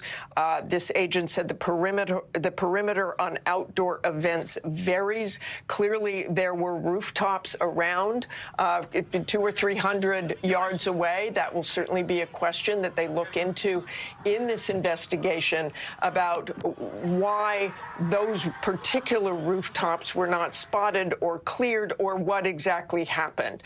A sniper did take out that shooter. Likely a Secret Service sniper taking out that shooter, but not before we had, as the Secret Service said, 1 spectator killed and 2 left in critical condition. And Martha, I want to hold this image on the screen right now for our viewers, because, you know, as we've been getting this report now that there was a counter sniper who took out the shooter, you know, I don't have information on this photo, but it appears that this would be law enforcement taking up those positions. But Martha is still raising this massive question of how a rooftop within that perimeter that you described, you know, may have been missed. Well, I think it is almost impossible to cover everything with. It's something the Secret Service deals with all the time, and they bring in local law enforcement to that picture specifically that says police on the vest, and Secret Service that is clearly from the counter sniper team, someone from that team, whether that's the person who took out the shooter. We don't have that information, but it certainly could have been. And that person, that counter sniper person, was probably spanning around that perimeter. Again, this former agent saying this is just something they always do. They scan as much as possible, and, you know, heard those shots fired, heard multiple shots fired and people hitting the ground, and I'm sure that sniper went into action. Yeah, as many as 8 rounds from that AR-style rifle. Martha, thank you so much for your reporting on this. Let's bring in Don Mahalik from former Secret Service, who's a contributor now, has been speaking with us. Donald, I just want to get your sense of this information that we're getting now about the shooter on a rooftop taken out by a counter sniper. What's your take on this and how these events may have unfolded? Well, it sounds like the Secret Service counter snipers did their job. As Martha was talking about, whenever there's an event anywhere, the counter snipers go and they do their form of an advance. That form of an advance is looking at the entire area in and around the event space and setting up almost a grid pattern so they could identify locations and locations of interest. Looking and scanning all of those potential threat areas are part of what the counter snipers do, and they work with ground teams generally made up of Secret Service agents and local law enforcement called counter sniper response teams that they can call upon to respond to a potential situation and figure out what's going on. In this situation, it sounds like some of that was working, but you know what we're going to have now is the FBI is going to do the criminal investigation piece of this to look at the shooter, his motivations, what happened. But you're also going to have the Secret Service now doing a mission insurance investigation to look at the protective venue, what protective methodologies were in place, what worked, what gaps they may have had, and what they can close down in the future. Yeah, so much ground to cover and still so many details and questions left unanswered. Donald, thank you so much. We appreciate it. I want to go back to Aaron Katersky. Aaron, we've been, throughout the night, only had a few details about the victims in this case, confirming that at least one person had been killed, a bystander, and then as many as 2 critically injured. You're getting some more information about the victims now?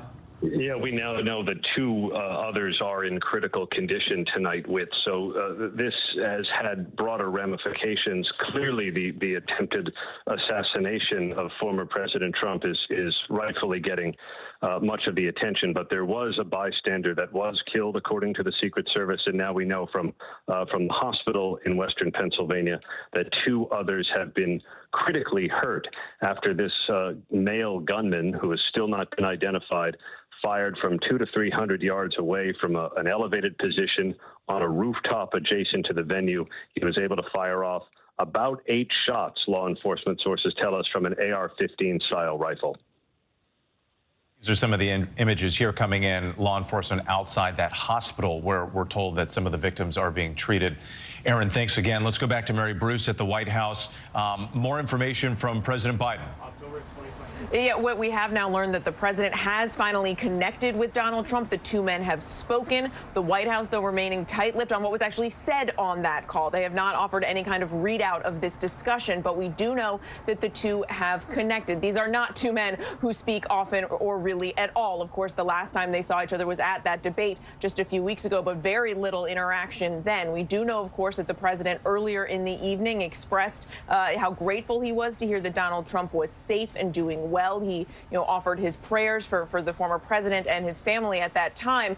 We also now can report that the president is now he is now making his way back to Washington tonight. He will be leaving Rehoboth Beach, Delaware, where he was expected to spend the weekend. Those plans now changing. The president, we are also told, tomorrow morning here at the White House will be receiving an updated briefing from Homeland Security and law enforcement officials. The president has been being updated by his team, of course, throughout the evening, and we did hear him come out very forcefully earlier in the night and condemn this kind of violence, saying that it is simply sick, saying there's no place in America for this kind of violence. And he said it's one of the reasons why we have to unite this country. As we have said, his campaign is also trying to turn down the political temperature, the political rhetoric in this country by really hitting the pause button here. As would be expected, they are pulling down all of their political communications. They are trying to pulling down their ads as quickly as they can across the country that target Donald Trump in any kind of way, anything that is of political nature. Because this is a moment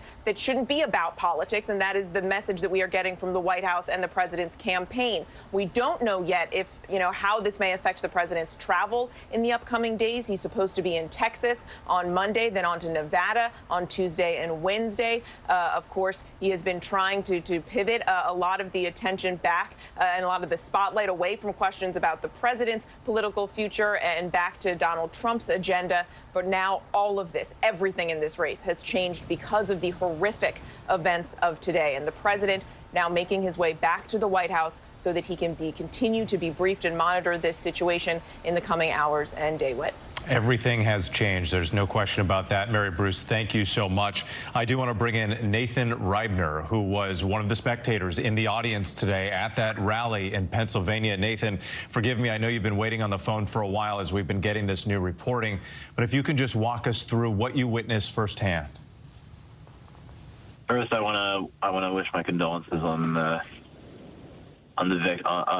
victims. It is mind-shattering to go up to a Trump rally and encounter or endure what has happened. I was seated in the left bleacher section of the rally. I was maybe 20 feet away from one of the victims. It was, at first, the noises we heard, it sounded like a firecracker, you know, the little things you throw at the ground, usually around July 4th. But then once I saw the dozens of people around me started dropping, you could tell things were very different. I looked at the stage, Secret Service rushed the president. People were terrified. It was, I know it's been about, probably close to 4 hours since the shooting, but and Ryan, I'm a little bit of a loss of words. I can imagine, as anybody would be, and we can hear that emotion in your voice, and, you know, in real time as you're trying to think through what happened hours ago. One of the things that has been very difficult to watch is, as we've played this video back, former President Trump goes down, the Secret Service pounces on him, and the one thing that you do hear in the background is you hear that screaming as members of the crowd recognize that someone has been hit. You said you were 20 feet away from one of the victims. What did you see happen to that person? I saw that people were trying to encourage them first after everyone dropped, and after everyone at least thought that the threat was not immediate. People started moving away from the person to give them room so that they could be moved out. There was no medic nearby. You guys had Rico on earlier. I saw Rico afterwards. He had blood all over his shirt. I remember I took a photo. That's something I'm never gonna forget. I will never forget that image of him trying to help someone who was encountering the unimaginable. What does this say to you? And I know that these thoughts are raw. This is fresh in your mind. You're seeing these images on television and now trying to compare that to what you witnessed firsthand with your own eyes. But how would you characterize this state and this country right now? I answered an interview in late May over the Trump verdict, and right now things are deteriorating at an even more rapid rate than even most can imagine. I mean, everything we're going through with this election cycle is historic. I understand there have been some very contentious election cycles, like you look at 1968. You know, I understand that some cycles are very contentious, but this absolutely is that beyond the political impact that's going to have to help Trump. This is a damaging image to the world.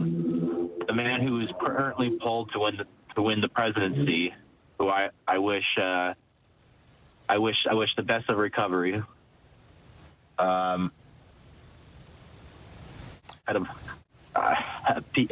Everyone turned on the news and saw that he had been shot in the head. It's a very scary image to send to the world. It's a very scary image to send to people. I was next to someone in the audience that was there with her young daughter, I was across the walking path of the stage. In the other bleacher section, there was a young boy who was, well, dressed up as Trump. I can't imagine the young people, the young children that were there watching the rally and seeing that. I can't imagine people watching at home and everyone just not knowing what happened.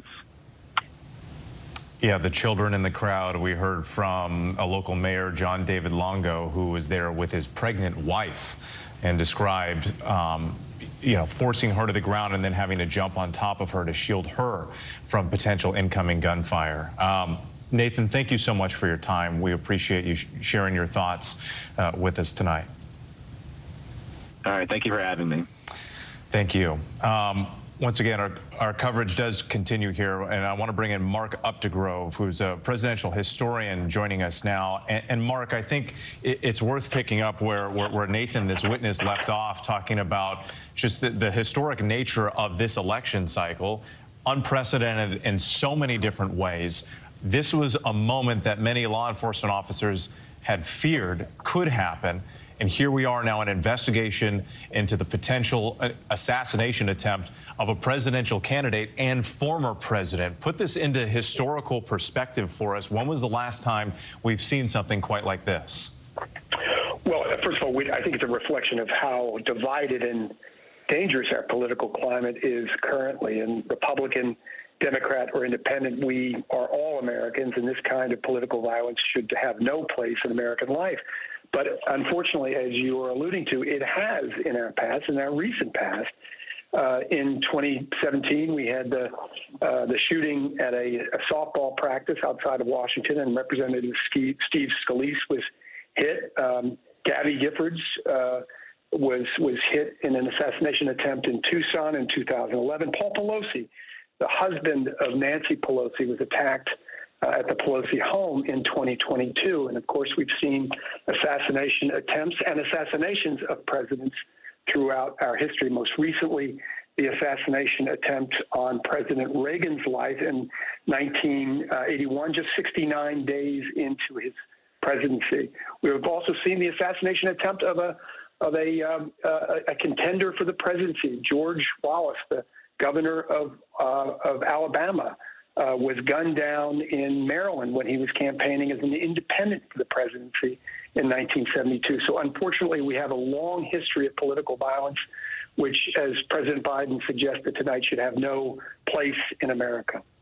And Mark, what about as we're looking at all these horrible images, people are trying to look for some message of hope somewhere, right? There's multiple politicians on all sides of the aisle coming out condemning the violence, saying something like this should never happen. But when these events have happened in the past, what typically happens across the country in terms of a response, in terms of a recovery? Does peace often follow or not?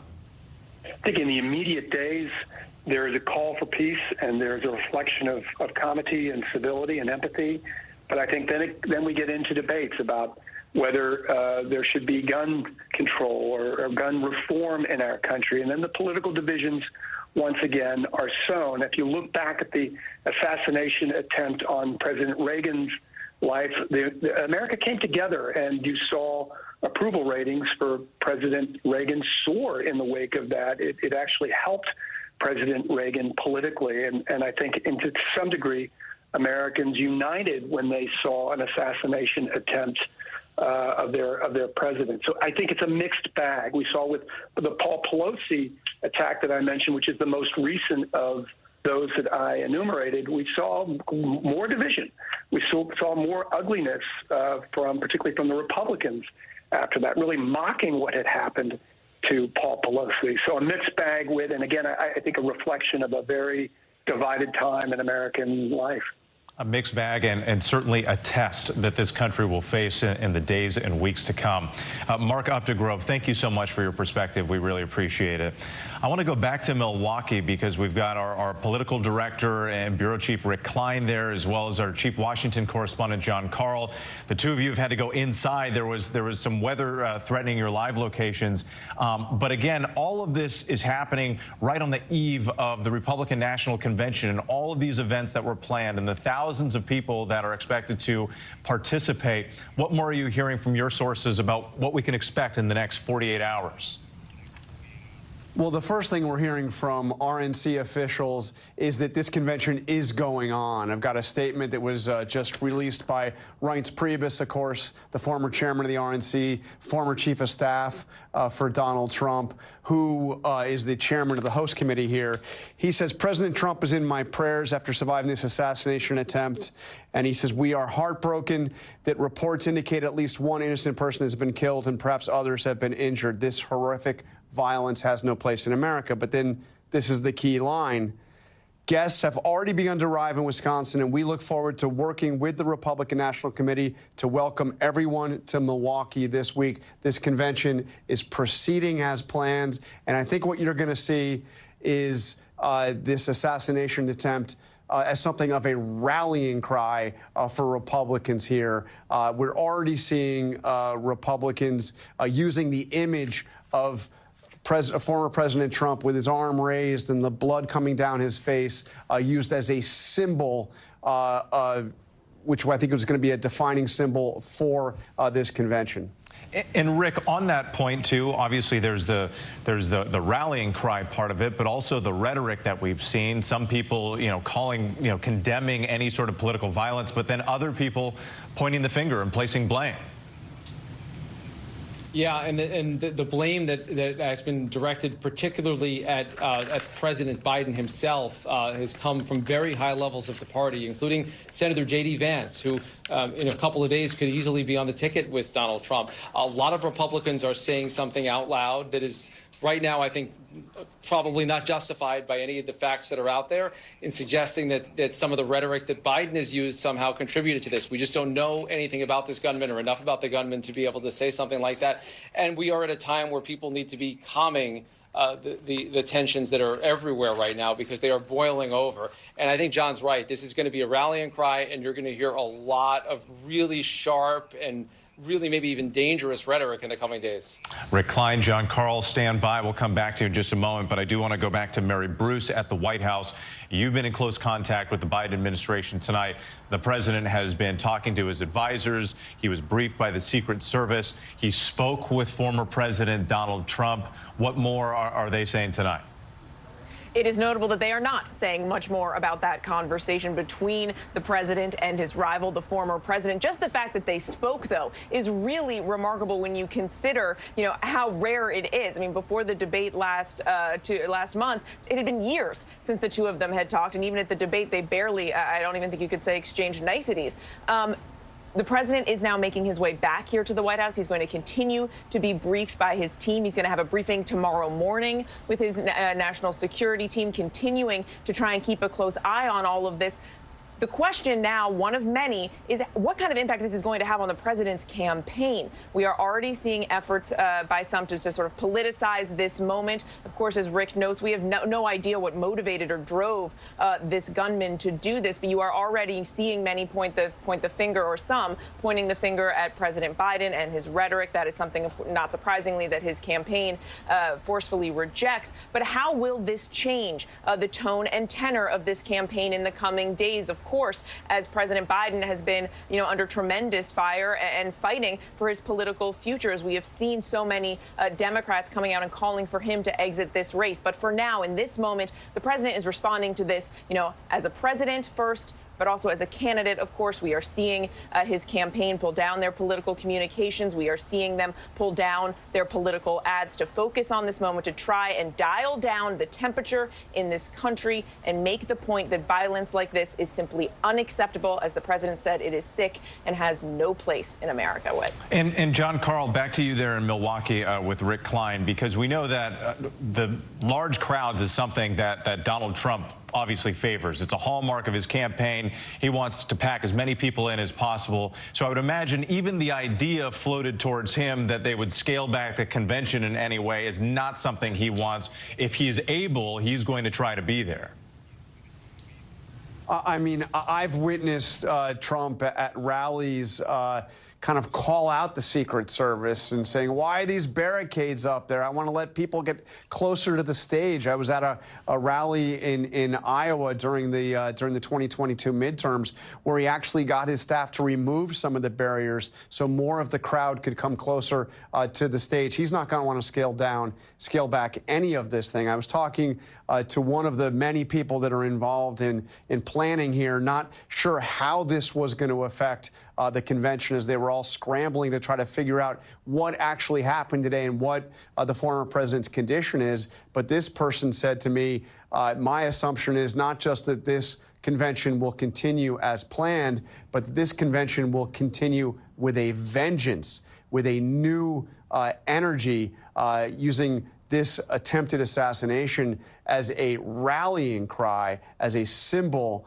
and certainly not as a reason to scale back any of the events here in the convention. Of course, the Secret Service is going to have other concerns. Law enforcement here is going to have other concerns about keeping this place secured. But as you and I talked about earlier, Whit, we are in one of the most secure places in the country right now. I mean, they've already erected barricades for blocks all around this convention center. There is already a massive security presence in the city of Milwaukee. It certainly isn't going to be scaled back. If anything, it's going to be ramped up. And Rick, you and I were talking days earlier just about this event in Pennsylvania and how significant it could be. All eyes were on this event. There was, you know, as names were being thrown out there for potential running mates, there was the possibility of at least a hint or a tease or maybe even an announcement.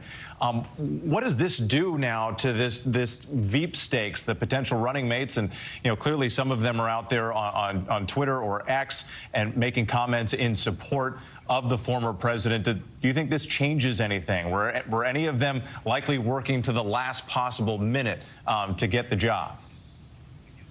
Yeah, we reported just hours before this rally in Pennsylvania that 3 finalists met with Donald Trump privately at Mar-a-Lago in the last couple of days. Somehow they avoided reporters who were tracking the movements of these individuals. We're talking about Senator J.D. Vance, Senator Marco Rubio, and the North Dakota Governor Doug Burgum. All 3 met with Donald Trump in a very small setting, maybe even as one-on-one type setting for the first time in this process. He's talked to them informally, but to be involved in the interviews, he was clearly getting close to making that decision.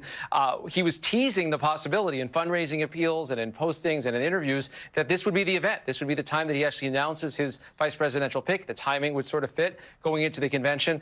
We find out that he never had those plans, and he would hope to do this as sort of a big reveal on Monday at the convention. I think all the plans have to be a little bit up in the air. I would even say that if he hadn't made up his decision before, or his mind before, it may be that there's other factors that he is now considering, including how they're responding to this event that has upended so much about politics and so much about American political discourse in the last few hours. It sure has. In fact, Rick, I had actually heard from one of the former president's advisors about an hour before this rally was to get underway. We had received, and we've been going back and forth, are they going to announce it, are they not? We had earlier today, we were told, no, he's not going to announce it at the event. But just about, less than an hour before the event, I got a call like, hey, you better be ready. We're hearing that, he may just do it.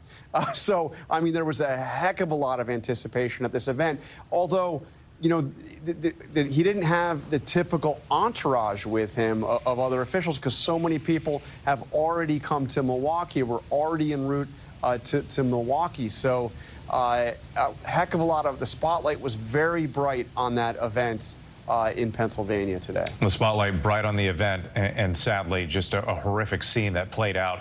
And the former president now injured and recovering the slight injury, as he described, to the top of his ear following that attempted assassination. John and Rick, thank you. I want to go back to Martha Raddatz because, Martha, you've been following this very closely, talking to some of your sources, including military sources who've been sort of analyzing some of this data and information as it's been coming in. What more are you learning tonight?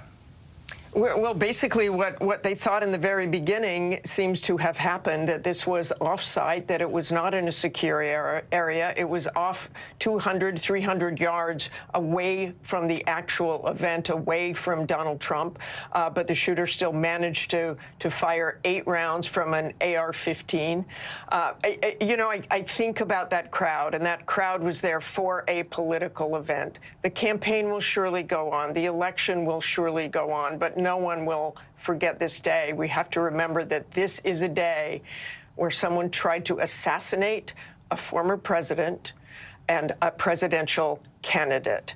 And in that assassination attempt, killed one of those supporters at that political rally and left 2 others in critical condition, according to the Secret Service. So I think that is really what we have to think about tonight. The campaign will go on. Donald Trump made that very clear, just putting that fist up. It looks to me like he was saying, fight, fight, as he was helped off the stage there. He will certainly, as John and Rick said, talk about that this week. They will talk about this at the RNC. But hovering over all of this is, who is that suspect? What motivated him? Why would he take action like that? And because that suspect is dead, you can imagine that there will be conspiracy theories for a very long time, no matter what they find out and prove. Yeah, sadly, there's no question about that. Martha Raddatz, thank you. And just to point out to our viewers, some of this video that you're seeing, these are new aerials from our affiliate there that has been following this scene, this chopper video. This is overlooking the area off in the distance. There was a wider shot that you could see the American flag that was hanging. There it is. That was the venue inside. But again, law enforcement saying that this shooter was perched up on one of those rooftops about 200 to 300 yards away. And now for the first time, it's kind of coming into a clearer picture that just how much space there was. There are a number of buildings there where he could have been. Once again, we're still just getting these details coming in about the investigation and attempted assassination of the former President Trump. Before we go, though, we do have a recap of all the troubling developments on this historic day. ABC's Rachel Scott was there at the rally and has been speaking with eyewitnesses who were there, too. This is the shocking moment. Chaos erupted at Donald Trump's rally in Butler, Pennsylvania. If you want to really see something that's said, take a look at what happened. You can hear several pops and see the former president grabbing his ear, ducking for cover behind the podium. Secret Service agents rushing the stage, surrounding Trump, shielding him, taking him down to the ground. The screaming crowd looking on in horror. A short time later, agents carefully lifting the former president up. I got you, sir. I got you, sir. Let me get my shoes, sir. Hold that in your head. It's bloody. Blood clearly seen on his face, Trump pumping his fist.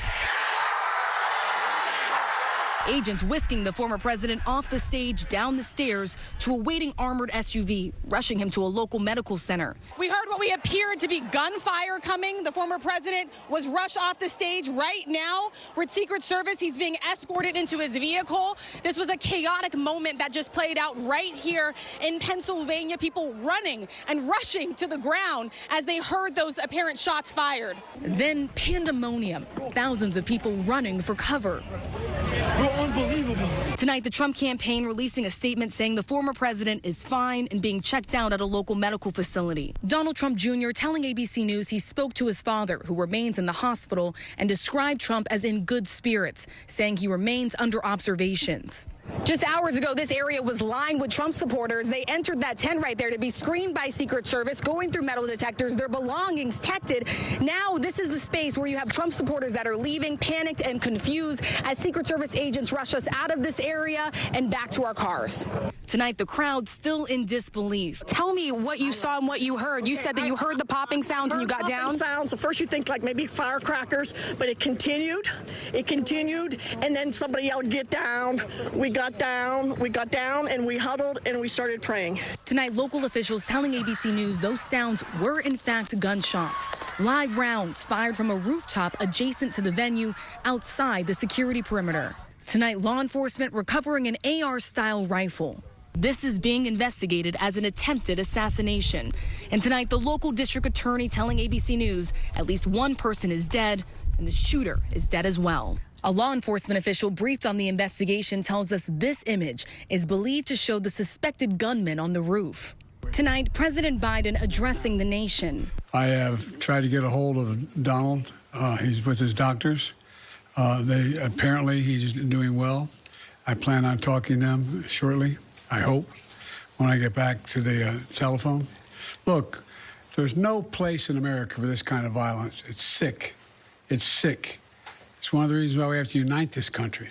We cannot allow for this to be happening. We cannot be like this. We cannot condone this. But the idea that there's political violence or violence in America like this is just unheard of. It's just not appropriate. And everybody must condemn it.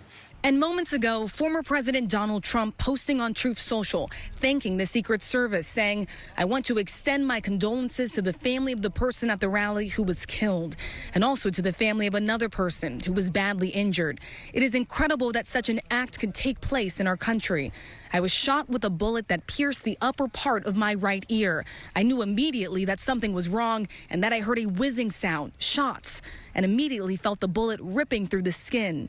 Much bleeding took place, so I realized then what was happening. God bless America." And Rachel Scott is back with us now. She was there at that rally in the beginning. She is still there now. Rachel, you've talked to a number of witnesses, but I also wonder, have you been in touch with the Trump campaign, some of the officials that you were likely speaking with who were there at the event, who then fled with the president? Are they revealing anything else about what happened? Yeah, there is a sense of shock among Trump officials as well. They were inside of this rally along with us and the former president's supporters, members of the press. They were there too, also diving for cover, many of the former president's aides, when we heard those gunshots erupt and the panic that set in and the chaos that occurred just right after that.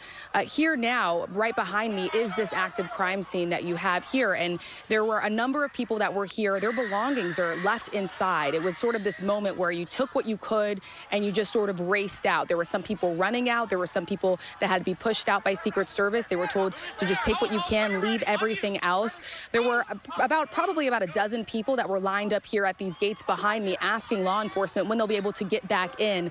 They were just told that they would not have access to their personal belongings for some time, maybe a couple hours, maybe a day. There are several people here who actually have their keys to their cars. They can't drive home at this point.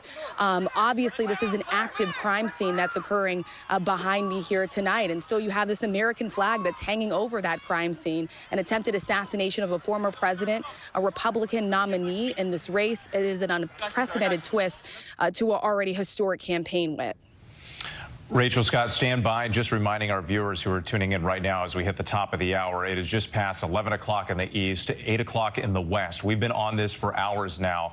I'm Whit Johnson in New York, following the major developments. Former President Donald Trump in an attempted assassination at one of his events in Butler, Pennsylvania. He was there for a rally, a political rally. You see the events here. There were the popping sounds in the crowd, the former president reaching for his right ear before going down to the deck right there on the stage. The Secret Service surrounding the former president, jumping on him to protect him, forming somewhat of a human shield there before eventually bringing former President Trump back to his feet and escorting him off the stage. You can also hear the screams from the crowd because, as we know now, that there was a shooter who was perched on a rooftop, fired up to 8 shots from an AR-style rifle, and at least one spectator, one person in the stands there, was killed. We know that 2 others were taken in critical condition to a nearby hospital. The former president was also escorted, as you can see in some of these images. Once they got him back to his feet, they escorted him off the stage. And in some of the pictures, you can see that blood trickling down the right side of his face. The crowd responding to Trump when he got back to his feet and started cheering. The former president then walking off with the Secret Service, as you see here, ultimately into a car being escorted off to a nearby hospital. We're told by family that the president is doing fine tonight, that he did suffer a minor injury as a bullet passed through the top of his right ear.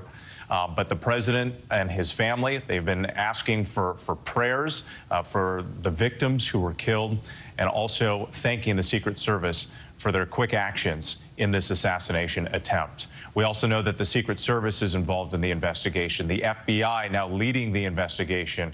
We've been getting information about the shooter. They have confirmed that it's a man. They believe at this point it's a lone suspect. No indication that anybody else was involved, but that man was perched on a rooftop some 200 to 300 yards away from that venue, once again with an AR-style rifle.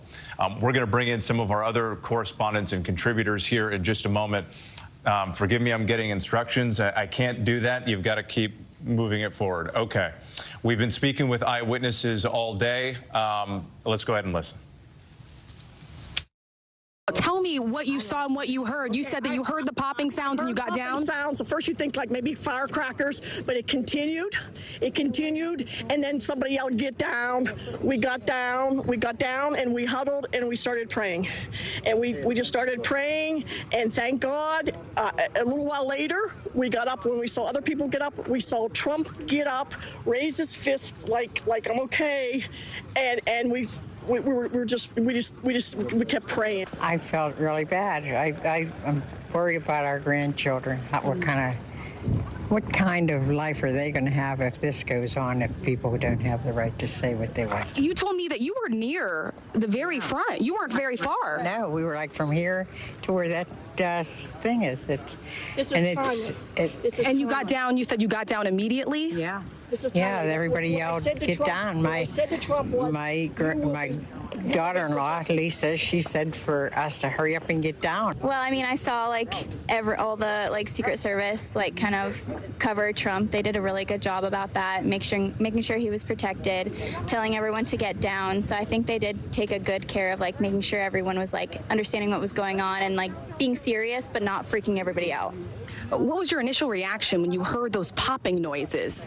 To get down, yeah. So I actually my boyfriend pushed me on the ground and went on top of me, which was really nice. But I think a lot of people were a little too shocked to understand what was going on originally, for sure. But I think everyone listened pretty well, and it was handled pretty well. Did you see some of that commotion that was playing out on the other side of the bleacher, where we saw law enforcement agents sort of swarm around another individual, or did you ultimately just rush out?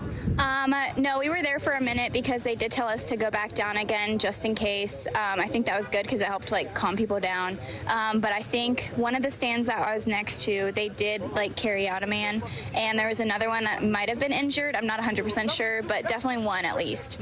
And on the other stand on the other side, because I was on the right, on the left, there were a bunch of men in uniform surrounding someone. So that was interesting to see. You said that you were very impressed by the speed in which Secret Service was able to get on that stage within seconds of all of us hearing those popping sounds. Yeah, absolutely. They did a great job. I definitely felt protected in the situation. The sniper was on it, watching on guard. Everyone on the scene did a great job. I mean, of course it was nerve-wracking in the moment, but I never felt like I was in danger, which was cool. They were on the president, which I'm very thankful of, and they did a great job protecting him and getting him out as quick as possible. He is doing good, which is good. Yeah. I'm the Republican nominee for the Senate in Pennsylvania. I was in the front row, and President Trump had just announced me and said he was going to have me come up on the stage, and said, well, wait a minute. And then there were a number of shots, I think probably 7 or 8 shots. It wasn't clear whether they would come from one place or 2 places, at least I couldn't tell. And immediately there was a swarm of Secret Service officers that, got on top of, knocked down President Trump and got on top of him. And then he stood back up, and you sort of saw this fist come out, sort of defiant, that it looked like he was okay, but you couldn't tell for sure. It looked like there was some blood, but it wasn't obvious. And then the entire crowd went to the ground because we weren't sure whether the shots were done. And then unfortunately, over my shoulder, someone had clearly been hit. I was on the ground, and up in the bleachers, probably 3 or 4 bleachers behind me, it looked like there was a man who was severely injured. There was a lot of blood, and his people around him were trying to administer first aid. And then some police officers came in and carried him out and presumably took him to get first aid. That's really all I could see. I don't know if there were other people injured, and I don't know if there was anybody apprehended, because as you might imagine, once that happened, the crowd was it was very chaotic, and it was very hard to know what was going on. And we're still there at the rally, just sitting trying to get out because the traffic is so backed up. And Dave, your account seems to confirm some of this reporting that we're getting about a shooter and potential bystanders who were hurt. Just talk more about your initial reaction. I mean, seeing this, you're running for Senate in the state of Pennsylvania. You're about to walk up on the stage. You're getting introduced by the former president, and then you hear these shots ring out and the chaos in the crowd. What was going through your mind in that moment? Well, it takes a minute to process. People started to panic all around. You could feel, people were very scared, and so, everybody just dropped to the ground. And it felt very obvious that the president was under assault, and very much at risk. And it wasn't clear that he was okay to begin with. And then, once it started to sink in, you're thinking, are there still shooters out there? Are they going to target other people? And, it's just like these, situations. I was in the military previously. You realize over time that the facts start to come together. So you got to be careful not to draw too many conclusions early on. But I think what we all felt was a sense of, oh my Lord, everybody's in danger, because there's clearly a shooter, at least one shooter in the crowd, and maybe more. And, really, I think scary for everybody who was there. And shocking, even more than scary, just shocking, because you were in the middle of this rally, and it was kind of fun, and people were enthusiastic, and all of a sudden it was turned upside down. What does this say to you about our state of division and the politics in this country right now? Well, I don't want to draw any conclusions before I know more about it, but obviously it's if you're a public official, if you're a presidential candidate, and your safety's at risk, that's scary for all of us, no matter what party you're in. And so I think it's a moment to take stock. And you had 15,000. It seemed it was a huge crowd. I was told by the law enforcement people there are 15,000 people who were enthusiastically supporting their candidate, and all of a sudden, the former president, his life is at risk, and what were peaceful people in the audience are wounded, potentially, fatally. I mean, that's unacceptable, and it's not a matter of party. That's just unacceptable in our great country. I do want to go to Leonard Verdetto, who is an eyewitness who was there at the rally today. He's joining us now on the phone. Leonard, can you hear me?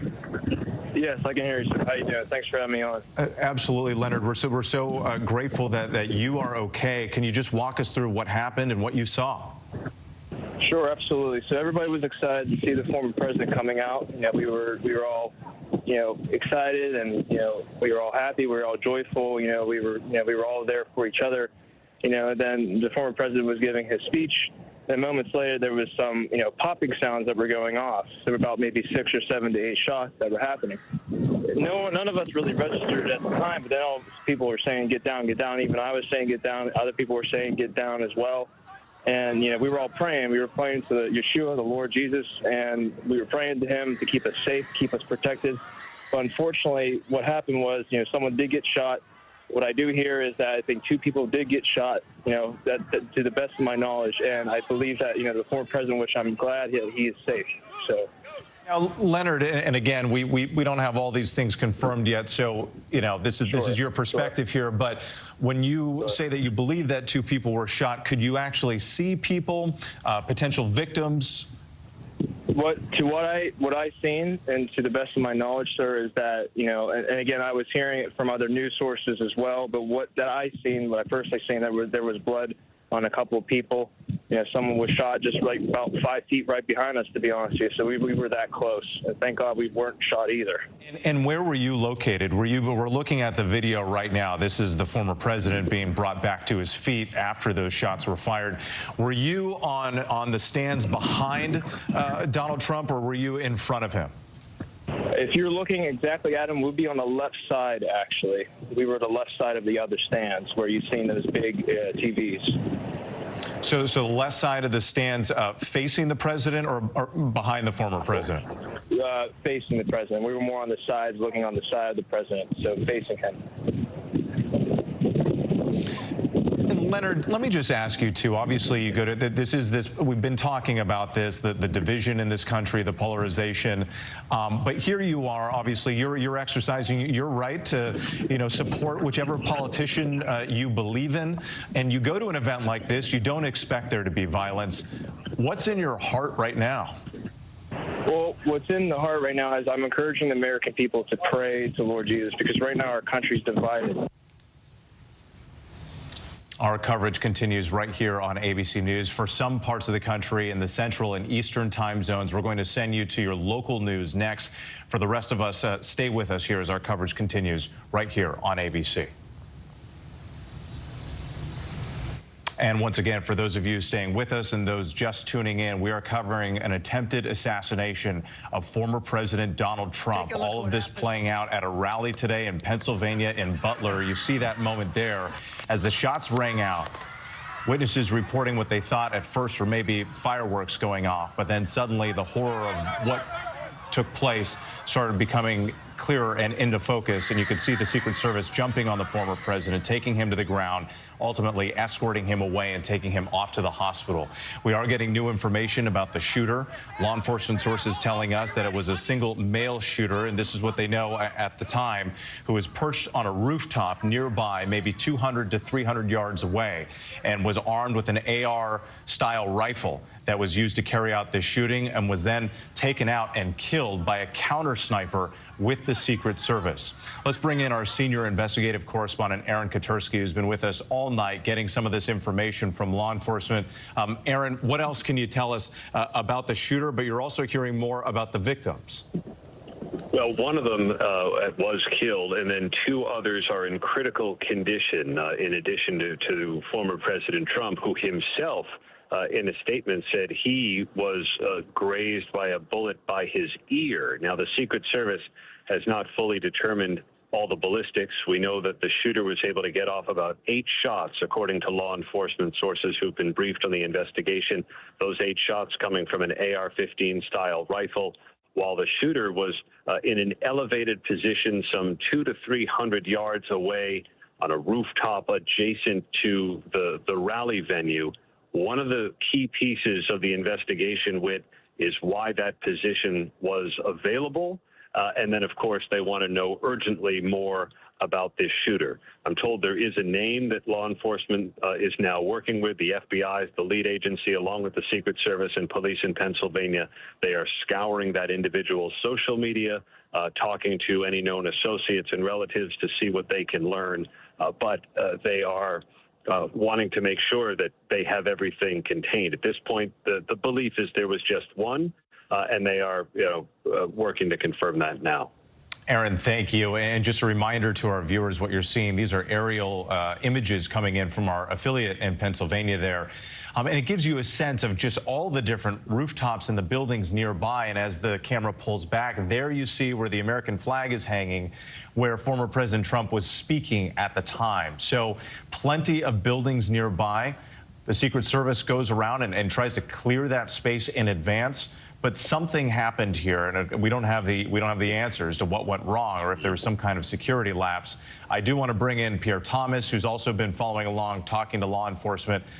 Pierre, you know that you've been getting word from the Secret Service. They have briefed the President Biden, on this. They always do a perimeter scan of the area ahead of time, but a lot of questions about how this happened tonight. Indeed, and we already have the House Oversight Committee calling on the Secret Service director to appear at a hearing later this month to talk about what went wrong here. They're clearly deeply concerned about what took place. We also, Whit, can tell you that the FBI is on the scene right now at that venue, looking at the evidence. The ATF is also there securing any rounds that were fired. The FBI, as Aaron mentioned, has a name. I was told at least 2 names that they were trying to narrow down to make sure that they have precisely the right suspects so that they can make sure that they're doing the appropriate and very focused investigation. The other thing I would share with you is that we spent some time in recent weeks with the Secret Service as they were preparing for the conventions. And one of them in particular, who was a part of the counter assault team, told me specifically that they had to prepare for the lone wolf in addition to organized terrorist attempts, that everything was on the table. And he was making the point that it's all quite serious, it was all quite real. And even though they will face some scrutiny tonight, we saw a lot of the training that they showed us in play tonight. The notion, as you mentioned, Whit, that they formed a human shield. They're taught to walk into gunfire, to form this human shield around the president or any other protectee. And we, in an eerie way, saw that play out today in real time. Just stunning to see, Whit. And Pierre, it's also, to your reporting there, you mentioned the lone wolf. This is something that you've been talking about, law enforcement has been warning about for a long time, because it's one thing for them to track the political rhetoric, the chatter online, if you will, but they talk about this, it's nearly impossible. If you have one lone person who has a grudge, something they want to carry out, you can protect the perimeter as much as you can, but you can never guarantee 100% safety. Indeed, Whit. And again, the key is, who was this person communicating? Did they put anything on social media? Sometimes they do. Oftentimes they do put something out there that gives some kind of warning sign, but sometimes they don't. That's the key tonight. The key tonight is, who is this person? What can they find out about him? Were there other people involved? Did anyone else know? Those are the critical questions. We expect we'll get more answers tomorrow. Again, they have a name, at least one name. I was told 2. They're narrowing this down, but they want to know everything possible before they begin to speak anything about this particular suspect. And we are standing by, and that information has been coming in throughout the hours this evening. Pierre Thomas, thank you again for your reporting. Let's bring in Josh Drespling. He's one of the witnesses who was there at the rally tonight in Pennsylvania. Josh, we've been hearing from others who were there and the awful scenes that they saw before their very eyes. Walk us through where you were and what you saw and heard. I was approximately the center of the crowd, on the ground, the center of the crowd facing the podium, a little bit off to the right, about 50 yards back. I heard, like your other witness has been saying, what I thought was fireworks, and there was an initial pop followed by 2 more, then a sequence of 4 or 5, possibly 6 more rounds, and saw Trump go down, and then there was like this kind of eerie silence. Everybody kind of dropped to their knees, and everybody was just kind of like, is this really happening? It was very, like I said, very surreal and kind of unnerving. And from my vantage point, I saw the 2 injured people that were off to the left in the stands, and I made my way over there and was able to capture a video of those 2 gentlemen being brought out and worked on by EMS and military personnel and state police. Like I said, it was just kind of a surreal situation to see something like this go down in our country. Josh, I can't imagine, and we're actually looking at this video that you shared with us right now, and you see the emergency personnel coming down the stairs of the stands there at one point, holding a person who we had to blur the image, appeared to be in grave danger. What was that the moment when you knew that this was real? A few moments before that, it clicked in my head. At first, like I said, it kind of sounded like fireworks, and then the progressive shots, and then he saw Trump go down and the Secret Service surround him, and it was just like, oh, this is not a joke kind of thing. It wasn't somebody playing around with fireworks or whatever, and and then once they start bringing people out that were injured, and and it became more than real at that moment. And Josh, we've been hearing from so many witnesses tonight, really just a range of emotions, from sadness to anger. Obviously their hearts going out to the people who were injured and killed. What's on your mind tonight? You bring that up. I got multiple calls from friends, family, and relatives who knew I was heading out that way today, and were like, "Are you okay?" Or, it was just everybody. I mean, across the country, other side of the country, I have friends that were calling me and harkened back to me being there. But moments before Trump came on stage, there was a young man, 20, 30 something, with a child on his shoulders. It couldn't have been more than a year old, and he was up there patting dad on the top, on his hat, on his MAGA hat, Make America Great hat, pointing at people and laughing and having a good time in the sun. And, as this going on, the image of that little kid ran through my head, and it was just, where is this kid now while all these people were on all fours on the ground being afraid of being shot, which, like I said, once again made it very surreal and unnerving. We've been talking tonight about how this is no doubt going to be a big test for this country, right? What do we do next? As the American people, our politicians, how do we respond to this kind of violence? What are your concerns going forward? Man, if I had to answer to all that, I would be running for president. But I mean, I just feel it's going to divide our two-party system even further. I've already seen things online where people were saying, "Oh, this was a fake," and this, all these different conspiracy theories, which is just like, oh, great, we can't just, agree to disagree and work together kind of thing. But, only time will tell what the response to this will be. Well, Josh, thank you so much for your time tonight, and our thoughts go out to you and your family, of course, the victims, everyone who was there and witnessed all of this. We appreciate you sharing your thoughts. All right. Thank you for your time. Take care. Thank you. Let's go back to Rick Klein in Milwaukee. This, of course, is the site of where the Republican National Convention is supposed to happen. That was supposed to be the big political news in the coming days, and obviously everything has taken a dramatic and tragic turn here. Rick, what else are you hearing from officials there on the ground? Whit, as of now, there is nothing about the convention's 4 days that are set to change. I've talked to convention officials and Republican Party officials and Trump campaign officials throughout the day, and they have been adamant that nothing is changing.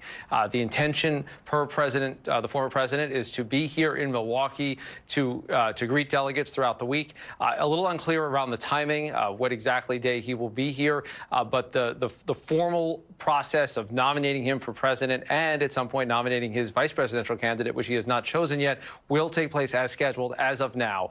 But all other events right now are being scrutinized. There were some welcome parties tonight that have been canceled. Tomorrow, there's a major event, some 15,000 people expected, an outdoor welcome reception that right now has to be reevaluated in terms of its basics. And Whit, I just can't stress enough how a convention is about more than just one venue. As our colleague John Kroll reported earlier, you can secure and lock down the venue itself where Donald Trump will get the nomination, where the delegates will be, but they are staying at hotels spread across this city and across parts of Wisconsin. They are having receptions, they're having parties, they're having dinners, they're having breakfasts. Often members of Congress are walking around. There are so many potential security threats or incidents or soft spots that are going to be walking around the city of Milwaukee in the next couple of days that it has people on edge and reevaluating in real time. This has been a wild and chaotic day. I'll tell you, you arrive in a convention city, people are excited. I was on the plane with a couple of delegates who were going to be here for the first time, texting with them tonight. It is a totally different feeling. They are just saying prayers for Donald Trump, prayers for our country. Everything seems different about the atmospherics, even though the event itself is going on as scheduled. Yeah, everything absolutely is different. And as the event goes on as scheduled, no doubt there will be changes perhaps that they're not discussing or not aware of at the moment. Rick Klein, thank you. Let's bring in Paul Eckloff, who we were speaking with earlier, a former Secret Service, to dig deeper into this, because, Paul, it's one thing to say the events move forward as scheduled, but once the Secret Service and law enforcement, the FBI, take a closer look, no doubt there will be some changes ahead. What are your concerns just in terms of the challenges of this convention? My concerns for the convention would be far different than for the campaign event and the tragedy that we saw today.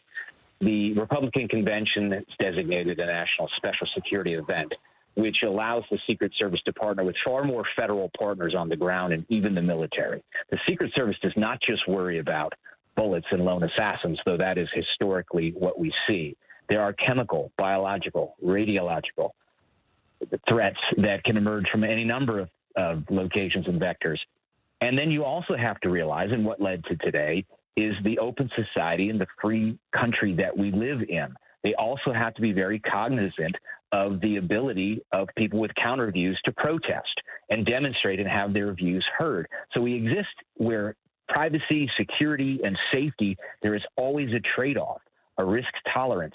And obviously that will have to be tightened up. Campaign events will likely look very different.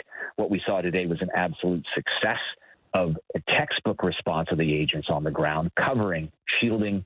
What went from a joyful campaign event within minutes turned into an active shooter scenario until within the video that I have seen, within less than a second, the counter sniper operative neutralized the shooter. And the president was able to be evacuated safely to the hospital, which is also planned. But the planning for a national special security event is extremely comprehensive. I know many of the agents on the ground in Milwaukee today, and they are among the best in government service. So, Paul, we hear law enforcement frequently talk about so-called soft targets, right? Large gatherings where maybe there isn't the same sort of police presence. We've been hearing about this welcoming party where there are supposed to be 15,000 people there. What changes do you expect could be made there? For the convention or for the events surrounding? For the convention. What specifically, forgive me, Paul, I'm just getting some information now. This is a live picture. Stand by, Paul. This is a live picture of President Biden right now coming in, heading back to Washington. Remember, he was in Rehoboth, Delaware for the weekend. But once this event unfolded, he came to the microphones, he spoke, he had a conversation with former President Donald Trump over the phone tonight, which in and of itself is a remarkable development, considering these two men almost never speak to each other. Even at the debate a couple of weeks ago, hardly acknowledged each other except for when they were speaking during the debate. So there is the president right now leaving, heading back to Washington. No doubt there's a lot that the president will need to cover in the coming days. Obviously, he was briefed by his advisors. We're also told that he was briefed by the Secret Service, and there are changes coming. It is not going to be business as usual in the campaign. It's not going to be business as usual at the White House. Changes are coming. The rhetoric has already changed. And obviously, after this event that happened today in Pennsylvania, the campaign events going forward and what the president is able to do, what the Secret Service lets President Biden or former President Trump do going forward, remains to be seen. Let's go back to Aaron Katersky, because our senior investigative correspondent has been getting new information as it's come in from law enforcement. Aaron, what more can you say? Well, we're going to hear from the police in Butler, Pennsylvania within the hour, we expect. So we should learn a little bit more from their perspective. But in the meantime, Governor Josh Shapiro in Pennsylvania says Trump has left the area under the protection of the U.S. Secret Service, and he is headed out of the state, we expect. Now, where he goes, we'll wait to see. We know that he's expected in Milwaukee. He may stop home first. Could be in New Jersey, could be somewhere else. But the former president is now out of the area in Pennsylvania after receiving some medical treatment there. And we're expecting to hear from the police locally in a short while. Aaron, thank you. Let's go back to Rachel Scott, who's been there in Butler, Pennsylvania, there all day for the event and then the events that unfolded afterwards. Rachel, we're getting word now former President Trump has left the hospital, is now leaving the area. Are we getting any sense, any reporting? What comes next in the next day or so before the convention? Yeah, and this is really coming at a time where we are just 2 days out from the Republican National Convention. This was the former president's last rally here in Pennsylvania, this critical battleground state. There was so much anticipation around this rally because he still has yet to announce his running mate. And so there was a lot of eyes on this rally in particular until this happened, until these chaotic scenes played out, the attempted assassination of a former president, presumptive Republican nominee. We now are getting word that the former president is now leaving Pennsylvania. It's unclear how quickly he would go back over to Milwaukee, where the Republican National Convention will be. We're also hearing word tonight that law enforcement is now preparing a sort of press briefing to provide an update to the press and to the American people about what occurred here. I can tell you that we have been here since 3 p.m., and this is the first time that I've heard this sort of silence. It's sort of an eerie feeling still here on the ground. We're the last camera crew that is here. There are a few people that are here whose belongings are still inside. They just took with them what they could as they were fleeing the area. They're still waiting to get access to their backpacks, their purses, their car keys, even to just drive home. They're hoping to get that in the coming hours. Law enforcement officials have been coming out telling them that it may take longer than a couple of hours. It may not happen until tomorrow. We've seen a flurry of law enforcement officials sort of congregating over on my right side behind me as they continue their investigation into what exactly happened here and how all of these events unfolded. But this scene was a couple hours ago so lively. People were excited to go to this rally. As I said, there was so much anticipation around it. And then that panic that set in with just minutes of the former president taking the stage. He had just arrived to cheering crowds. And then we heard those pops, those gunshots going off, one right after another, after another, after another. And obviously the frantic chaos that ensued with Trump supporters ducking for cover, scrambling to help. We talked to one man earlier today who was a physician. This was his very first Trump rally.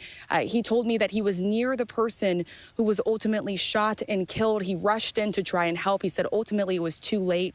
He left here not too long ago after talking to the FBI. So we know that they're continuing these rounds of interviews with the eyewitnesses that saw exactly what unfolded here just hours ago, Whit. And Rachel, we know that there were children in the crowd, kids on the shoulders of their parents. We spoke to a local mayor whose wife was pregnant, who dove to the floor to protect his wife. So these just traumatizing stories that no doubt these folks are going to have to deal with and recover from in the days ahead. And Rachel, you mentioned sort of like the eerie scene there, but still that American flag illuminated over your right shoulder. Still a big test to come for this country. Rachel, thank you so much once again. Let's go back to Pierre Thomas in Washington, because Pierre, we are awaiting this police press conference. Are you getting a sense of what we're likely to hear in the coming moments? Well, I'm being told by my sources that the FBI has identified the shooter.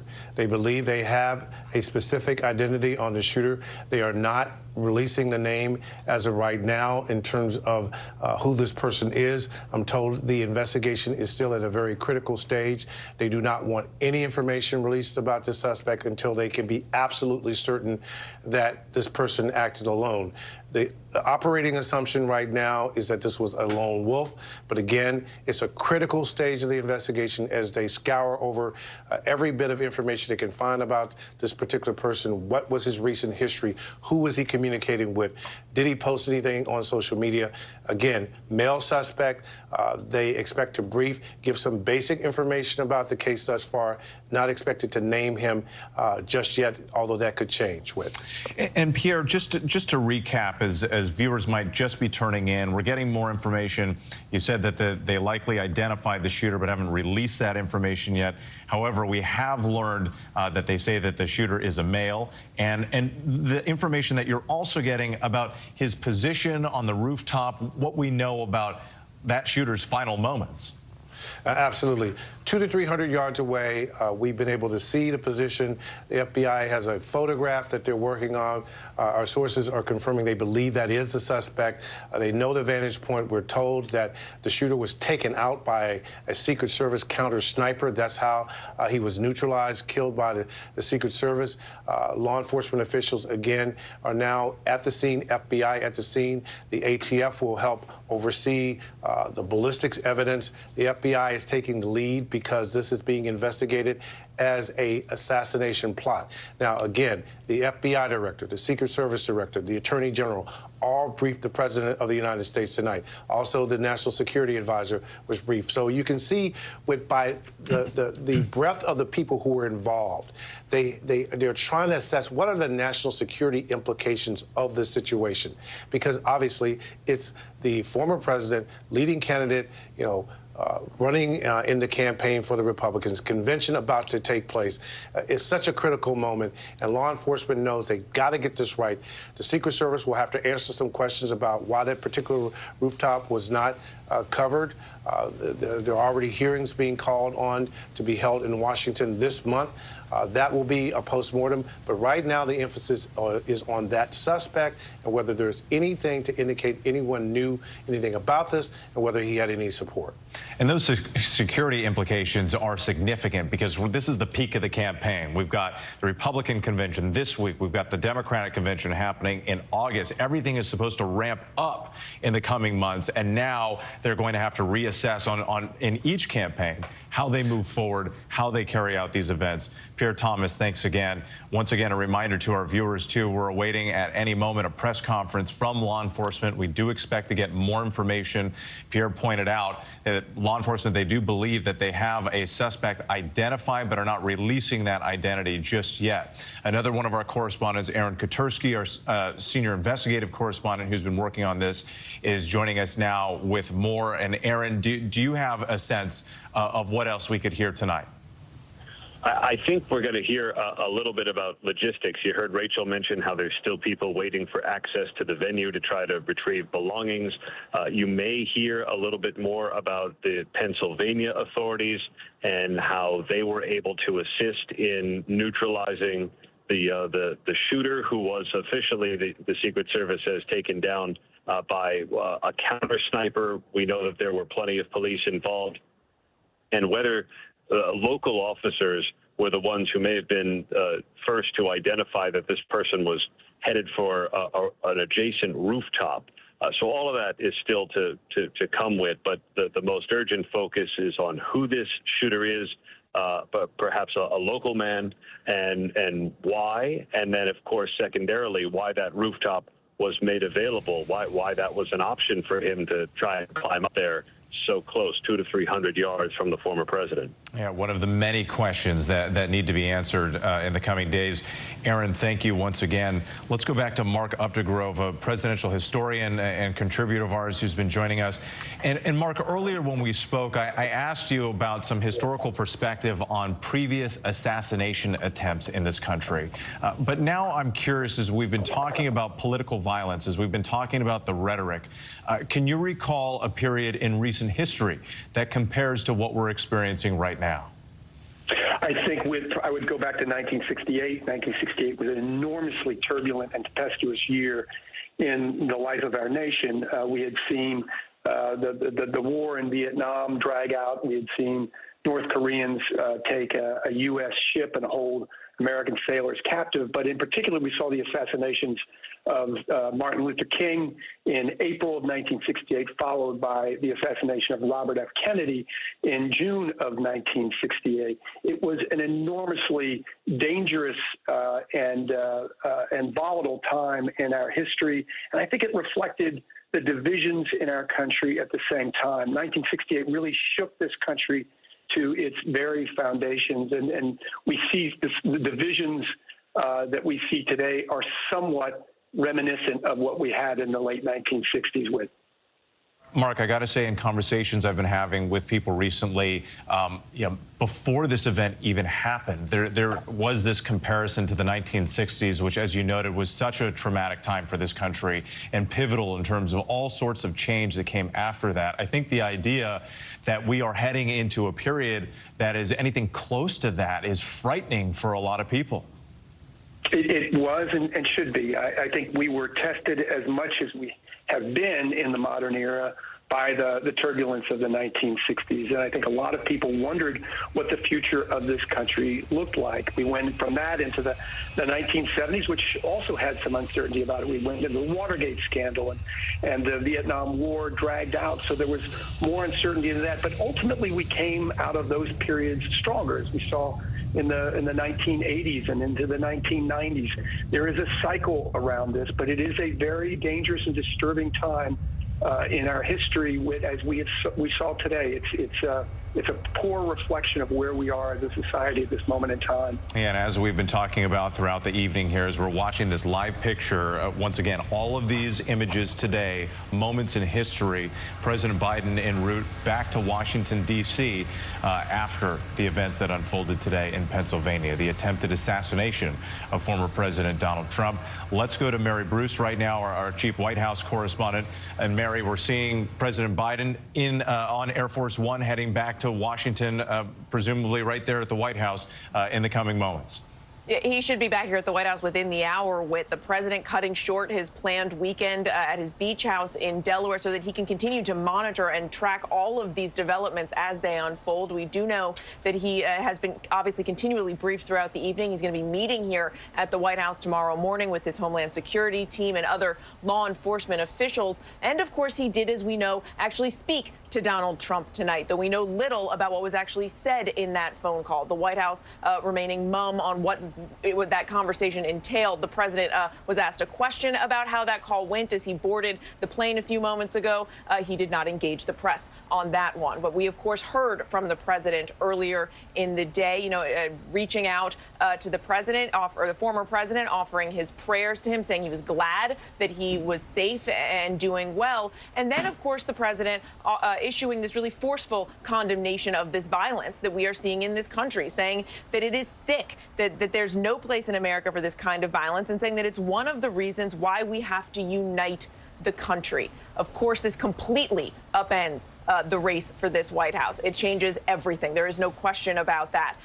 There will be plenty of time to unpack the politics of all of this, of course, but we are at least, getting a sense right now. The president's team and his campaign have hit the pause button. We're not sure how his schedule may change, but they are pulling all of their ads off of the air to try and use this as a moment to unite the country, arguing that this is not a time for politics. The former president's team, we are getting a sense of how they are going to lean into this, it seems. The Trump campaign has sent out a fundraising pitch, and in it they say, "I will never surrender." The president's team saying, "They're not after me, they're after you. I'm just standing in the way." I think we are going to see a big shift, perhaps, in the kind of messaging that is coming out of these campaigns. I'm sure this is something that both teams are discussing and trying to figure out tonight. But for right now, the president reacting to this first as president, not as a candidate necessarily.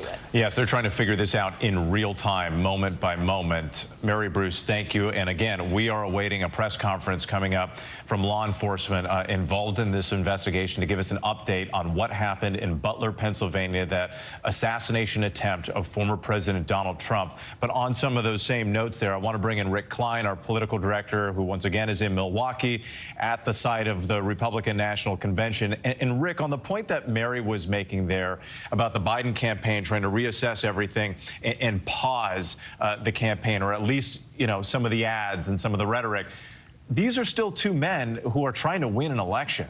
And this is a very important moment, not only for the former president, but for President Biden, who's been under extreme pressure from his left flank about whether or not he's going to stay in this race. Yeah, and this comes at a very odd and tenuous time for President Biden, where he has been challenged by people in his own party about his ability to do the job, people questioning whether he's in charge, whether he has the mental ability to continue. The polls have shown that so many Americans have those kind of doubts, those kind of questions. And now comes this moment, the challenge, to Mary's point, where he's got to be a president first and a candidate second.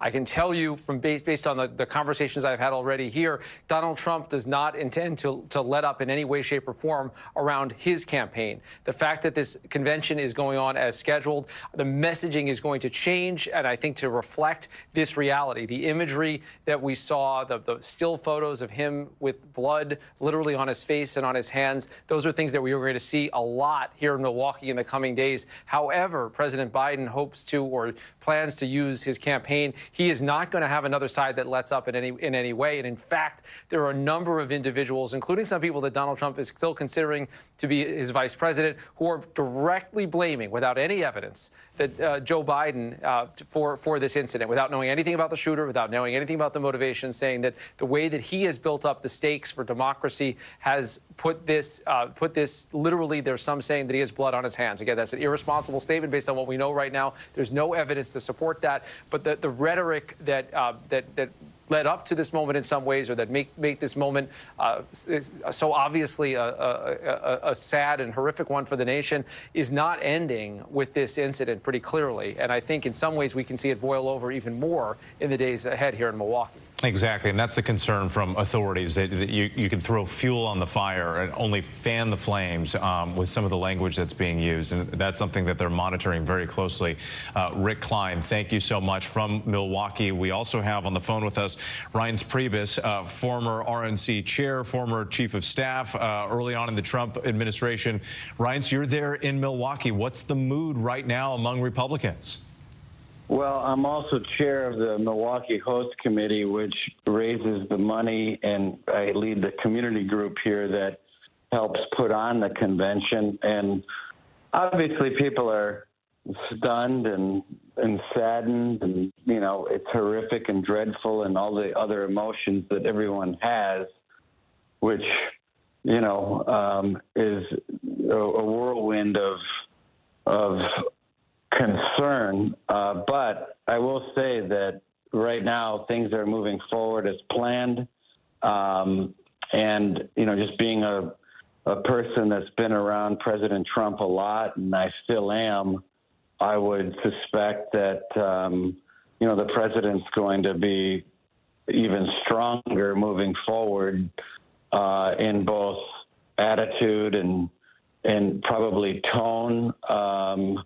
And so I don't expect right now anything to change moving forward. I want to follow up on that because obviously, you know, people have been thinking about the former president, and we know that he is doing fine. He suffered that minor injury to his right ear, and he says what he believed was a bullet that whizzed by. Somebody died today, at least one person, you know, an innocent bystander who was just there for this political event. And it's a reminder that you can't protect every location 100% all the way. And, you know, law enforcement often talks about soft targets and large crowds and gatherings. And it's one thing to say that the convention itself will be safe. But Reince, I guess my question is, do you, like, how can you guarantee the safety and protection of the other people who are there participating, engaging in some of the other events around the convention? Well, it's a good point, and obviously everyone involved is doing, you know, doubling and tripling down on conversations and reviews. Speak with the mayor tonight, folks at the RNC, and others, that everything is safe as humanly possible. But you know, we have to do everything we can to make that happen. And we have to decide, I guess, as Americans and people that are here in Milwaukee, what's best for this convention. And right now, you know, the event is moving forward as planned. So obviously no one's going to want to do anything that will put anyone at risk. That's not something that we're willing to do. But also we have professional people here. We have over 4,000 police from outside of Wisconsin, not to mention the folks in Wisconsin, not to mention the Secret Service and others. So it goes without saying. I mean, safety is number one. We want people to have a good time. We want people to be safe. But we also don't want to be deterred by, you know, maniacs either. So all of it has to be analyzed, and that's what we're doing right now. That's a really good point, Reince, because one thing we know about terrorists, whether domestic or, you know, from another country, is they attempt to change our way of life. And that's something that I would imagine that many on all sides of the aisle could agree, that we don't want to let somebody change our way of life.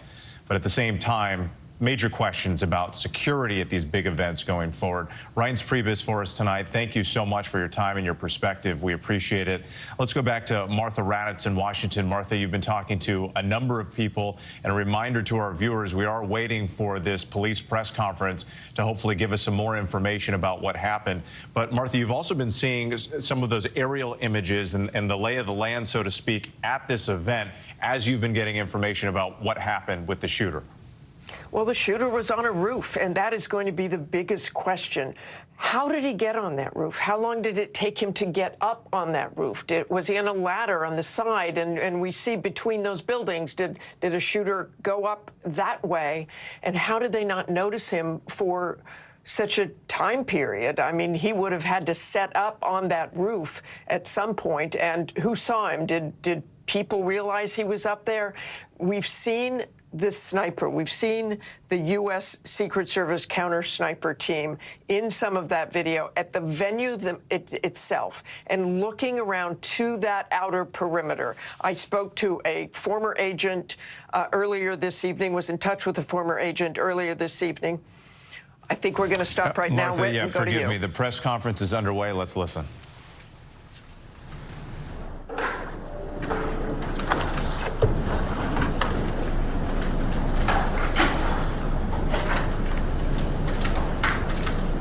And we're just watching this right now. We understand. Is everyone ready? Law enforcement getting set up, ready to deliver some remarks. All right.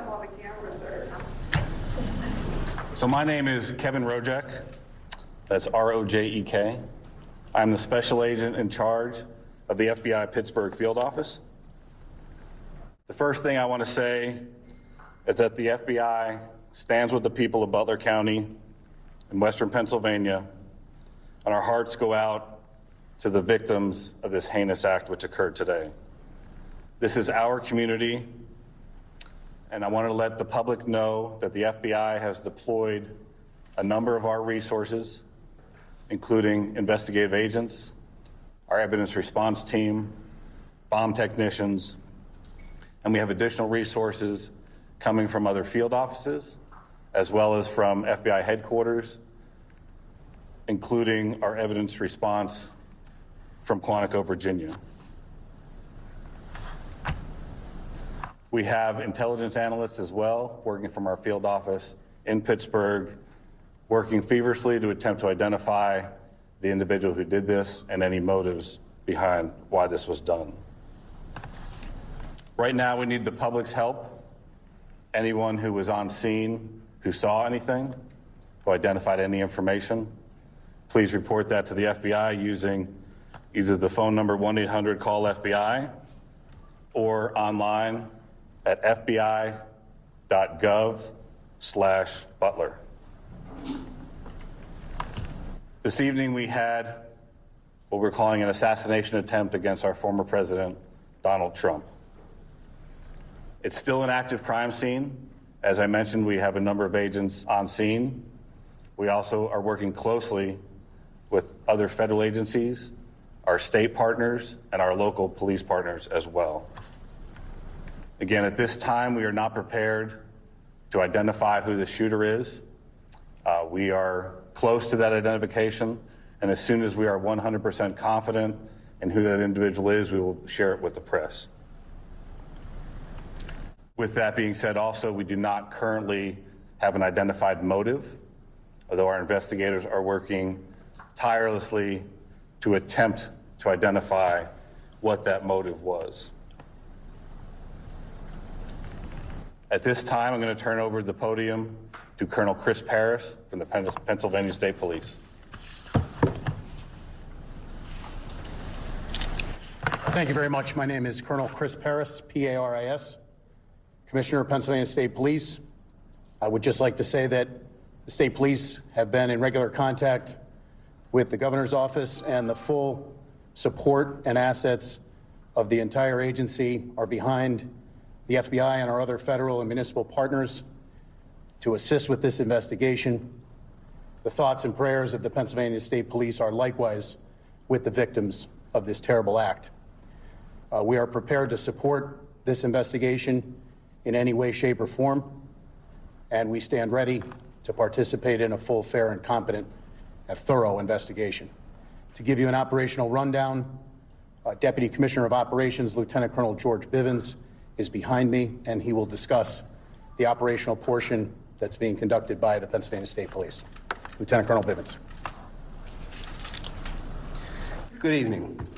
So let me describe for you a little bit about the scene that we have over there. As you know, there was a grandstand, a very large area, a lot of people there when this all unfolded. The former president had come out and begun to speak shortly after 6 o'clock this evening, and within about 10 to 15 minutes, a number of sounds were heard, and it became apparent that shots were being fired in that direction. It was a chaotic scene. Law enforcement, I believe, acted heroically, quickly identifying and neutralizing the threat, as well as responding to assist the various victims. PSP had a significant presence on the scene along with all of our federal partners at the time of the shooting. We have since enhanced that presence significantly, bringing in resources from all over the Commonwealth to ensure that we have a speedy, thorough investigation. We are working very closely with the FBI as we work through this. As you can imagine, because of the variety of crimes that have been committed, some are under federal jurisdiction, some are under state jurisdiction. And so, we're working through all of that, not an issue at all. We work seamlessly. But the FBI has maintained the lead on the attempted assassination. PSP will take the lead on the homicide and the shootings of the other individuals in the grandstand area. And so there are a lot of witnesses to be interviewed, a lot of things to be processed. There were some complicators that hopefully the next time we speak we can describe for you, but some complicators that slowed down some of the processing and the positive identification of the shooter. But know that at this time we have no reason to believe that there is any other existing threat out there. We are doing everything we can to make sure that this is thoroughly investigated, and that if there is any information developed that anyone else was involved, that between PSP and the FBI, that will very quickly be followed up on. So I think at this time we would open it up to questions from all of you. Was this a lone wolf attack? Again, I think it's too early to say that. We have one shooter tentatively identified, but we're not stopping there. We're following up on a lot of information. It will be some time until we can conclusively say or answer that question, I think. How long do you think that gun was hiding up there? I mean, we saw the snipers up there, as the crowds were kind of mulling in and looked at the viewpoint and check everyone out. How long had that guy been up there? Again, that'll all be part of the investigation, but that will all be part of the investigation. But I can tell you that preliminarily it appears everything unfolded very quickly. So, again, we'll have more information on that, but it's just too early to start definitively saying this happened at this exact time. But it wasn't like he was inside the security perimeter, right? That building he was on was outside of it? That's correct. How far outside of it? We'll have that information for you. It was some distance outside of the Colonel, can you comment on reports that there were people who saw someone on the roof and tried to alert authorities? We're following up on those. I will tell you that I am aware of those, and I am aware that law enforcement had responded to a number of reports of suspicious activity. The specific response to this will be all part of the after action, but yes, law enforcement was responding to check on several suspicious occurrences. What were the other suspicious occurrences? That'll all be part of the investigation. I think I'd like to. Butler County, Pennsylvania. Is there anything else? Did he have any affiliation with that company, do you know? So again, we're not prepared at this time to provide the identity.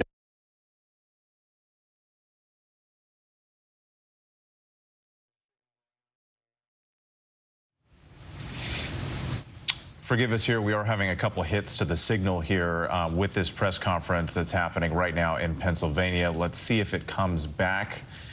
If it doesn't, we'll continue here, or as we wait for it, I can give you some of the headlines from what law enforcement officers were talking about. This is a multi-agency effort very complex between the FBI, which is leading the investigation, and the Pennsylvania State Police. And they said that because of the different layers, they said at this time there are a variety of different crimes, some under federal jurisdiction, some under state jurisdiction, but they will be working together.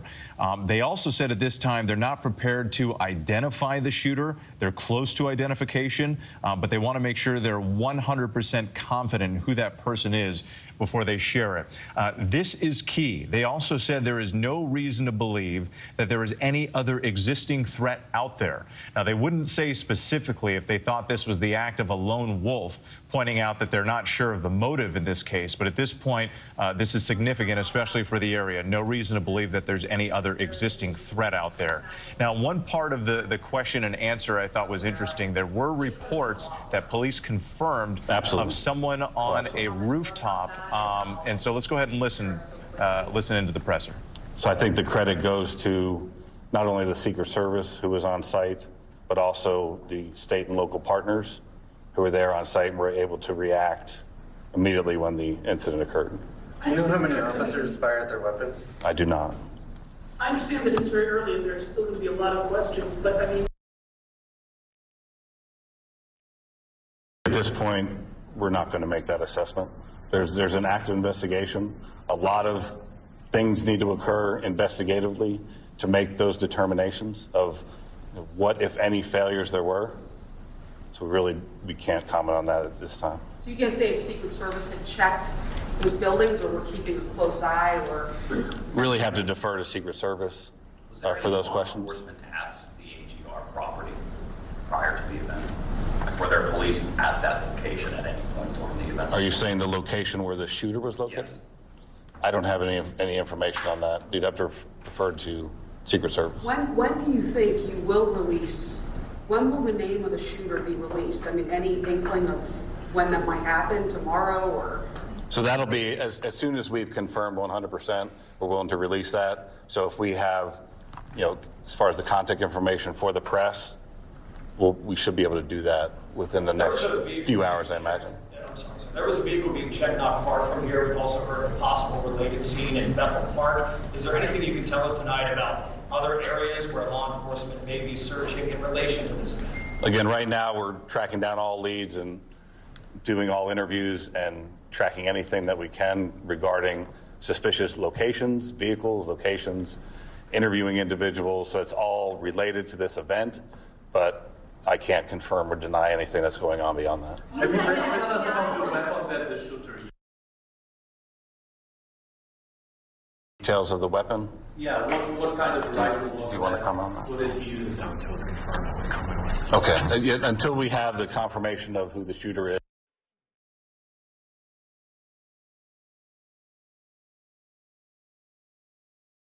Viewers there, just again, we've had some issues with the signal here at the press conference. It is ongoing. Let's see if we can listen in. Or do you have reason to believe that there are bombs somewhere in Butler County? Can you just walk us through that? It's primarily standard procedure of any suspicious packages. In this case, there was identification of suspicious packages around where the shooter was, and so we deployed, in an abundance of caution, bomb assets to make sure that those were cleared for investigators to move safely in the area.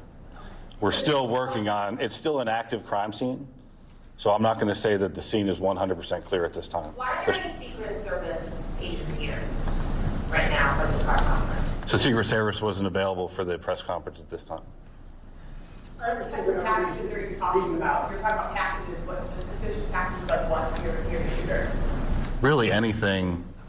I don't have specifics on what they were looking at, but there's people in the crowd will leave bags as they're fleeing the scene like this. So any suspicious packages we have to treat as it may be an explosive device. And how quickly, this was, I guess, the Secret Service, which we're not here to talk about, I guess, but when you guys jumped into action, all on and were able to take down that shooter, how quickly did everybody jump in and who ended up taking him out? So it was immediate, and we're still trying to figure that out. So we'll wait till we have more definitive information regarding that investigatively. What about the person in the crowd? Do you have any information about how they were killed? My understanding was it was from the shooter, but again, those will be details that are released later. Do you search homes or apartments as a part of your method of identifying the individual? So if that's where the leads take us, absolutely. Was Donald Trump hit with a bullet, do you know for sure, or was it potentially something else that could have? I don't have that specific information as far as the injuries to the former president. I understand you're not releasing the suspect's identification right now, but as you know, is this person known to you guys? Is he somebody that you guys have been looking at due to threats he's possibly made online, et cetera, et cetera? Again, the information that we currently have, we're looking at that obviously very intently, and as we know that information, we'll release that as well. So we'll need to plan another time for a follow-up press conference. We're looking at all investigative leads and all everything from, and that's why we asked the public, because I'm sure there'll be cell phone video, there'll be all kinds of information that we'll use to fully flesh out exactly what happened here. I know you're saying you can't say what type of gun it is, but do you know how many shots were fired? I don't. And I don't have that information as far as that. That'll come out in the investigation as well. Is there an identification tonight on the other victims? As far as the civilians, the civilians that were injured and killed? Yeah. So we do have identification on those. We're not prepared to release it at this time. We have notified a number of family members, but they have not had an opportunity to notify extended family and things. I would confirm for you that we did have one individual killed, and I know I heard somebody say about 2 victims. There were 3 in total besides the former president. So 2 critically wounded, 1 killed. At this point, do you know if they were sitting near each other and where in relation to the former president were they? I don't have their exact seating by individual. Again, that'll all be part of the investigation, but the shots were scattered somewhat, and so they weren't just into one particular location. you're saying just one fatality as of right now? Yes. The shooter and 1 fatality. The shooter plus 1 fatality. Okay. So there was 1 victim of the shooter who was killed, and then the shooter was killed. And then 2 incredible. Yes, ma'am. Witnesses say they saw a semi-automatic rifle used by the shooter. Can you share any more details of this? That's what you believe. I've heard those reports as well, and again, we do have a good idea of what the weapon was, but again, that's all part of the ongoing investigation. And I'm not trying to be cagey about that. When the SAC talked about the need to be very methodical and to be cautious with that scene, we are doing just that. We don't want anybody else getting hurt, and candidly, there are some concerns that we'll be able to talk more about later on about just what those concerns are and continue to be. Have you talked to the shooter's family yet? That's all part of the investigation. After the event, there were a lot of really angry people. Are you monitoring? Have there been any threats in response to this? Are you worried? Have there been any specific threats? That's certainly a concern, and we're monitoring that whole situation. I mentioned that we're bringing a lot of assets to bear, and so like the FBI, utilizing their analysts, we also have the Pennsylvania Criminal Intelligence Center. We will utilize the resources of our intelligence division and the Criminal Intelligence Center to be able to monitor for concerns about any threats, regardless of the side of the issue or the political spectrum. We want to make sure that we try and avoid any further violence. So no, nothing specific so far? No, sir. Without identifying them by name, can you say anything about the other folks who were injured or killed? Were they adults, men, male, female, anything at all? They were adults, and they're male. All 3? Yes. How difficult it is for your department, though, or all your departments, to go talk to these family members, including the civilians who were gunned down while they just went to a rally to try and, celebrate, I guess, the upcoming election? What are those conversations like, and how do you kind of get through that? We have trained investigators, and we're partnered hand in hand with the FBI, again, because we've got some federal violations, some state violations.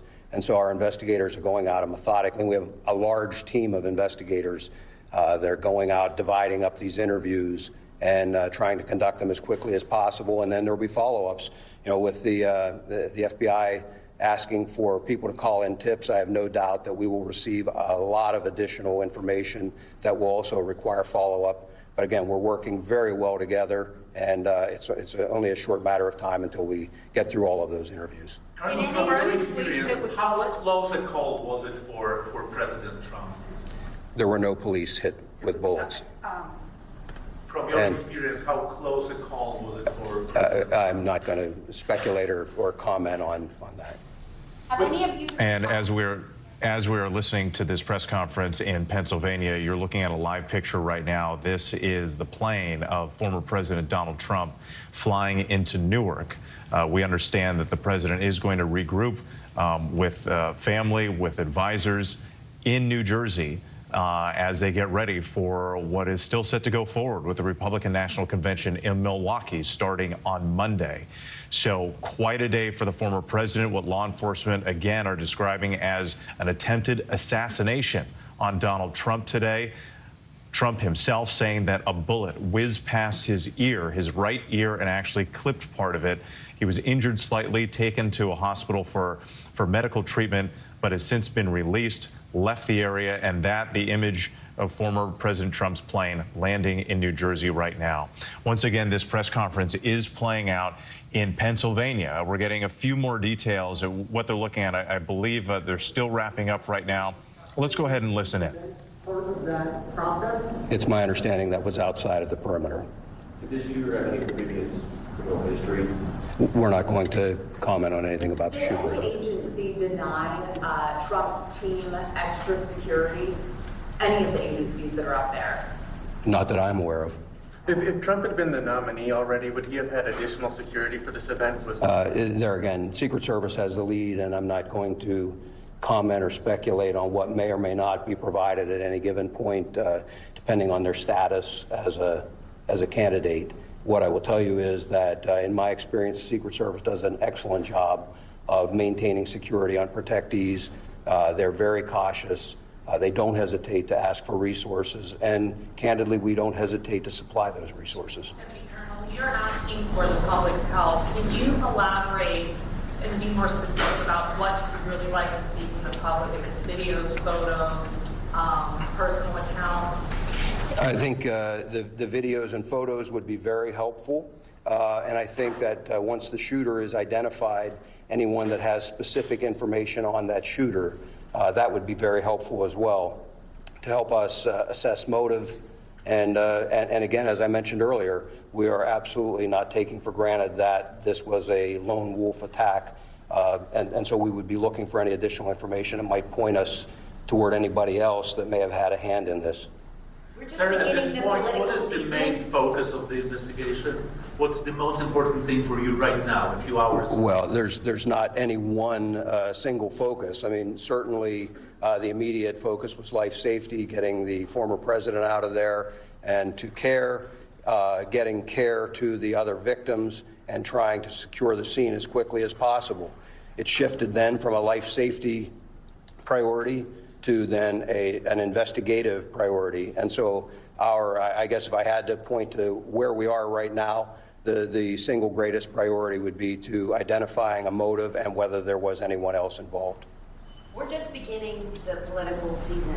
Are you guys concerned with all of these rallies that happen and how they're set up? Is this going to change maybe the venues? Again, I would refer you to the Secret Service in terms of what they work out with the campaigns. We will continue to supply resources, as I'm sure the FBI will, and local partners as well. When this was announced, it was, And again, you're listening to this press conference with law enforcement in Pennsylvania, the state police, and the FBI speaking. But the image to the right of your screen is President Biden stepping off of Air Force One, arriving at, I believe it's at Andrews Air Force Base. At Andrews, this was just moments ago. We know that President Biden ended his trip. He was in Rehoboth, Delaware for the weekend. He ended his trip early to come back to Washington as all of this started playing out. I was just listening to see if we're going to go ahead and we're going to leave this press conference right now and go to Mary Bruce, our chief White House correspondent. Mary, a couple things that I just wanted to point out before we come to you as we're getting all of this information here. Once again, law enforcement saying that they are calling this an attempted assassination of former President Trump. I remember earlier tonight when President Biden was asked that question, he wasn't ready to go and confirm that, but now we're officially hearing it from officials. And once again, before I come to you, forgive me, I just want to point out, too, that they mentioned that one victim was killed, 2 critically wounded. All are adult males, and that the shots were scattered somewhat, so they couldn't identify specifically where these victims were in the crowd. But they are also highlighting the fact they do not believe that there is any other existing threat out there. They couldn't confirm whether this is a lone wolf or what the motive was or if others were involved in some way, but at this point they do not believe there's another threat out there. Mary Bruce, I would imagine the White House, President Biden's team will be on heightened alert, regardless of what law enforcement says tonight. Of course, I think that is natural to assume here. And the president, of course, has also been briefed on all of this. And as you noted, he did say earlier today that he had an opinion when asked if this was an assassination attempt. But at the time, he noted that he didn't have enough of the facts. Well, now, of course, they clearly have been able to ascertain that, yes, this was, in fact, an assassination attempt. The president, as you noted, is now back in Washington. He'll be back here at the White House shortly. His motorcade now making its way from Andrews Air Force Base back here to the White House so the president can continue to monitor all of the developments as they continue to try and answer all of those remaining questions here. The president will, as we have been saying, get another briefing tomorrow morning. He'll be meeting with his Homeland Security team and law enforcement officials as they continue to try and unpack all of this. The public message from the president so far has been that this is a time for unity, saying that there's no place in America for this kind of violence. He has called this sick. He has said we cannot be like this. We cannot allow for this to happen. That is the message coming from the president. And I suspect that will continue to be the message in the coming days. The message coming from Joe Biden, the candidate, has been that they are pausing all of their public communications, as we've been saying. They're pulling down all of their ads, trying to make the point that this is not a time for politics. Of course, we have seen a bit of a different message coming out of the Trump campaign. They have been leaning into this moment. We noted that they put out that fundraising appeal off of this, saying, the Trump team saying, I will never surrender. They're not after me. They're after you. I'm just standing in the way. All of this, of course, coming as we head into that critical next week at the RNC. Yeah, we're seeing the politics. We're seeing the campaign. We're also seeing law enforcement start the process of carrying out this investigation, just the beginning stages. Mary Bruce, thank you. I believe that we're going to go back. We just lost the signal to the presser, but just a couple of other things that I just wanted to highlight, because some things that we hadn't heard before. They did say that there were a number of reports that they heard from people, and the state police did confirm that they heard that people were trying to report suspicious activity prior to those shots being fired, and that there were reports of someone on a rooftop somewhere. Now, state police couldn't elaborate on exactly what those reports were, but they did say that that was something that they were looking into with this investigation. Let's go ahead and listen back in to that presser in progress. What the request is from the Secret Service. Just in their defense, what I would want to say is it is incredibly difficult to have a venue open to the public and to secure that against any possible threat, against a very determined attacker. That's a huge lift to try and do it. And, the investigation will really give us an opportunity to take a look at where any failures occurred and what can be done better in the future. Lieutenant Colonel Bivens, do you know when another briefing might be held? We don't have one scheduled, but I would tell you we will let you know and give you plenty of notice. Certainly, as soon as additional things develop that would be noteworthy or of interest to you, we'll get that scheduled and have another with you. Locally, what can residents, businesses expect to happen with the investigation over the next couple of days? What's going to be going on there? Well, again, the interviews will all be occurring, and so they may see law enforcement in their communities. People came from a wide area to come to this rally, I'm told. So, there's going to be law enforcement fanning out, and as additional calls, photos, videos come in, those additional interviews will result in law enforcement being out in the community conducting those interviews. But otherwise, they really shouldn't see any other significant impact in the community. Can you confirm whether it's a male or female, the homicide, the bystander who died? It's a male. A male? Yes. Now, I'm from a European outlet from Poland, and I'm already getting text messages from, back home, and people are asking, how could this happen? What's going on in America? I know that is a philosophical question, but how could you talk to the people outside the United States about what happened here in Butler? Well, again, what I would say is a tragic incident that occurred. We're not in a position to start second-guessing how or why or anything else at this point. Just know that it will be thoroughly investigated. If there is anyone to prosecute, that will be done, and we'll move forward. But I don't have a good answer for you. We'll just take one last question. I know that PSP said that you guys were not aware of any additional requests from the Trump team for security. What about the FBI?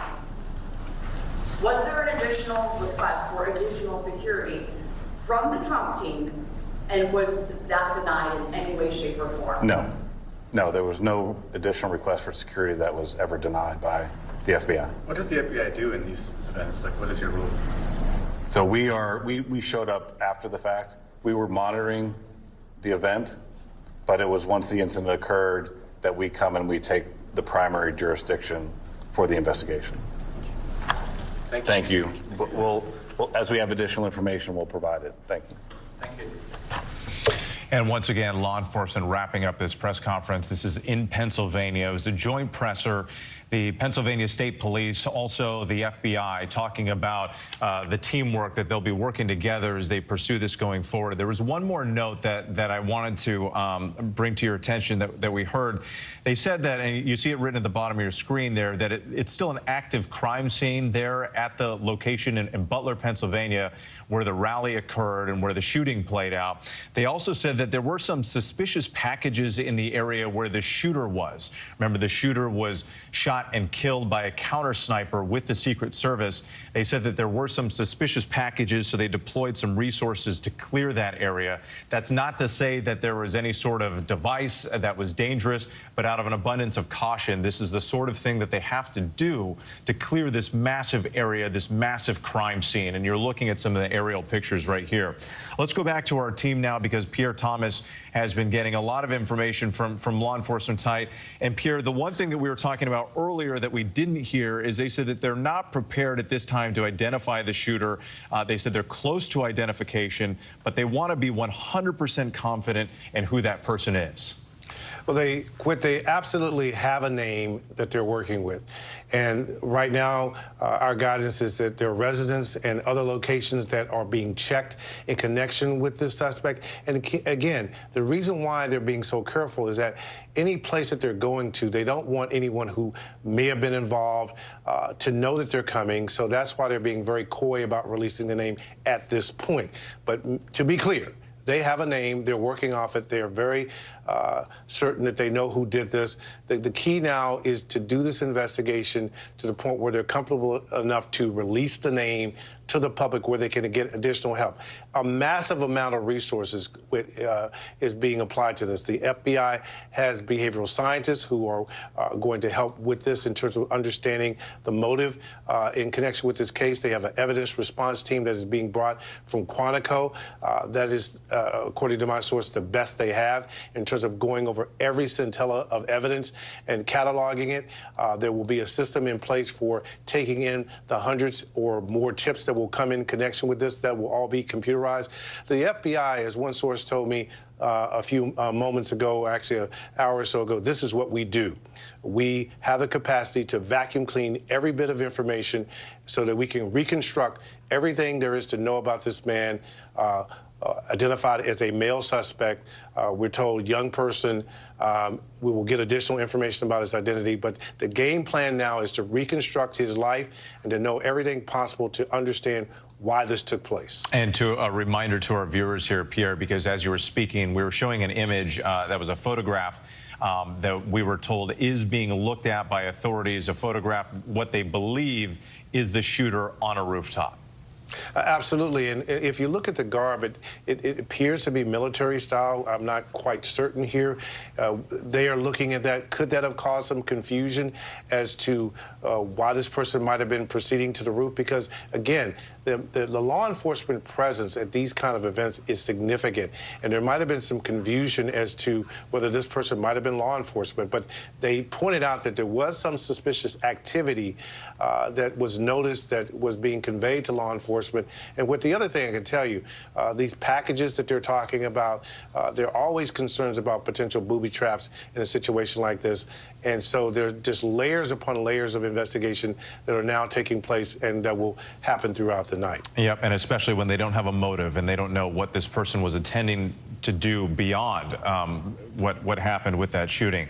Pierre, thank you. Let's go back to Aaron Katursky because as we're getting more information about this shooter, you're also learning how they ultimately identified him or a way that they were looking at identifying him. And it hasn't been easy, Whit, because authorities say the shooter was carrying no identification on his person, so they've had to use DNA technology to identify him that way. That may be what's giving the FBI some pause in formally releasing the name so they can do that biometric identification. So that also tells you that perhaps this person didn't want to be identified. And what that means as far as motive, we're not sure. The authorities have not yet identified one.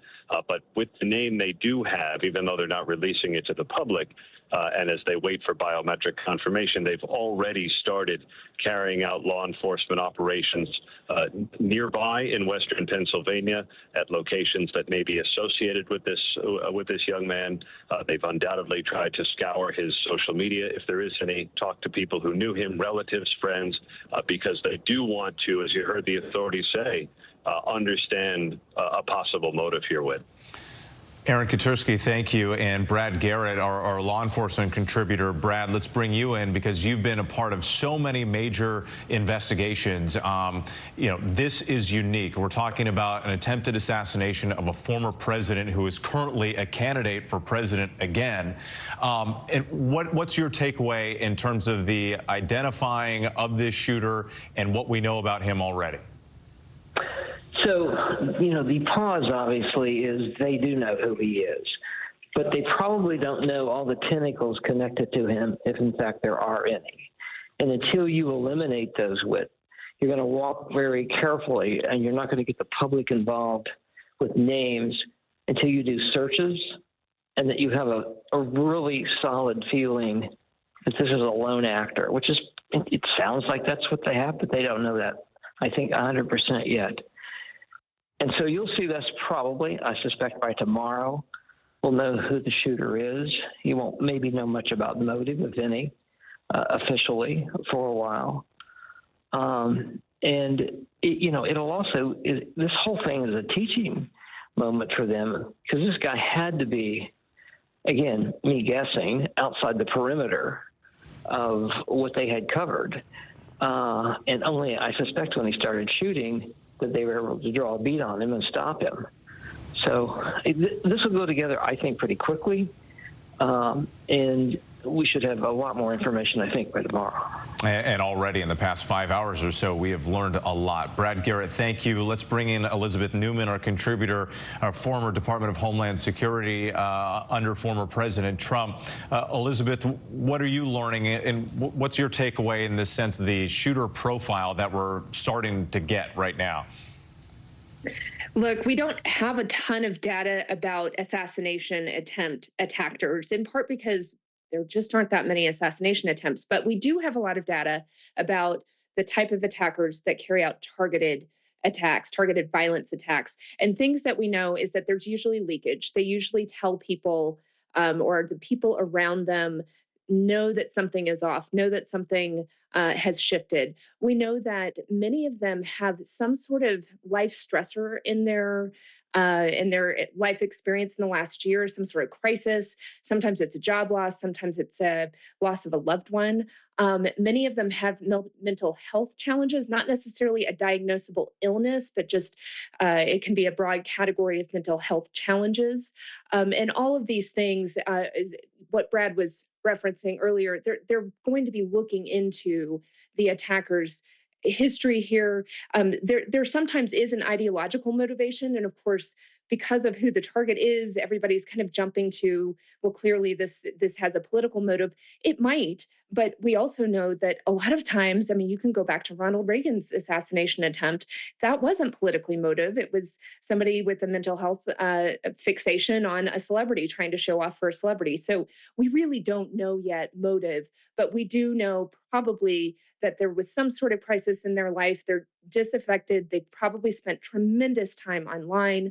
We know most people who carry out attacks now plan for them online. They watch videos, they get their tactics, and they get their inspiration from the online environment. So one of the things, this person is a lone attacker, it appears, but they're not a lone wolf. They have been participating in a milieu of violent rhetoric and violent inspiration probably for quite some time. At least that's the profile of most people who carry out attacks. And that's a really great point. And again, we are learning more and more as the minutes and the hours go by, already into the evening.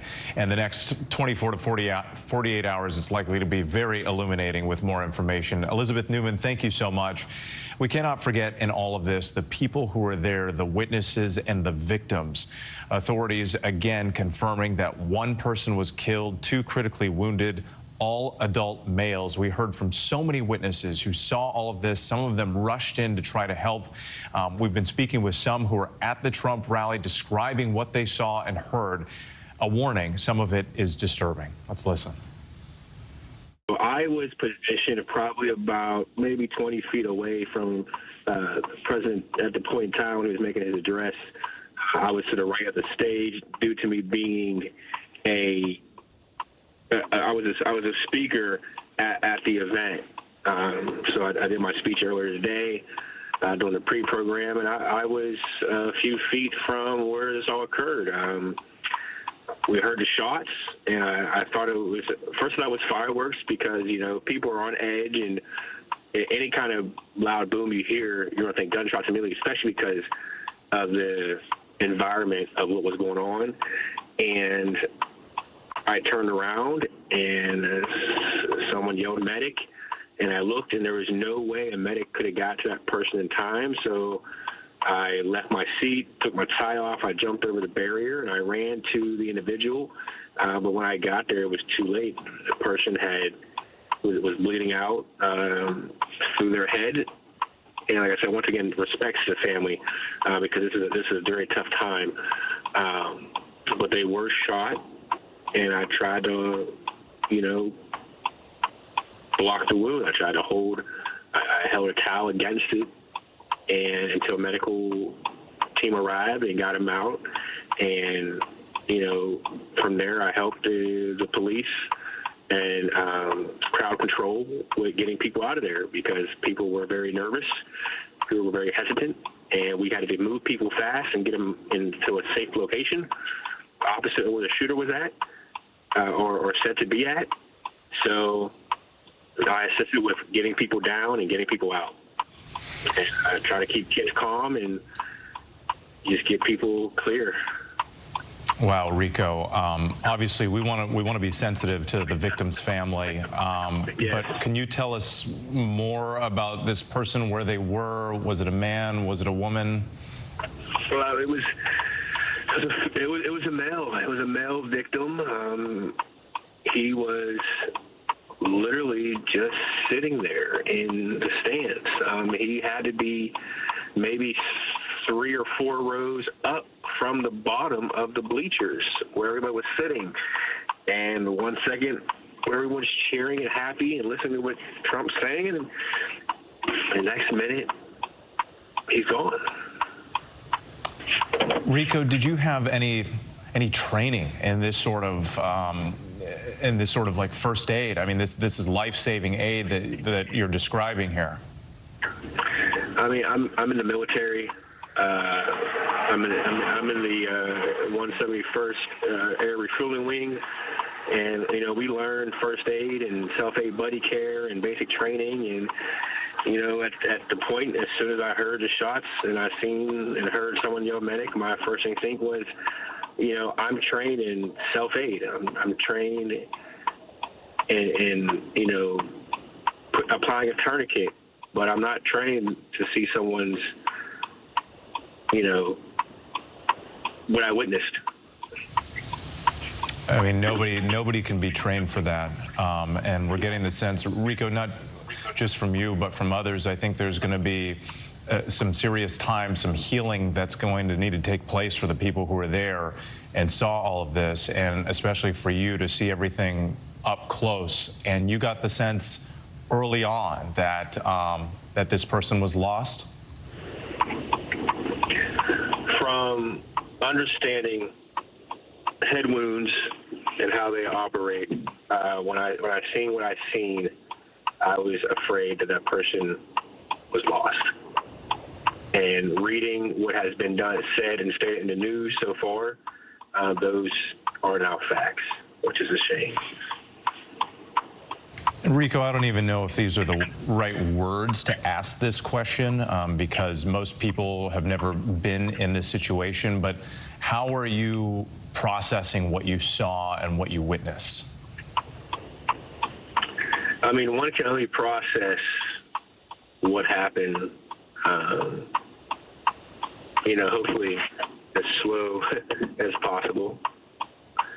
But my worry, my heart at this point in time is not for myself, but it's for the families of the loved one. We just saw him, Trump, duck behind the podium, and then a Secret Service pile on top of him, and we heard the shots. More like what we heard, the bullets rattling around the grandstand. One hit the speaker tower, and then chaos broke. We hit the ground, and the police converged to the grandstands. I watched him kind of graze his ear, and then I heard a pop, and then he went down, and then I heard another pop, and then a Secret Service kind of came up to the stage. I mean, it was just a chaotic scene. I could see his face. He was right there talking, having a good time. And, you heard one shot, two shot. It sounded like, bang, nothing crazy. And then you heard maybe 3 or 4 more, and that's when everyone got quiet, started panicking. Trump dropped right to the floor. I guess Secret Service jumped on top of him and shielded him. But, as soon as everyone in the crowd figured out what was going on, we all ducked, and my buddies just jumped on top of me, piled on top of me. And we had no idea what was going on. You're in total shock. You're shook, and, you can't feel your legs. But we were trying to decide if we wanted to get up and run, and we had really no idea what to do. And next thing you know, you see bullets, or you hear bullets flying, and I believe a bullet hit the hydraulic lift that was holding up the speakers, and that thing almost collapsed. There was hydraulic fluid and water spitting everywhere all over the crowd. And then before you know it, everyone just gets up and starts running. But and Trump Stephen, did stand. Oh, forgive me. I'm sorry. There's a little bit of a delay, but on that note about everybody getting up and running, we're actually showing video that you shot on your cell phone. And this is the moment with people running out of the venue. Describe what that was like, and when were you actually able to get out? It was pretty stressful. I'm looking around trying to make sure all my buddies who came with me were with me. And, it took probably a good 10 minutes to get out of there, to get out of the whole area. And, before you know it, there's ATVs and UTVs flying and ambulances and all that kind of stuff. And we're trying to figure out how to get out of there and get home. But we made it. And when we walked out to the road, they had, police blocking everything off. And we actually found out where the building was that the shooter was shooting from. They had it all taped off. I guess it was like an agricultural warehouse, something like that. So, it was pretty scary. It's like you're in the movies. Stephen, forgive me again. I'm sorry. There's a little bit of a delay with the connection, but did you say that you were able to see the building that the shooter was allegedly perched on top of here? You said it was taped off by law enforcement. What did it look like? It was like kind of like an airplane hangar, maybe, like a warehouse for agricultural equipment, I guess.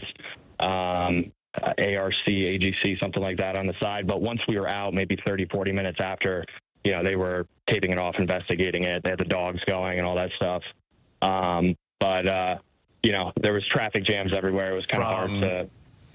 How far away was that area from where the former president was standing? Maybe 300, 400 yards, maybe less, honestly. And Stephen, when you hear that people who were there in the crowd with you, other bystanders, at least one, maybe more, were killed, how does that make you feel? Honestly, still kind of numb to it. It's hard to process all this. Your heart rate is through the roof. But best wishes for their family, and they were supporting the country that they love. And in the meantime, it's definitely sad, and it's heartbreaking, honestly. And Stephen, we've been hearing from people on both sides of the aisle, Republicans, Democrats, independent candidate, RFK Jr., and all with the same sentiment, condemning political violence, saying there's no place in this country for something like this. And I just wonder, from your perspective too, you're out there, you're exercising your right to support a candidate. What message do you have for people out there? Because the country is at this political boiling point.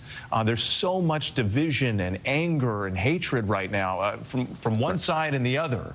What would you like to tell people?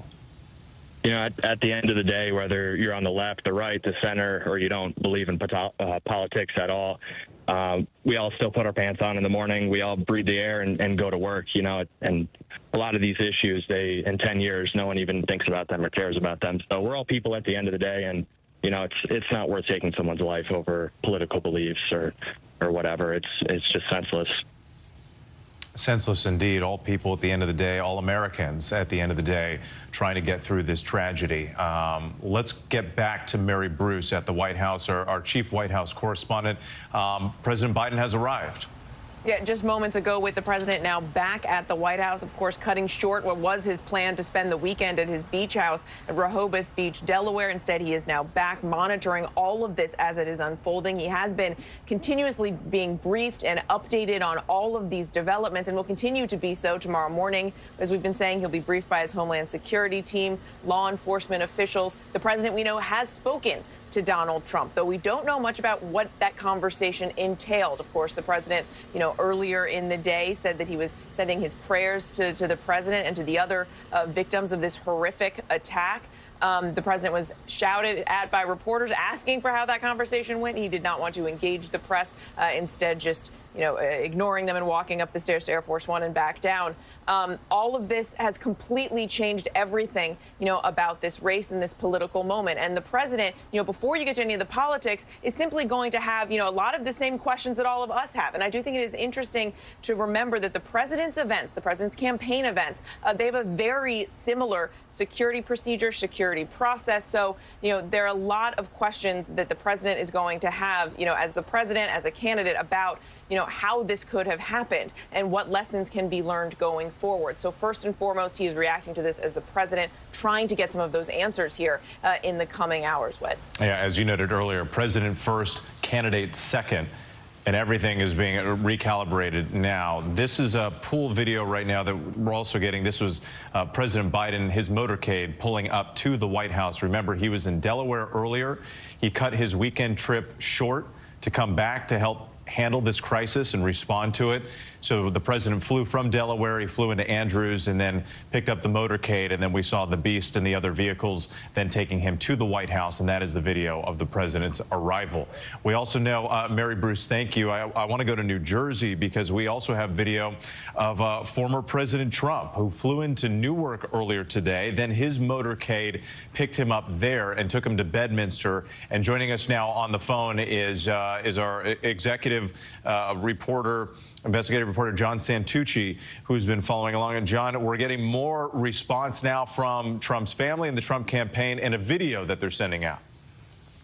Yeah, this is a video that one of the aides that was traveling with Donald Trump back from New Jersey just posted. I know our control room is working to turn that around very quickly, so we'll bring that to our viewers as soon as we can. But again, I think this is all just remarkable. As we've been reporting for the last several hours, as you've been leading our coverage with, the Trump team has really been learning everything in real time. I can tell you that I have been speaking to members. John, forgive me, I'm interrupting you just for a moment here because I just want to make clear to our viewers what they're seeing right now. This is video, the first video that we have seen of former President Donald Trump since the shooting earlier today. This was released by a campaign official. This is him stepping off of the plane that he flew into Newark, New Jersey.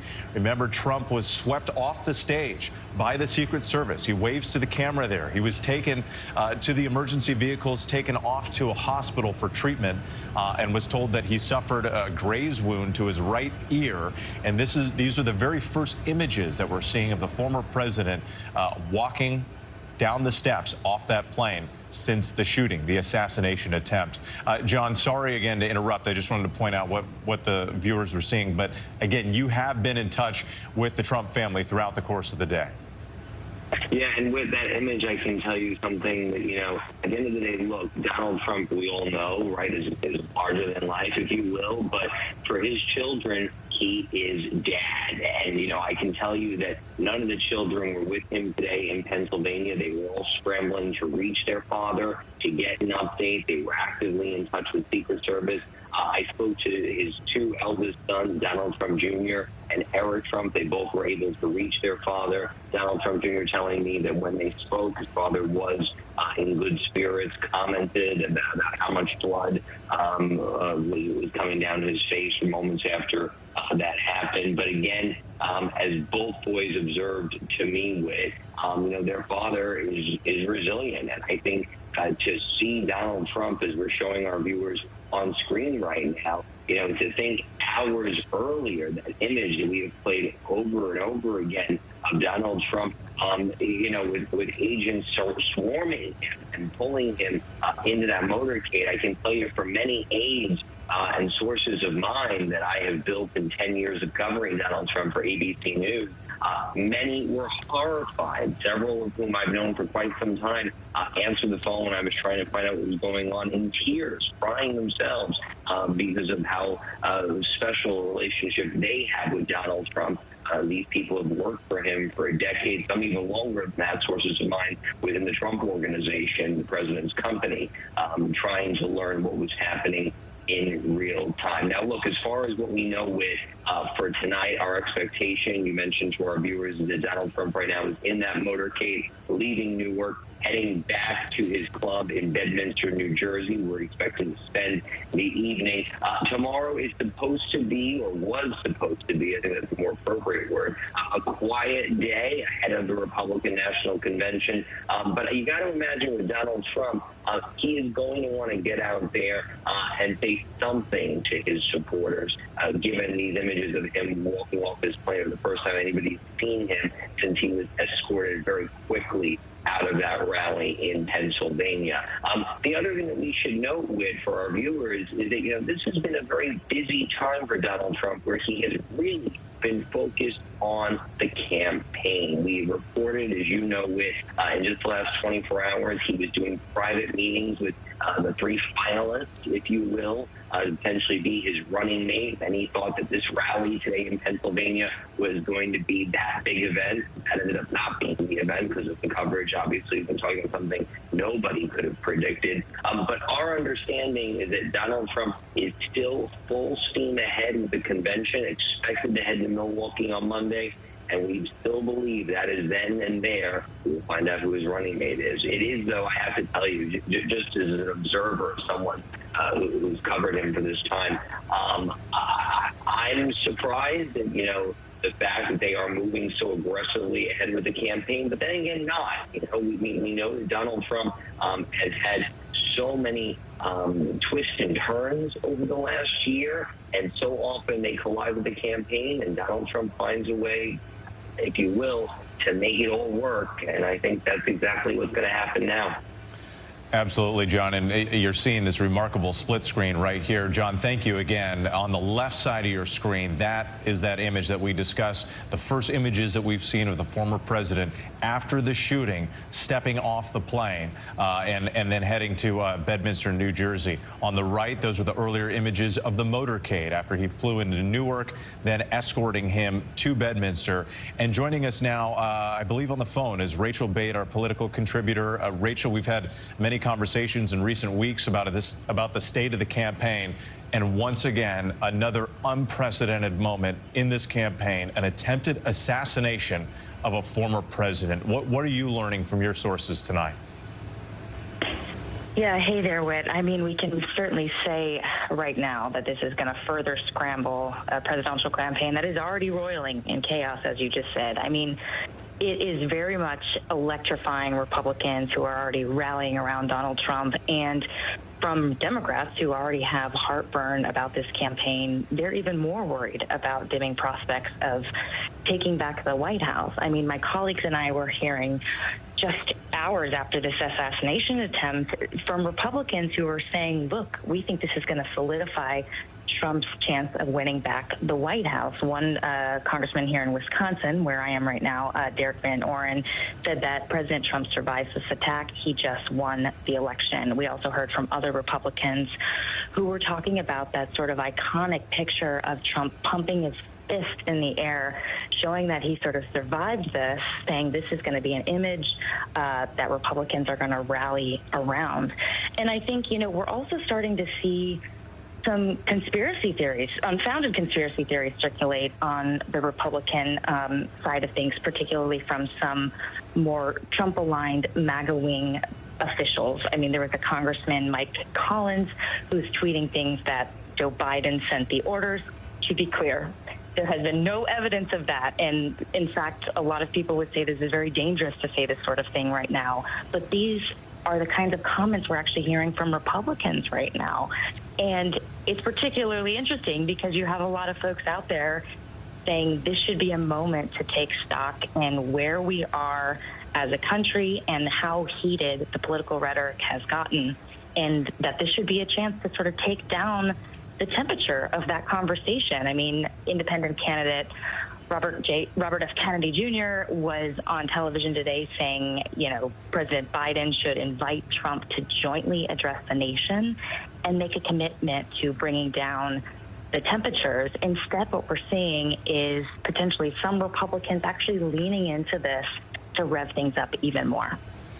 It will be something to watch play out in the coming days, and a major moment of reflection for this country and who we are as Americans, and what this political campaign, this presidential campaign, is going to do and mean going forward. And on that note, let's bring back Mark Updegrove, a presidential historian who's been with us on this. Mark, again, as we've been getting your perspective and comparing this to other moments that we've seen in history, this just within about 6-7 hours of that assassination attempt of former President Trump, we see that image of him coming down the stairs of his airplane, landing in New Jersey, preparing to go right back to work on the campaign trail and the convention in less than 48 hours. Yeah, it's remarkable, and it does show Donald Trump's resilience. Donald Trump always seems to get back up somehow, and that image of him getting off Air Force One, seemingly going back to the campaign trail, but also the image I think that will most endure from this day is the image that I believe Rachel referred to earlier of Donald Trump pumping his fist in defiance, blood streaming down his face from the gunshot wounds to his ear. I think that the flag waving above him, I think that is the image that Republicans will likely rally around. It's very much in keeping with the Trump brand of defiance. So it's more or less that iconic, what will certainly become an iconic image, is on brand for Donald Trump with. Mark, thank you again. Let's go back to Aaron Katersky, because I just want to make sure that we're following up some of this latest information that we're getting about the shooting. Aaron, we had that press conference moments ago. Officials are not identifying the shooter just yet, but you've been getting more information about how that process is moving forward. it's taking a little bit longer than usual because we're told with the shooter was not carrying any identification on him. So they've had to use DNA and try to use biometrics to confirm the identity of the young man that they believe fired off 8 rounds from an AR-15 style rifle perched on a rooftop some 200 to 300 yards away. We're still working for an exact location and distance, whether he was specifically perched or whether this was more a haphazard scattershot type shooting.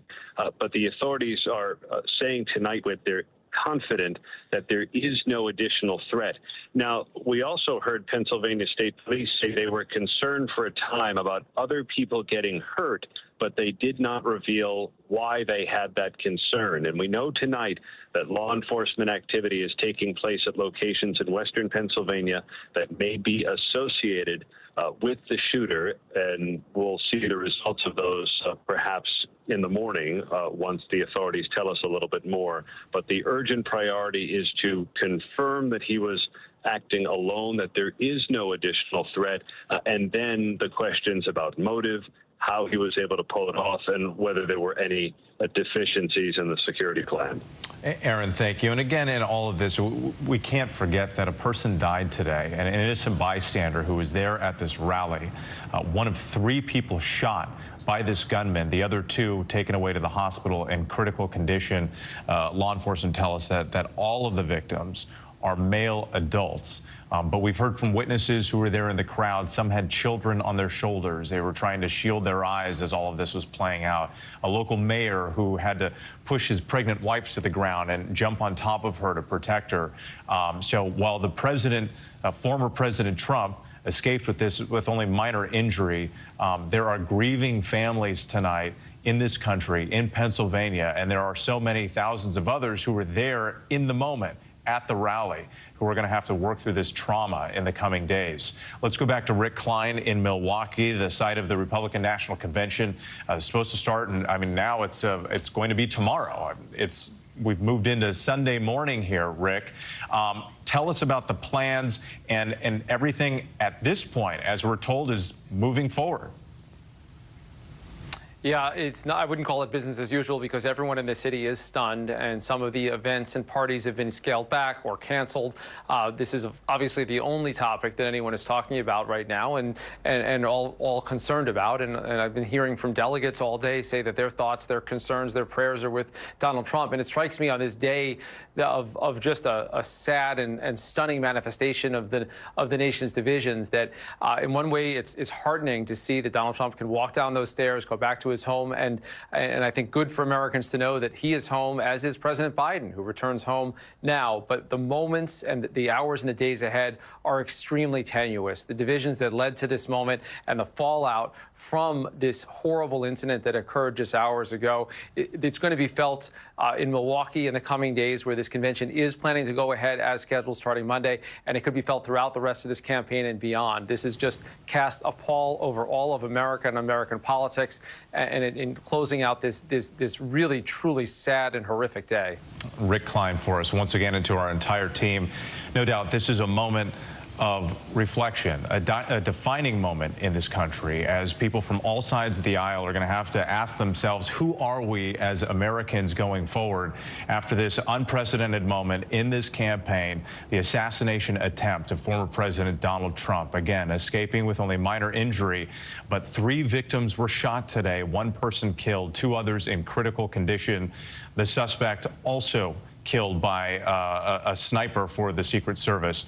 All these details still coming in. Developments have been coming in moment by moment, hour by hour. We expect to learn much more in the coming days. For now, I do want to thank you, and all of you have been with us throughout the course of the day, followed by these major developments that we've been tracking this evening. We return you now to regular programming. We will, of course, be monitoring all the developments and all the changes across all of our platforms on ABC News and our programs tomorrow, beginning with a special edition of Good Morning America and a special edition of This Week with George Stephanopoulos. We leave you now with this image here that we noted earlier, the American flag still illuminated, still flying above that stage at the side of the rally in Butler, Pennsylvania. For now, I'm Whit Johnson in New York. Have a great night.